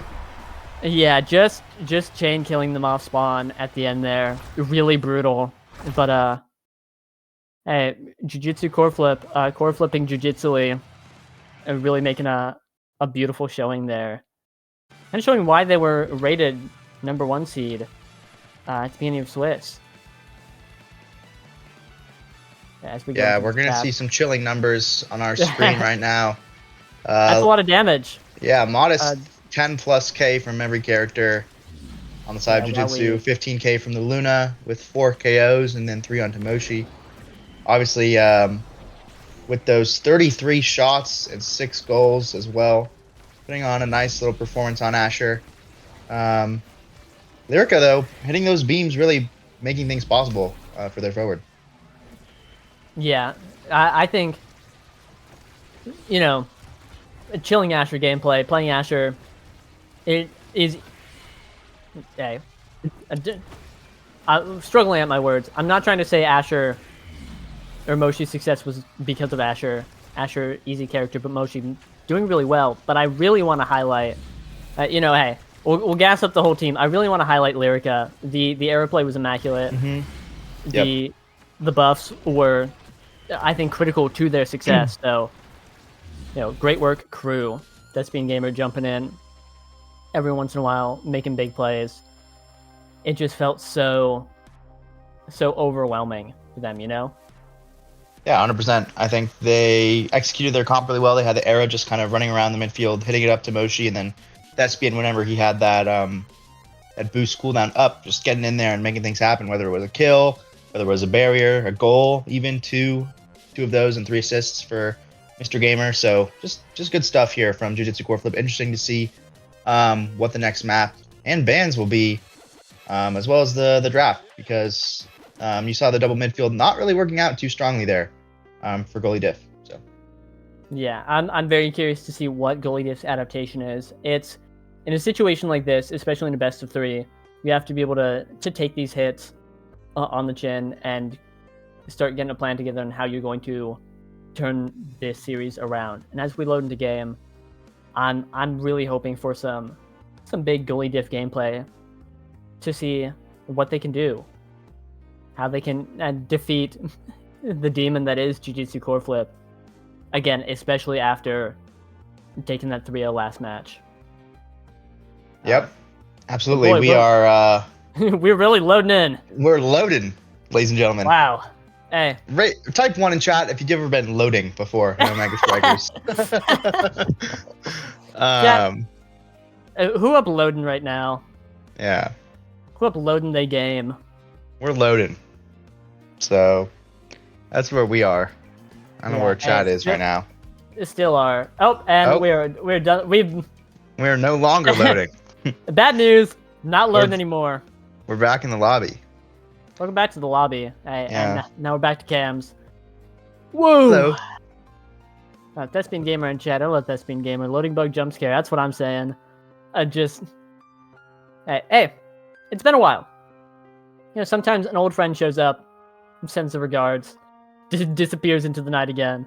No, Yeah, I you hope know. they disappear for a long time this time. John said that they were gone, but hey, it looks like they're back. You never know when you'll get a loading bug.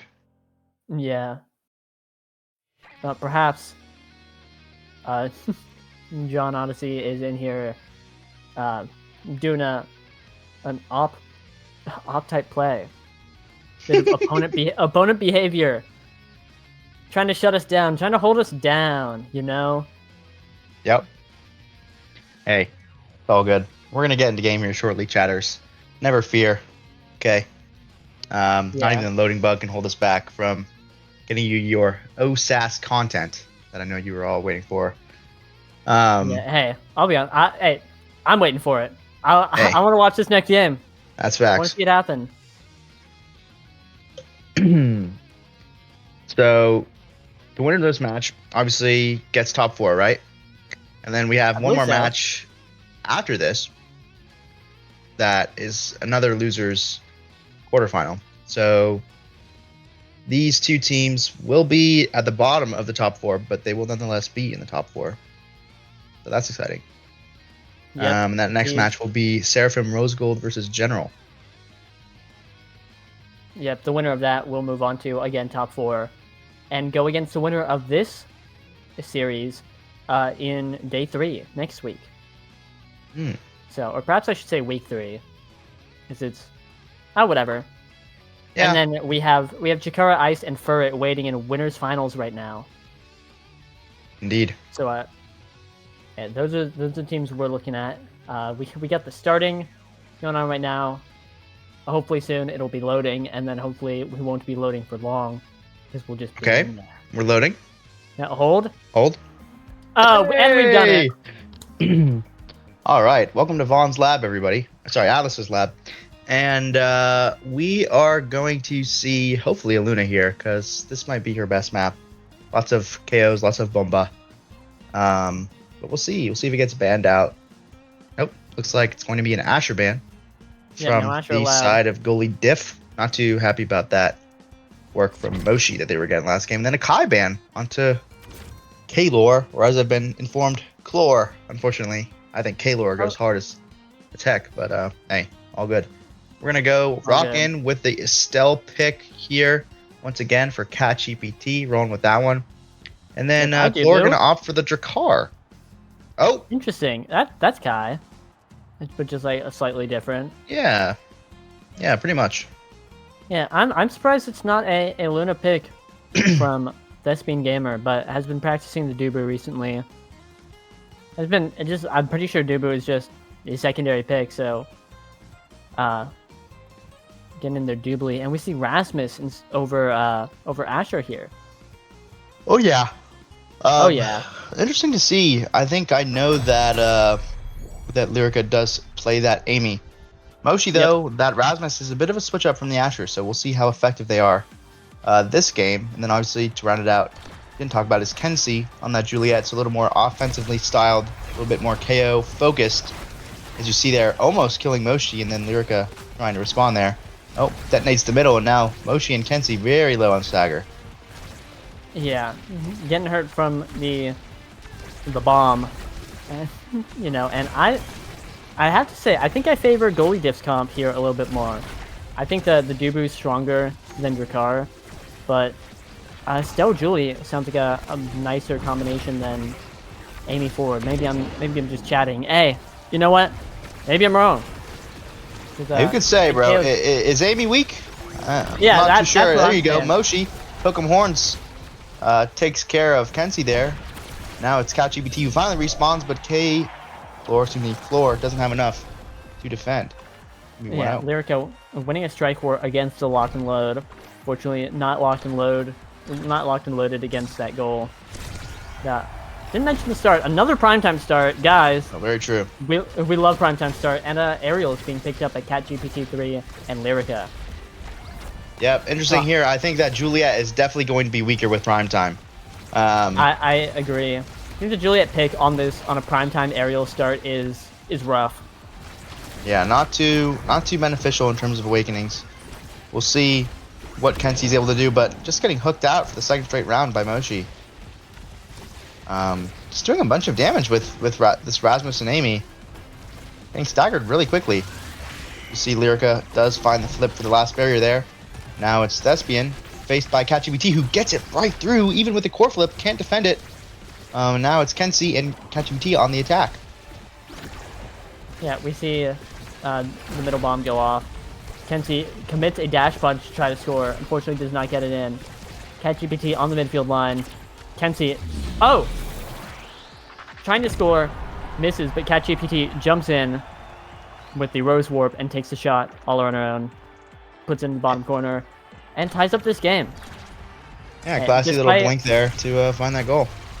Yeah, despite goalie diff, kind of getting KO diffs, they were still able to make it happen. Judas core flip not capitalizing on these KOs.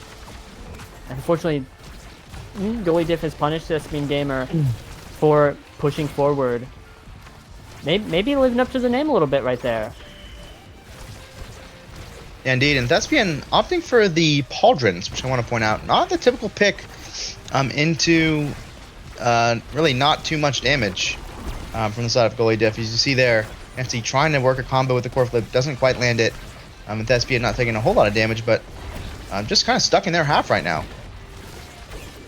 Yeah, the powerhouse Pauldrons putting in a great deal of work against that Juliet onslaught.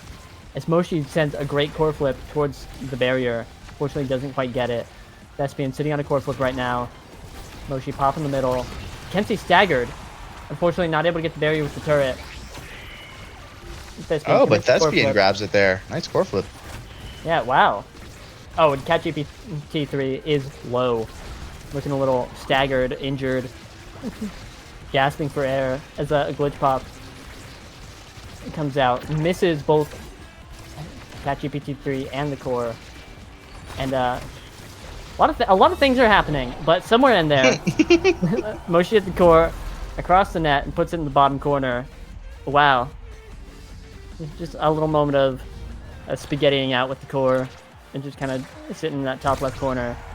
But hey, it gets in. Hey, there's a saying, if it goes, it goes. And sometimes those goals. And sometimes it goes. Take them when you get them.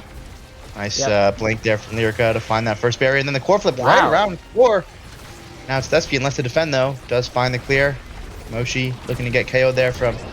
Oh my, Kensei, who is the one that gets KO'd by the Atlas. Well, unfortunate there as Moshi's trying to find the score forward now to Lyrica, who blinks in. Nice clear though from Floor. They have this 3v2 again, and nice glitch pop there from Lyrica to find that third goal in the set. Well done. Yeah, glitch pop goat coming out, just snaps it in that bottom corner. I thought Chlor was just gonna defend that shot from Moshi and things were gonna move on, but just snuck in there. And here we have tempo swing, 1-2 punch, and perfect form on the board. I'm interested to see where those awakenings go. See, rapid fire for Thespian, interesting, but I guess not much better. Maybe quick strike, but quick strike going to Lyrica, twin drive on CatGPT. And there's perfect form. There's the 1-2. No tempo swing pickup. Instead, Kensei opting to spark it out. Yeah, so we see CatGPT again this game on the Estelle with a twin drive. So we'll see what kind of work they can do with that awakening. But and notably there, Kensei opting for that spark instead of tempo swing. When they are doing, like you see, a lot of damage to Moshi, so maybe with tempo swing would have been more beneficial. But we'll have to see if they can get some more sparks online. As Thespian defending that last barrier with a Dubu wall, and then Lyrica placing down that turret, doing a lot of damage now. Kensei staggered, CatGPT as well with minimal stagger left. As they're trying to pressure these barriers and these kills here. Oh, yeah. But Floor finds that final barrier, getting it through. But almost was their own. CatGPT there to the rescue with Rose Warp. Moshi themselves looking low. I mean, this is some interesting damage here coming out. As Kensei finds the KO while CatGPT puts it in past Thespian. Nice work there from goalie diff. Yeah, goalie diff putting on incredible offense. Kenzie did get staggered 2 separate times in that point. I think maybe regretting not taking Temper Swing a little bit. I know I would be, but putting first agility to work. Oh! Temper Swing can't fix that one, though. Yeah, nice KO there from Lyrica. Finds that blink into core flip to secure that knockback KO on Kenzie, who's having a little bit of trouble living here so far. Yeah, oh no! Also hurt, but a Drakkar primary gone wide. Yeah, not quite in the core on that one. Moshi finds the core right past Chlor, who just barely misses that one with the primary. Opts not to strike as well. So unfortunate there, as that ties it up 1-1 in the set. Yep, things are tied up. And Jujutsu core flip still ahead in sets, but Kenzie really trying to kill Lyrica here. Yeah. Sick of this midfielder and all their core control stuff going out. And not too happy about what this Amy's doing, as Lyrica does find the first barrier. Now you have a Dubu Toe Fortress and an Amy turret, but they both can't quite find the barrier, although it is Chlor who is low and does get hooked out by Moshi. So now Lyrica works the core in, but it is cleared away by the Crystal Thorns from CatGPT3. Moshi trying to find it in here, but great defense here from Kenzie and CatGPT, and now Chlor is respawning. And they find the well to get Lyrica a little bit low as well. So Kenzie just walking forward, dogging Lyrica, who finds a way, but just right back into the arms of Kenzie with that Juliet, Fiery Phoenix, Flaming Flurry, one of those abilities. Yeah, it's the Juliet ultimate. Move. Yeah, they all sound the same. They have to do with fire. Chatting. Kenzie now is the one who's staggered again and gets hooked by Moshi. So I feel like we have a cycle. When one of the brawlers or one of the players gets low, you have Moshi walk over and hook them, or you have Kenzie walk over and Juliet ult them. So until they are able to score, I think that's just going to be the pattern that we see. And now, finally, Jujutsu do find that last barrier, but it's CatGPT with the flip, struck war by Lyrica. Now, Thespian finds Moshi. The core is moving a bit rapidly here in overtime. Going back to Chlor, who dribbles off their goal post. Back to Thespian here. Read by CatGPT, but able to find their strike cooldown in time. Blinks forward, finds the sword angle, but it turns into a 2.0 as Thespian lets it go into the back of their net. Just not quite the angle they wanted on that clear, and then the roll goes wide as well. So, unfortunate there. Put it 2-1 for goalie diff. Yeah, bit of a scary situation. Kind of frustrating to lose a point like that, but as I've played with Thespian Gamer a little bit recently, that guy has an unshakable mental, and I think like his house could be burning down and he'd still be playing just fine. I think so too. As you see here, Moshi with flip trying to find it, but cannot. So Thespian, the only one on their team with that energy burst, as Kenzie just can't quite find the KO. This prime time seems to really be hurting them here. Now Moshi, no stagger, no elusive, does find that last barrier though. So even if they do end up trading their life, it could be worth it. But it's Kenzie who gets KO'd again by Lyrica. Finding that Amy blink. Cleared away here from Chlor with the Drakkar ultimate. Molten Bolt gonna find it away. Now the strike shot dying into the log, but now it's Lyrica. Finds the Amy ult, forces that flip from Chlor, barely clears it upwards. Now Moshi's back, but again, no elusive, low on stagger. Juliet ult from Kenzie gonna find them very, very low. Now the punch cleared out by Chlor. The glitch pop back from Lyrica. Find these strike wars, can't quite win it though. And now Moshi barely knocks that off by that Molten Bolt. Still alive, still kicking, waiting for the core of the midfield. Just desperately wants to score or make some value here before they end up getting KO'd. Live Moshi, and now it goes to Kaylor. Oh, but nope. As I say that, they die. Oh, at Thespian, a little bit of roll, but it's okay. Barrier still up. Finds that log. The strike upwards, but CatGPT uses that twin drive rose warp up there. Now finally forces out the flip from Thespian. Lyrica links on to Kenzie, who dodges it barely with the elusive. Tries to find the dash punch after the ultimate on Thespian, who sidesteps it now. Lyrica, Thespian Gamer, Moshi, no core flips here on the side of core flip, but CatGPT uses their own to try and find this barrier, but nice roll there from Thespian, although the strike back from Kenzie finds it, and finds the goal there from CatGPT3. Nice offense there from goalie diff to side up 1-1. Yeah, really beautiful. Able to take that barrier that Thespian Gamer was holding so tightly onto, and the moment it fell, their barrier lead and point lead did too, as goalie diff has tied up this game. See CatGPT taking that hot shot, phenomenal Estelle Awakening, really good. Missile Yeah, and you prop being see- picked up by Thespian over extra special. Yeah, I think He is- mostly to deny Drakar, who ends up going Happy Star, and that Oh, leaves great Moshi point. with stacks on stacks, which once scaled up, if they can avoid some preliminary KOs, they can definitely get to run in circles around this Goidiff team. And then Lyrica as well with a Deadeye. That's going to be quite potent for the side of Jujutsu Core Flip. But yeah, the primetime rapid fire missile prop logs are going to be going crazy as you see here. Quickly a KO coming out from the side of Core Flip. Oh, but Thespian just can't quite find these rolls so far as they lose their second barrier. Yeah, I think the stacks pickup on Moshi is really interesting, but as you mentioned earlier, we're living the cycle of life with the brawlers who just keep like trading damage and KOing each other, and you know, nature's beautiful. Love to see it, but Moshi's looking a little low. Looking like those stacks maybe not being put to work as much. Only 14 right now, and laying on their deathbed, trying to just survive. Yeah, Moshi really struggling here to find their stagger as they're just waiting in the midfield as Lyrica helps Thespian defend against CatGPT and Kenzie, but Lyrica finds a flip. Nice shotgun save by Floor! Amazing stuff there to keep it out of the net. Just barely announced Lyrica, who finds the Amiel. Floor clears it away. Moshi, pendulum swing. Oh my goodness! And Lyrica with the glitch pop again. So good with that ability. Way to get it up from Moshi, who was looking staggered there, and then Lyrica just finishes the job. Yeah, Floor putting on a lore-accurate goalie diff goalie performance. Unfortunately, Lyrica a bit too tricky with these glitch pops. Oh my goodness, Deadeye that comes guy's for us dead. all. And Kenzie once again the victim as Lyrica just going crazy right now with that awakening, but Thespian can't quite find the clear, so now it's 2 barriers to none.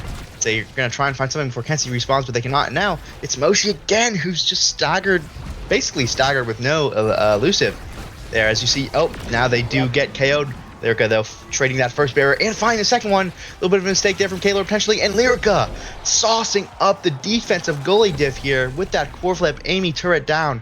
Finds both barriers and the goal in a matter of seconds. Yeah, Lyrica looking a little 1v5 right now. Just plowing through everyone in his way. And No finds questions. another Oh my god, KO again! in the same spot. Kenzie, watch out. Lyrica's What? on the Watch prowl. out. With that Amy Blink Thespian rolling for that last barrier, so they do find the save there, and Lyrica just finding the dribbles here, wants to get it up. Almost strikes at Kenzie again, who's now half stagger and no elusive here. Lyrica working towards the middle, trying to find Moshi to get this final barrier, but it's CatGPT who clears it up. Kenzie with the Juliet ult onto Lyrica. Now they're focusing him, trying to prevent them from getting the core. Lyrica, though, blinks up. Doesn't quite find that KO onto CatGPT. Now it's the Amy ult down, but well defended by Chlor. And now Moshi and Kenzie out once again using that Atlas Black Hole. Now it's a 3v2 here. This side of core flip. Lyrica in position, trying to get it to Moshi. Thespian's just trying to work it up. We see there, nice death touch. Finds a strike war, so does get that last barrier. Lyrica, though, not able to get that KO. Does have core flip, though. We'll see what they can do here. Oh, hits the Atlas well. That's a ton of damage. And now Lyrica's gonna have to core flip out of that Julie ult. Finds it up to Moshi, though. Oh. Nice. Rose warp, but Whoa! CatGPT gets KO'd, and it goes in. X Moshi. Show him the Sad Boys emote as you put that one in. It's gonna be two Yeah, sets show to him. 1. Show him what's up. A beautiful KO to score 2-in-1 combo coming out. That was incredible. And the core flip coming out from Lyrica to send it, get it to Moshi was also great. Avoided the Julio, and I don't know. Also, so talking about the draft a little bit, we got Energy Awakenings today, Oh yeah, and they're first picks.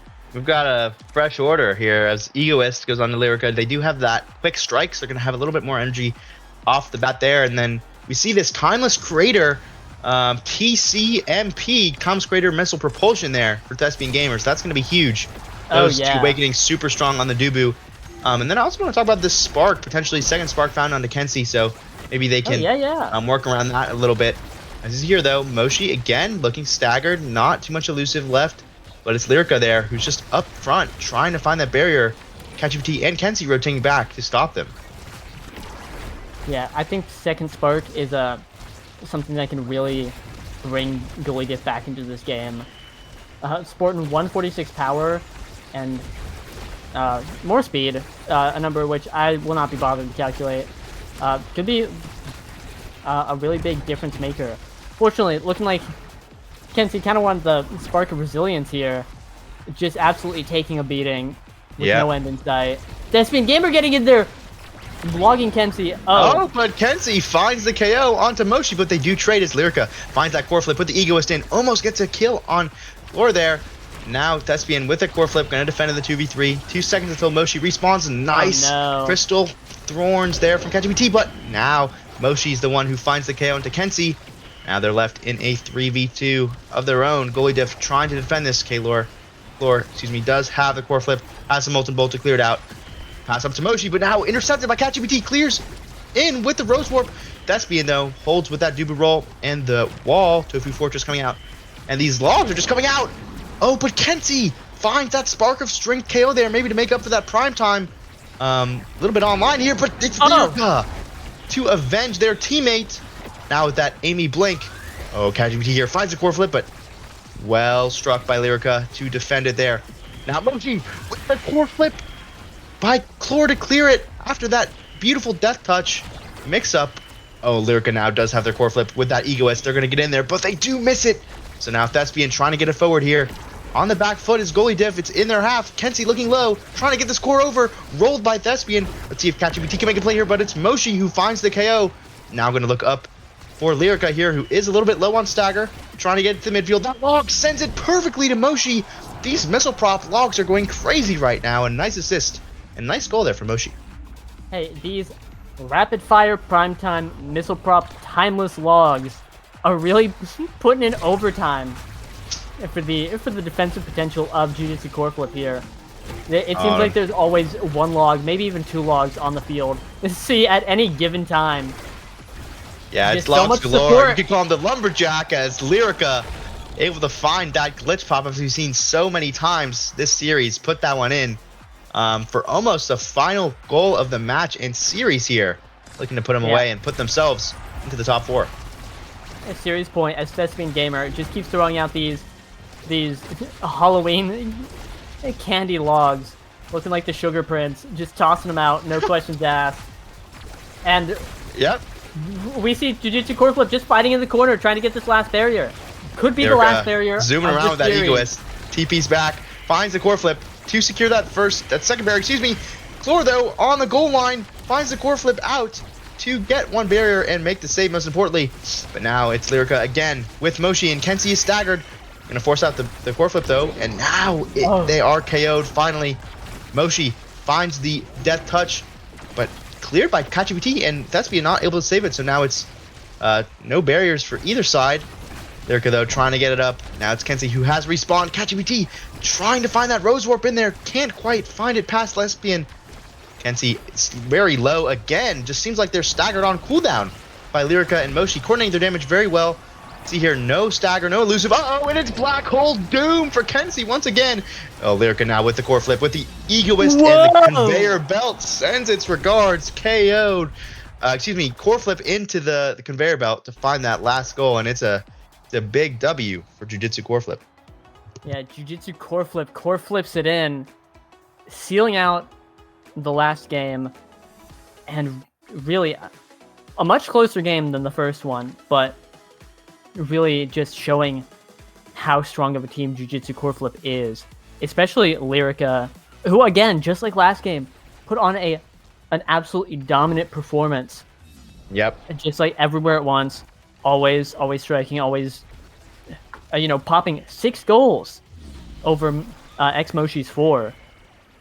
Yeah, and that's alongside 30,000 damage, which is just a little bit. I mean, people always talk about Deadeye on a character like Luna, but let's talk about Deadeye on a character like Amy, who oftentimes you will find doing more damage than a Luna in a match, or close to it. There with that Deadeye, Lyrica really clinical, finding those KOs, 7 of them, and that 30k damage for Moshi's to assist Moshi's 10. So really just dynamic forward duo there. Not to understate Thespian as well, with the most redirects in the lobby, as well as the most saves, 96 saves and 203 redirects. So well done from Jujutsu Core Flip, really well executed. Good damage, good KOs, good passing, and good goals there. Shout out to the side of Goalie Diff as well. Chlor was holding it down with some crucial saves. Kenzie putting some KO pressure on, and CatGPT making Thespian feel the heat, but just not enough to defeat Coreflip here. So shout out to them. They're in the top 4. Yeah, goalie diff. Oh, like you said, shouts out. I think both their forwards both the forwards on the side of goalie diff put on an incredible performance in both games. Really just showing why they made it this far. So, hey, for like the 3rd or 4th time, shouts out. Goalie diff, great work. 07 crew, you will be missed, but you put on a great show. Absolutely. Godspeed. And now we Oh take my it God. over to Seraphim Rose Gold versus General. So we're going to have that match for you in just a second. We are loading in as we speak. That's going to be the side of Seraphim Rose Gold, Cloak Oak, Max LC, and Scoliosis, who you guys have seen on stream several times tonight. And then General on the other side, I believe they have a Dolinks, and then Fyra and Arkami. Those should be the 3 stars for that team, but we'll see. Maybe they'll have some subs or, yeah. Yep. If we go and take a little peek at these teams' bracket runs so far, General was knocked out by Jiu-Jitsu Coreflip round 1, and then took on Coco Crew, winning 1-2, bringing them here. Seraphim Rose Gold winning 2-1 against Anti-Zentaro Alliance, which we saw earlier, and then losing to Furret in winner semis, bringing them right here to loser quarterfinals. And whoa, we see Cloak Oak's Amy band, and then a Juno band, I believe, coming out for hey, bad news. I don't know which one of the forwards is on the side of General is their midfielder, but I'm pretty sure they play Juno. So Juno has been removed from the table. Yep, and we're going to see a Luna here once again on Atlas's lab from Max LC. A little bit of damage there. There are going to be having an Atlas on the side of General, but I think that's going to be a lot of damage from Zentaro and Luna. Yeah, Zentaro and Luna alone can just, take lives very easily. Estelle being there with primary also helps out. We're looking at a perfect form start! Oh boy. Guys, yeah, hey, after seeing some of the Cloak Oak Zentaro earlier, I'm surprised that didn't get banned, because perfect form is Zentaro's best awakening, hands down. A Timeless Creator coming onto a Dolinks here. Great for, hey, that very situation. Popping secondary, saving both barriers, as both barriers have been dropped for the side of Seraphim Rose Gold. Oh! I take it all back. My bad. Whoa! And an amazing combo coming out from Max LC. Solo takes out Arkami, and then Cloak Oak dives in, Zentaro's it up right through a Dolinks as they take the first point. Wowie. Wowie woo whoa. Hey, that's what I'm saying. As we see Cloak Oak moving up here, taking that first barrier. Now Max LC TPing in. It's Arkami who's low with no elusive. Cloak Oak's putting in all the pressure. Dolinks flips, but doesn't need it to find that clear. Just goes right around the barrier. Arkami here trying to put some pressure on. Cloak Oak who's staggered though. Oh, and they do find the KO. Max LC onto Arkami there, and now it's Cloak Oak with the core flip in front of that barrier. Indefensible there from Dolinks. And now it's Max LC. The flip during the dash finds that goal into the top corner there. Excellent stuff. A little Lunatech there. Yeah, the Luna flip or dash flip, always a pleasure to see. Absolutely. Doesn't matter how many times I see it. Doesn't matter if I'm doing it. It's always just like I pop off every time. It's so cool. As Arkami once again shot dead. Unfortunately, Seraphim Rose Gold. Wow. Oh. Kills another one! This KO coordination is really good here.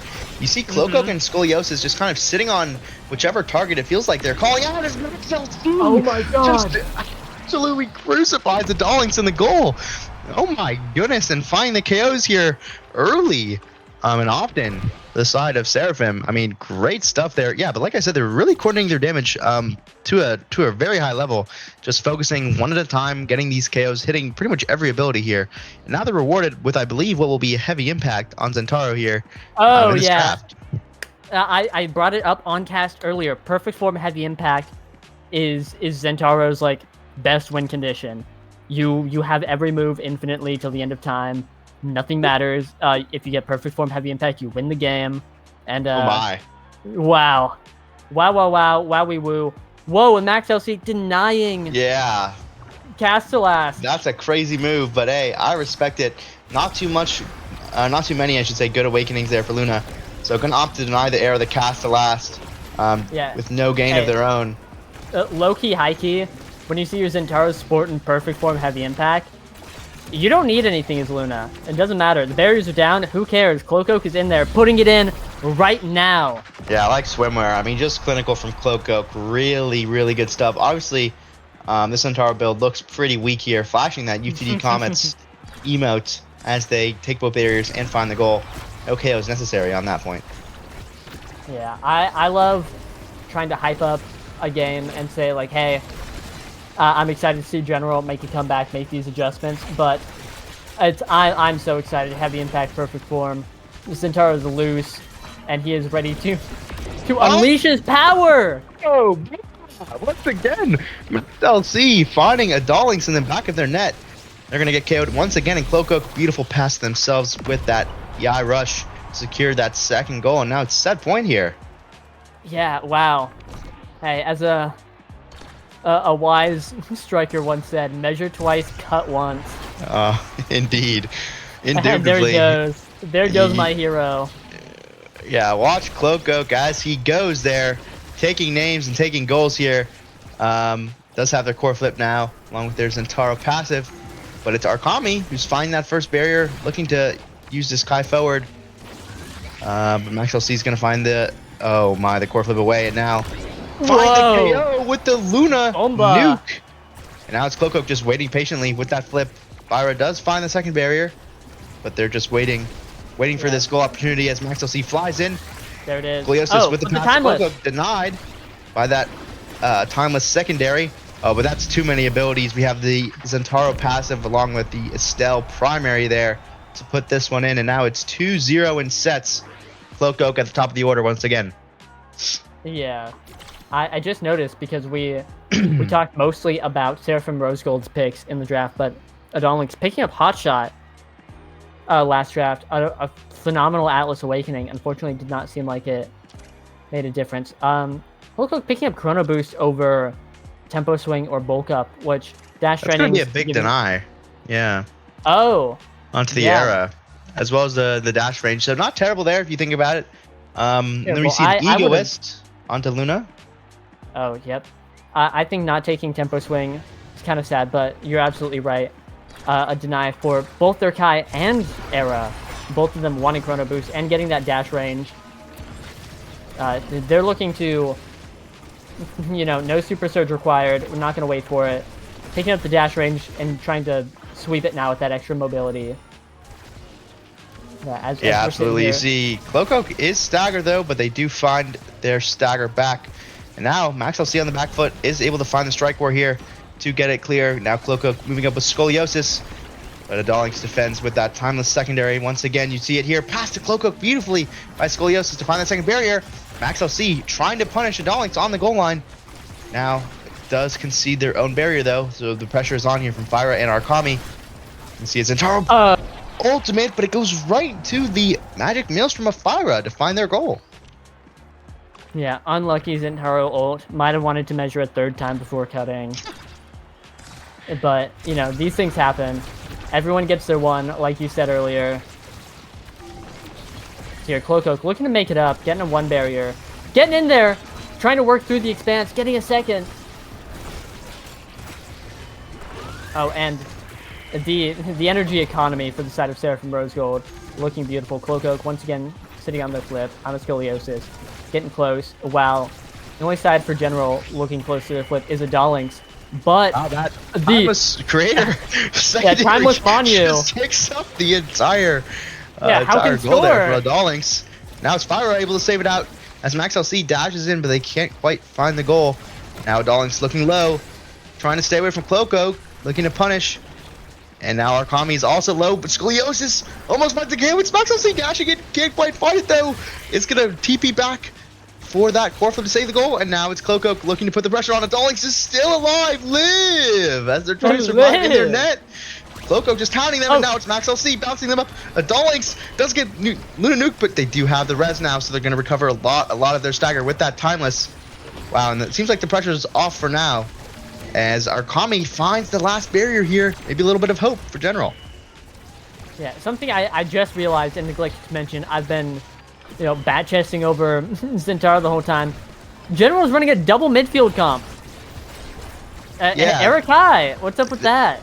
This Era Kai comp is definitely interesting. Obviously, Kai is super speedy, but also super dead. As you see Cloco there trying to find the KO. The Centauro Estelle, combined with the Luna, is just doing a lot of damage as they finally find a crack in the defense of General to make this 1-1. What could be the final set? Yeah. 2 points away, potentially, from sealing out this game. And Seraphim Rose Gold. Oh, watching Cloco eat a tornado, but looking really good as Fyra almost got mowed down. Oh, did get mowed down. Core flip. By Cloco finds the core flip. Now the Atlas res, but it's gonna be gonna find a Adolings safe now. Does find the primary as well to get their stagger back. Sorry, the secondary, excuse me, and defend that barrier. Arkami though is the one looking low, and now no Atlas res up. So going to be the target of Max LC and Cloco as Scoliosis here looking low. Oh, that's a big bomba, but not going to quite find the KO. Centauro ultimate, the passive, just Cloco trying to find the KO, and does. Finally. They have infinite cooldowns, it feels like. Yeah, hey. With this perfect form, heavy impact. Yep, and now there comes the ult again. I mean, it's just, it's crazy. And Cloco absolutely on the prowl, taking every opportunity to try and KO, and with that Luna behind him supporting in the damage department, it's so easy. And of course, heavy impact, perfect form, putting in so much work to make sure that they just have 500 abilities. But Max LC dropping a barrier there. That's like the third ult this point coming out from Cloco. Oh, the Egoist procs, fly Max, fly! Oh, and puts it into the Atlas spell, which is gonna do a bit of damage to his teammates there. But now it's Arkami, can't quite find the barrage in. Now Max LC diving in, trying to find the barrier against Adolings, does succeed. So now even barriers across the board. Fyra though, find the beam and finds the goal, wins the strike ward. Max LC not able to get up there in time. Nice goal from Fyra. Yeah, phenomenal beam. Sends it right into the open space, Max LC. I think not ready or expecting it.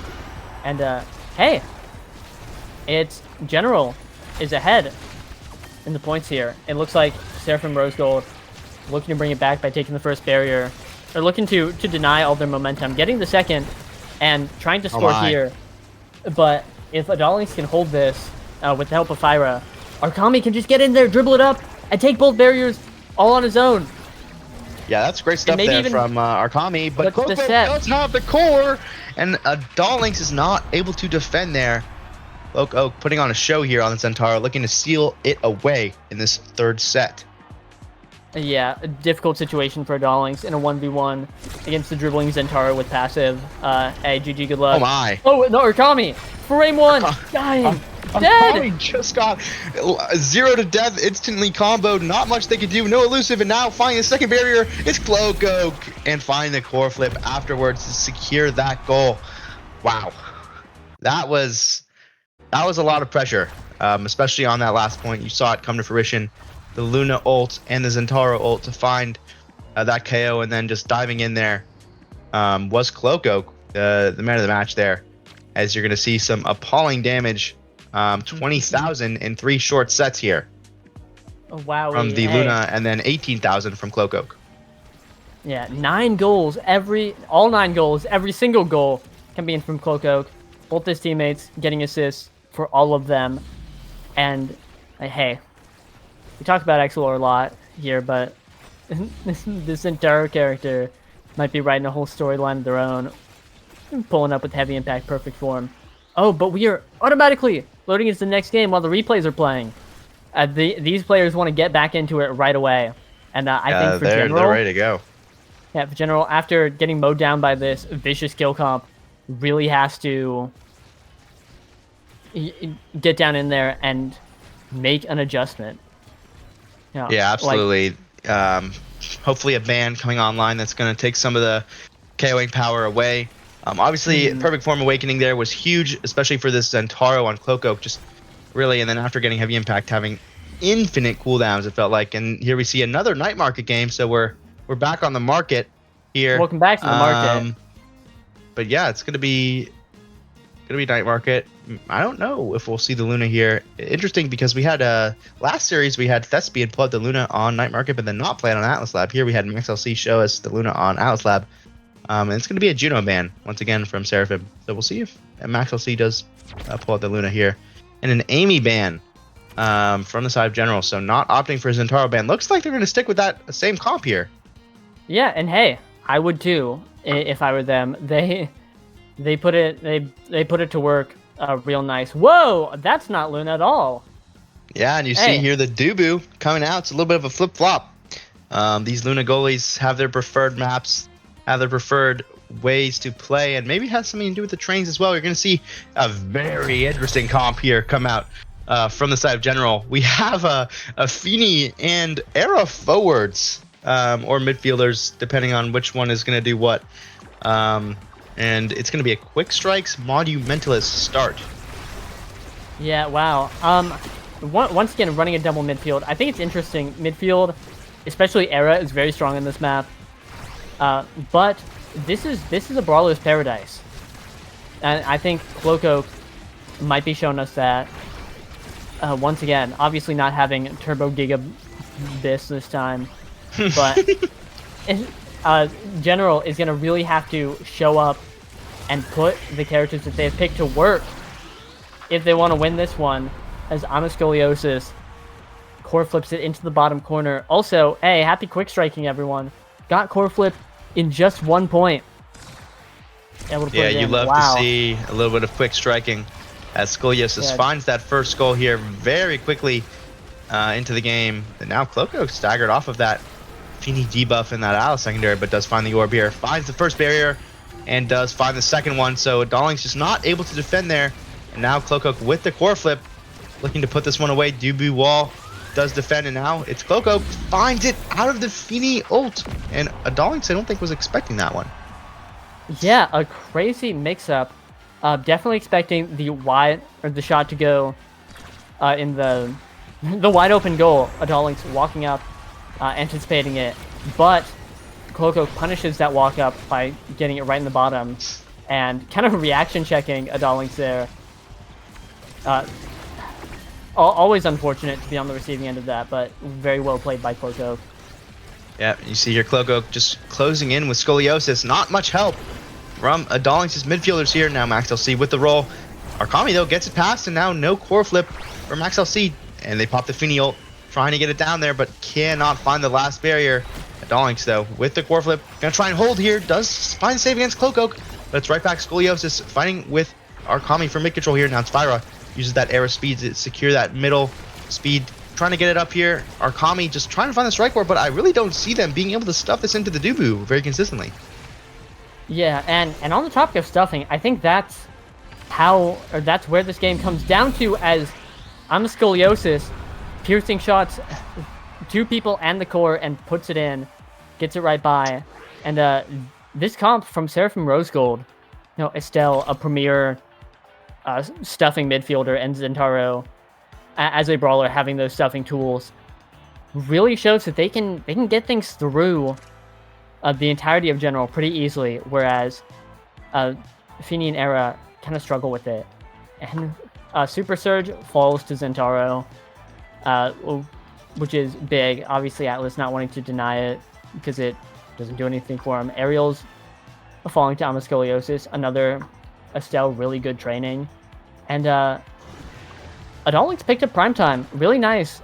And Arkami picked up Fire Up, but didn't take Quick Strike. That seems like an incredible draft for Seraphim Rose Gold. And I think General really is in a really really tough spot here. 100%. You have both of those aerials and Super Surge Awakenings coming online, which both S tier for Estelle and Zentaro, respectfully. So obviously, Cloakoak gonna have a lot more agency here. You see them dashing in, almost finding the barrier. Now it's Fyra forced to use her core flip as Scoliosis goes for the KO there. Not quite gonna find it though. So now, oh, it's the Finny ult, and they just get it out. Those Finny nerfs on that ult were really, really crucial. They happened a while back, but I just want to bring them up because it feels like it's not an automatic barrier whenever you Finny ult, and it used to be. So, kind of a good change, but easy to defend now from Max LC. So that's kind of like one of the only ways they can get that barrier. It feels like maybe to Finny ult and then stand it and strike, but there's nowhere to be found there. So Max LC just able to strike it out. Whoa, and what a phenomenal core flip off win by Adalink, catching a Cloako's core flip with their own and getting it out. And here we see a little bit of triple goalie, able to get the core onto the enemy side, and you know, Seraphim Rosegold's pressure has not relented, but Adalink will not let it through. Hey, Gaseous Curse, that's my B. Yeah, Scoliosis able to find that barrier finally with those Crystal Thorns, and now it's Cloakoak dribbling in, and they do find the goal with that almost max length, max range EI rush there with a Super Surge, finding that goal. Looking staggered there, but it doesn't matter. Unrelenting there with the pressure.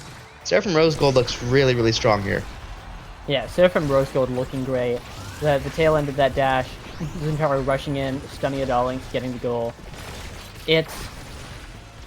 This is looking incredibly difficult for General. I cannot reiterate it enough. We have Seraphim Rosegold putting on an absolute clinic here, performing at you know, some of the most dominant OSAS gameplay I've seen in a long time.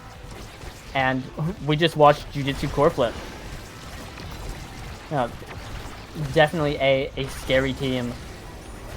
And they're really going off right now as Seraphim Rosegold drops their last barrier. This right here is General's chance. Start picking up the momentum, bringing it back. 100%, but you see Fyra looking low. Oh, but does find it in between to Arkami, who's able to score, threading the needle through Max LC and Scoliosis there to put one on the board. Yeah, Arkami slipping it right through them, threading the needle, finding that angle. Very well done. And now they're back. Hey, up, or grabbed a point, tied up this set. That's in a mental battle like this, which I think is a lot of what this game could come down to. That's a big win for General to start bringing it back. You know, obviously both these teams made it this far for a reason. But Cloakoak might be making it this far for having quick strikes and being a little bit of a strike warrior.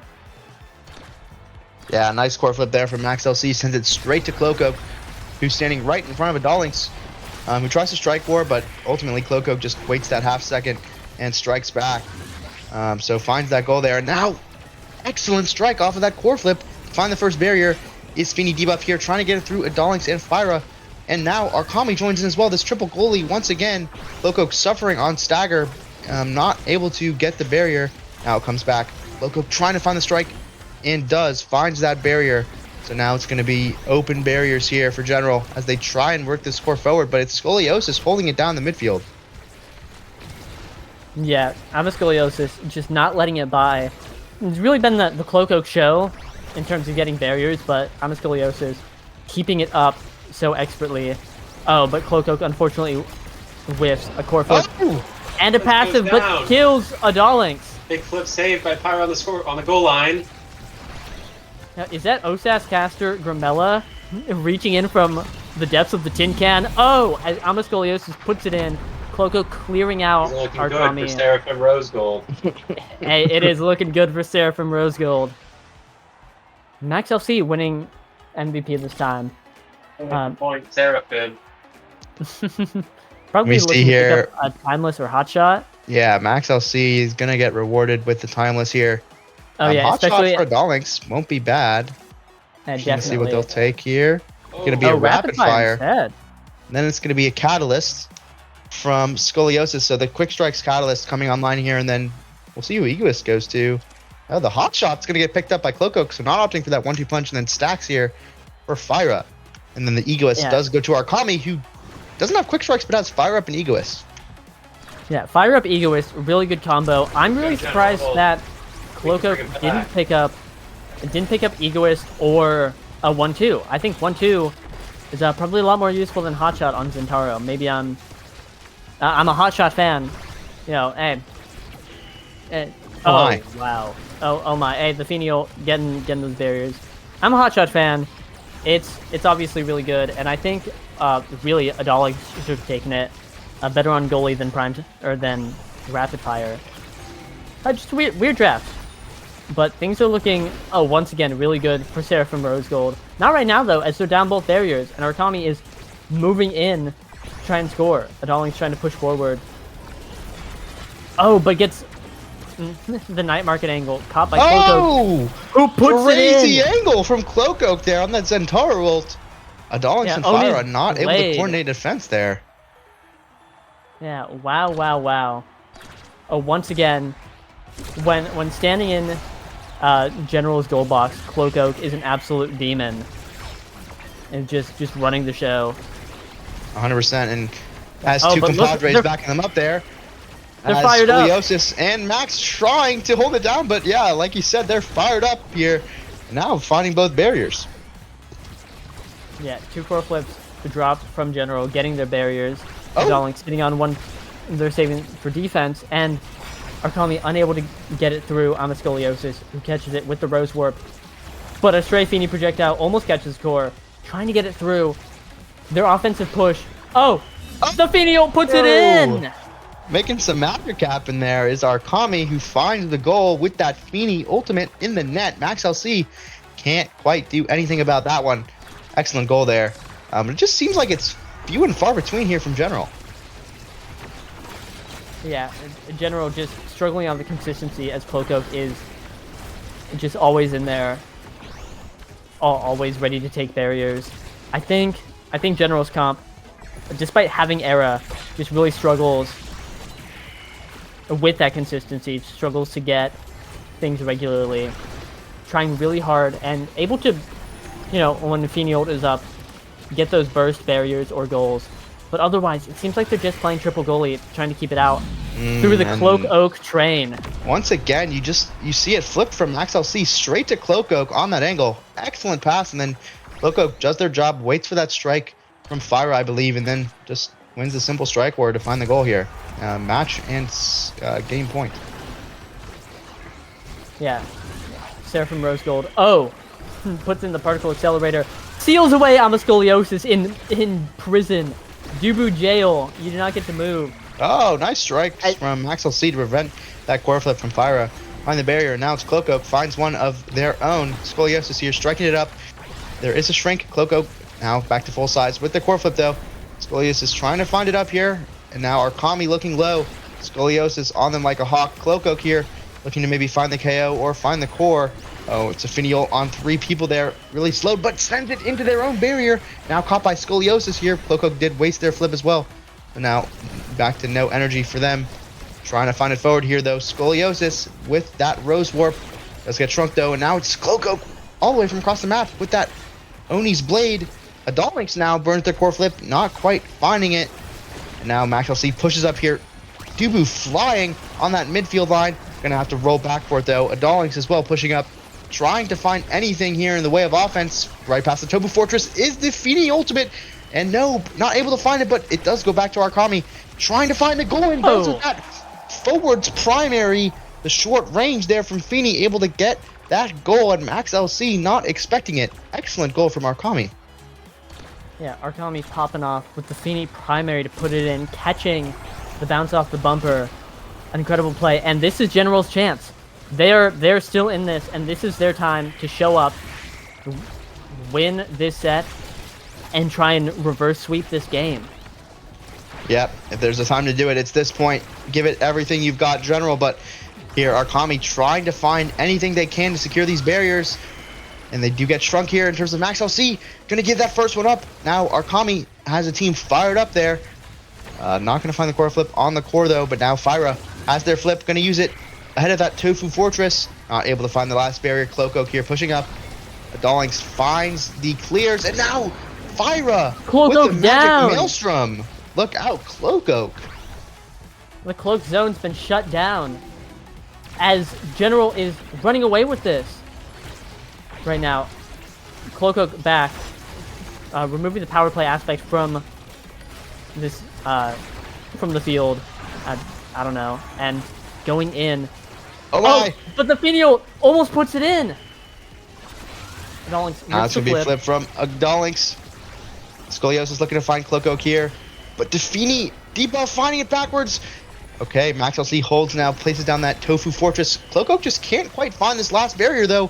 Fyra and Adolings grouping up here, always rotating to find that defense. But now, as I say that, Cloakoak does find that last barrier, along with Scoliosis trying to clear it up here.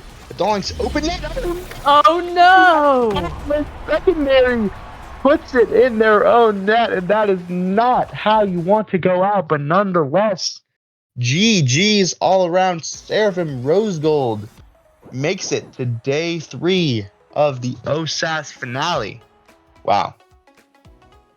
Wow, what a spectacular game.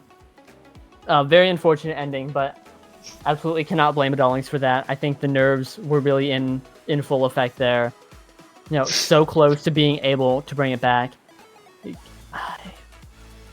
Very sad, but hey, as you said before, everyone gets one, and maybe a game-ending one isn't how you want to go, but again, a big shout out to General for really holding their own up until the very end, fighting back, working so hard to defeat the Titan that is Seraphim Rose Gold, and despite the unfortunate finish, I think each of their players played phenomenally, especially Arkami, who was able to make the most out of those Finials and, you know, get all the goals for their team in this game.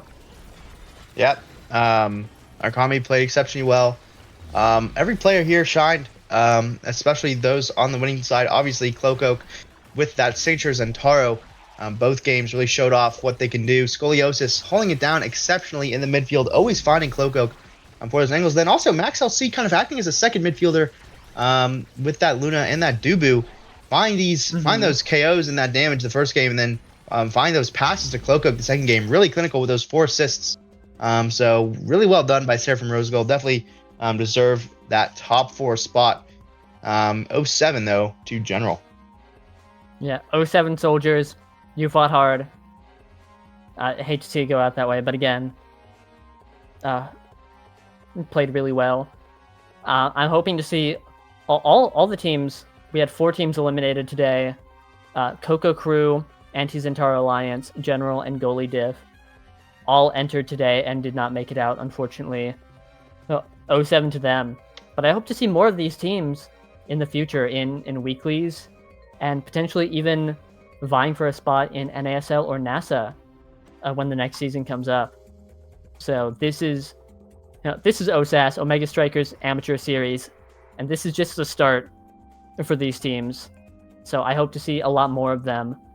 On the side of teams making it to the 3rd week, we see Chikara Ice and Furret sitting very comfortably in winners finals, and Seraphim Rose Gold and Jujutsu Core Flip holding it down in loser semifinals. These are the 4 teams that have made it out so far, the top 4 teams of OSAS Season 2, and I'm very excited to see where they will be going next week. Yeah, you said it. Hey, it was an awesome cast. Shout out to our producer, Saya, Brickbat, Yachi, the rest of the gang. Shout out to the players for playing. I hope you guys had a great time. OSAS is awesome. I love casting it. And that's going to be it for us. I'm 3Z Breezy, and that's Z Yoshi 64. Take it easy, chat. We'll see you guys later. Look forward to next week.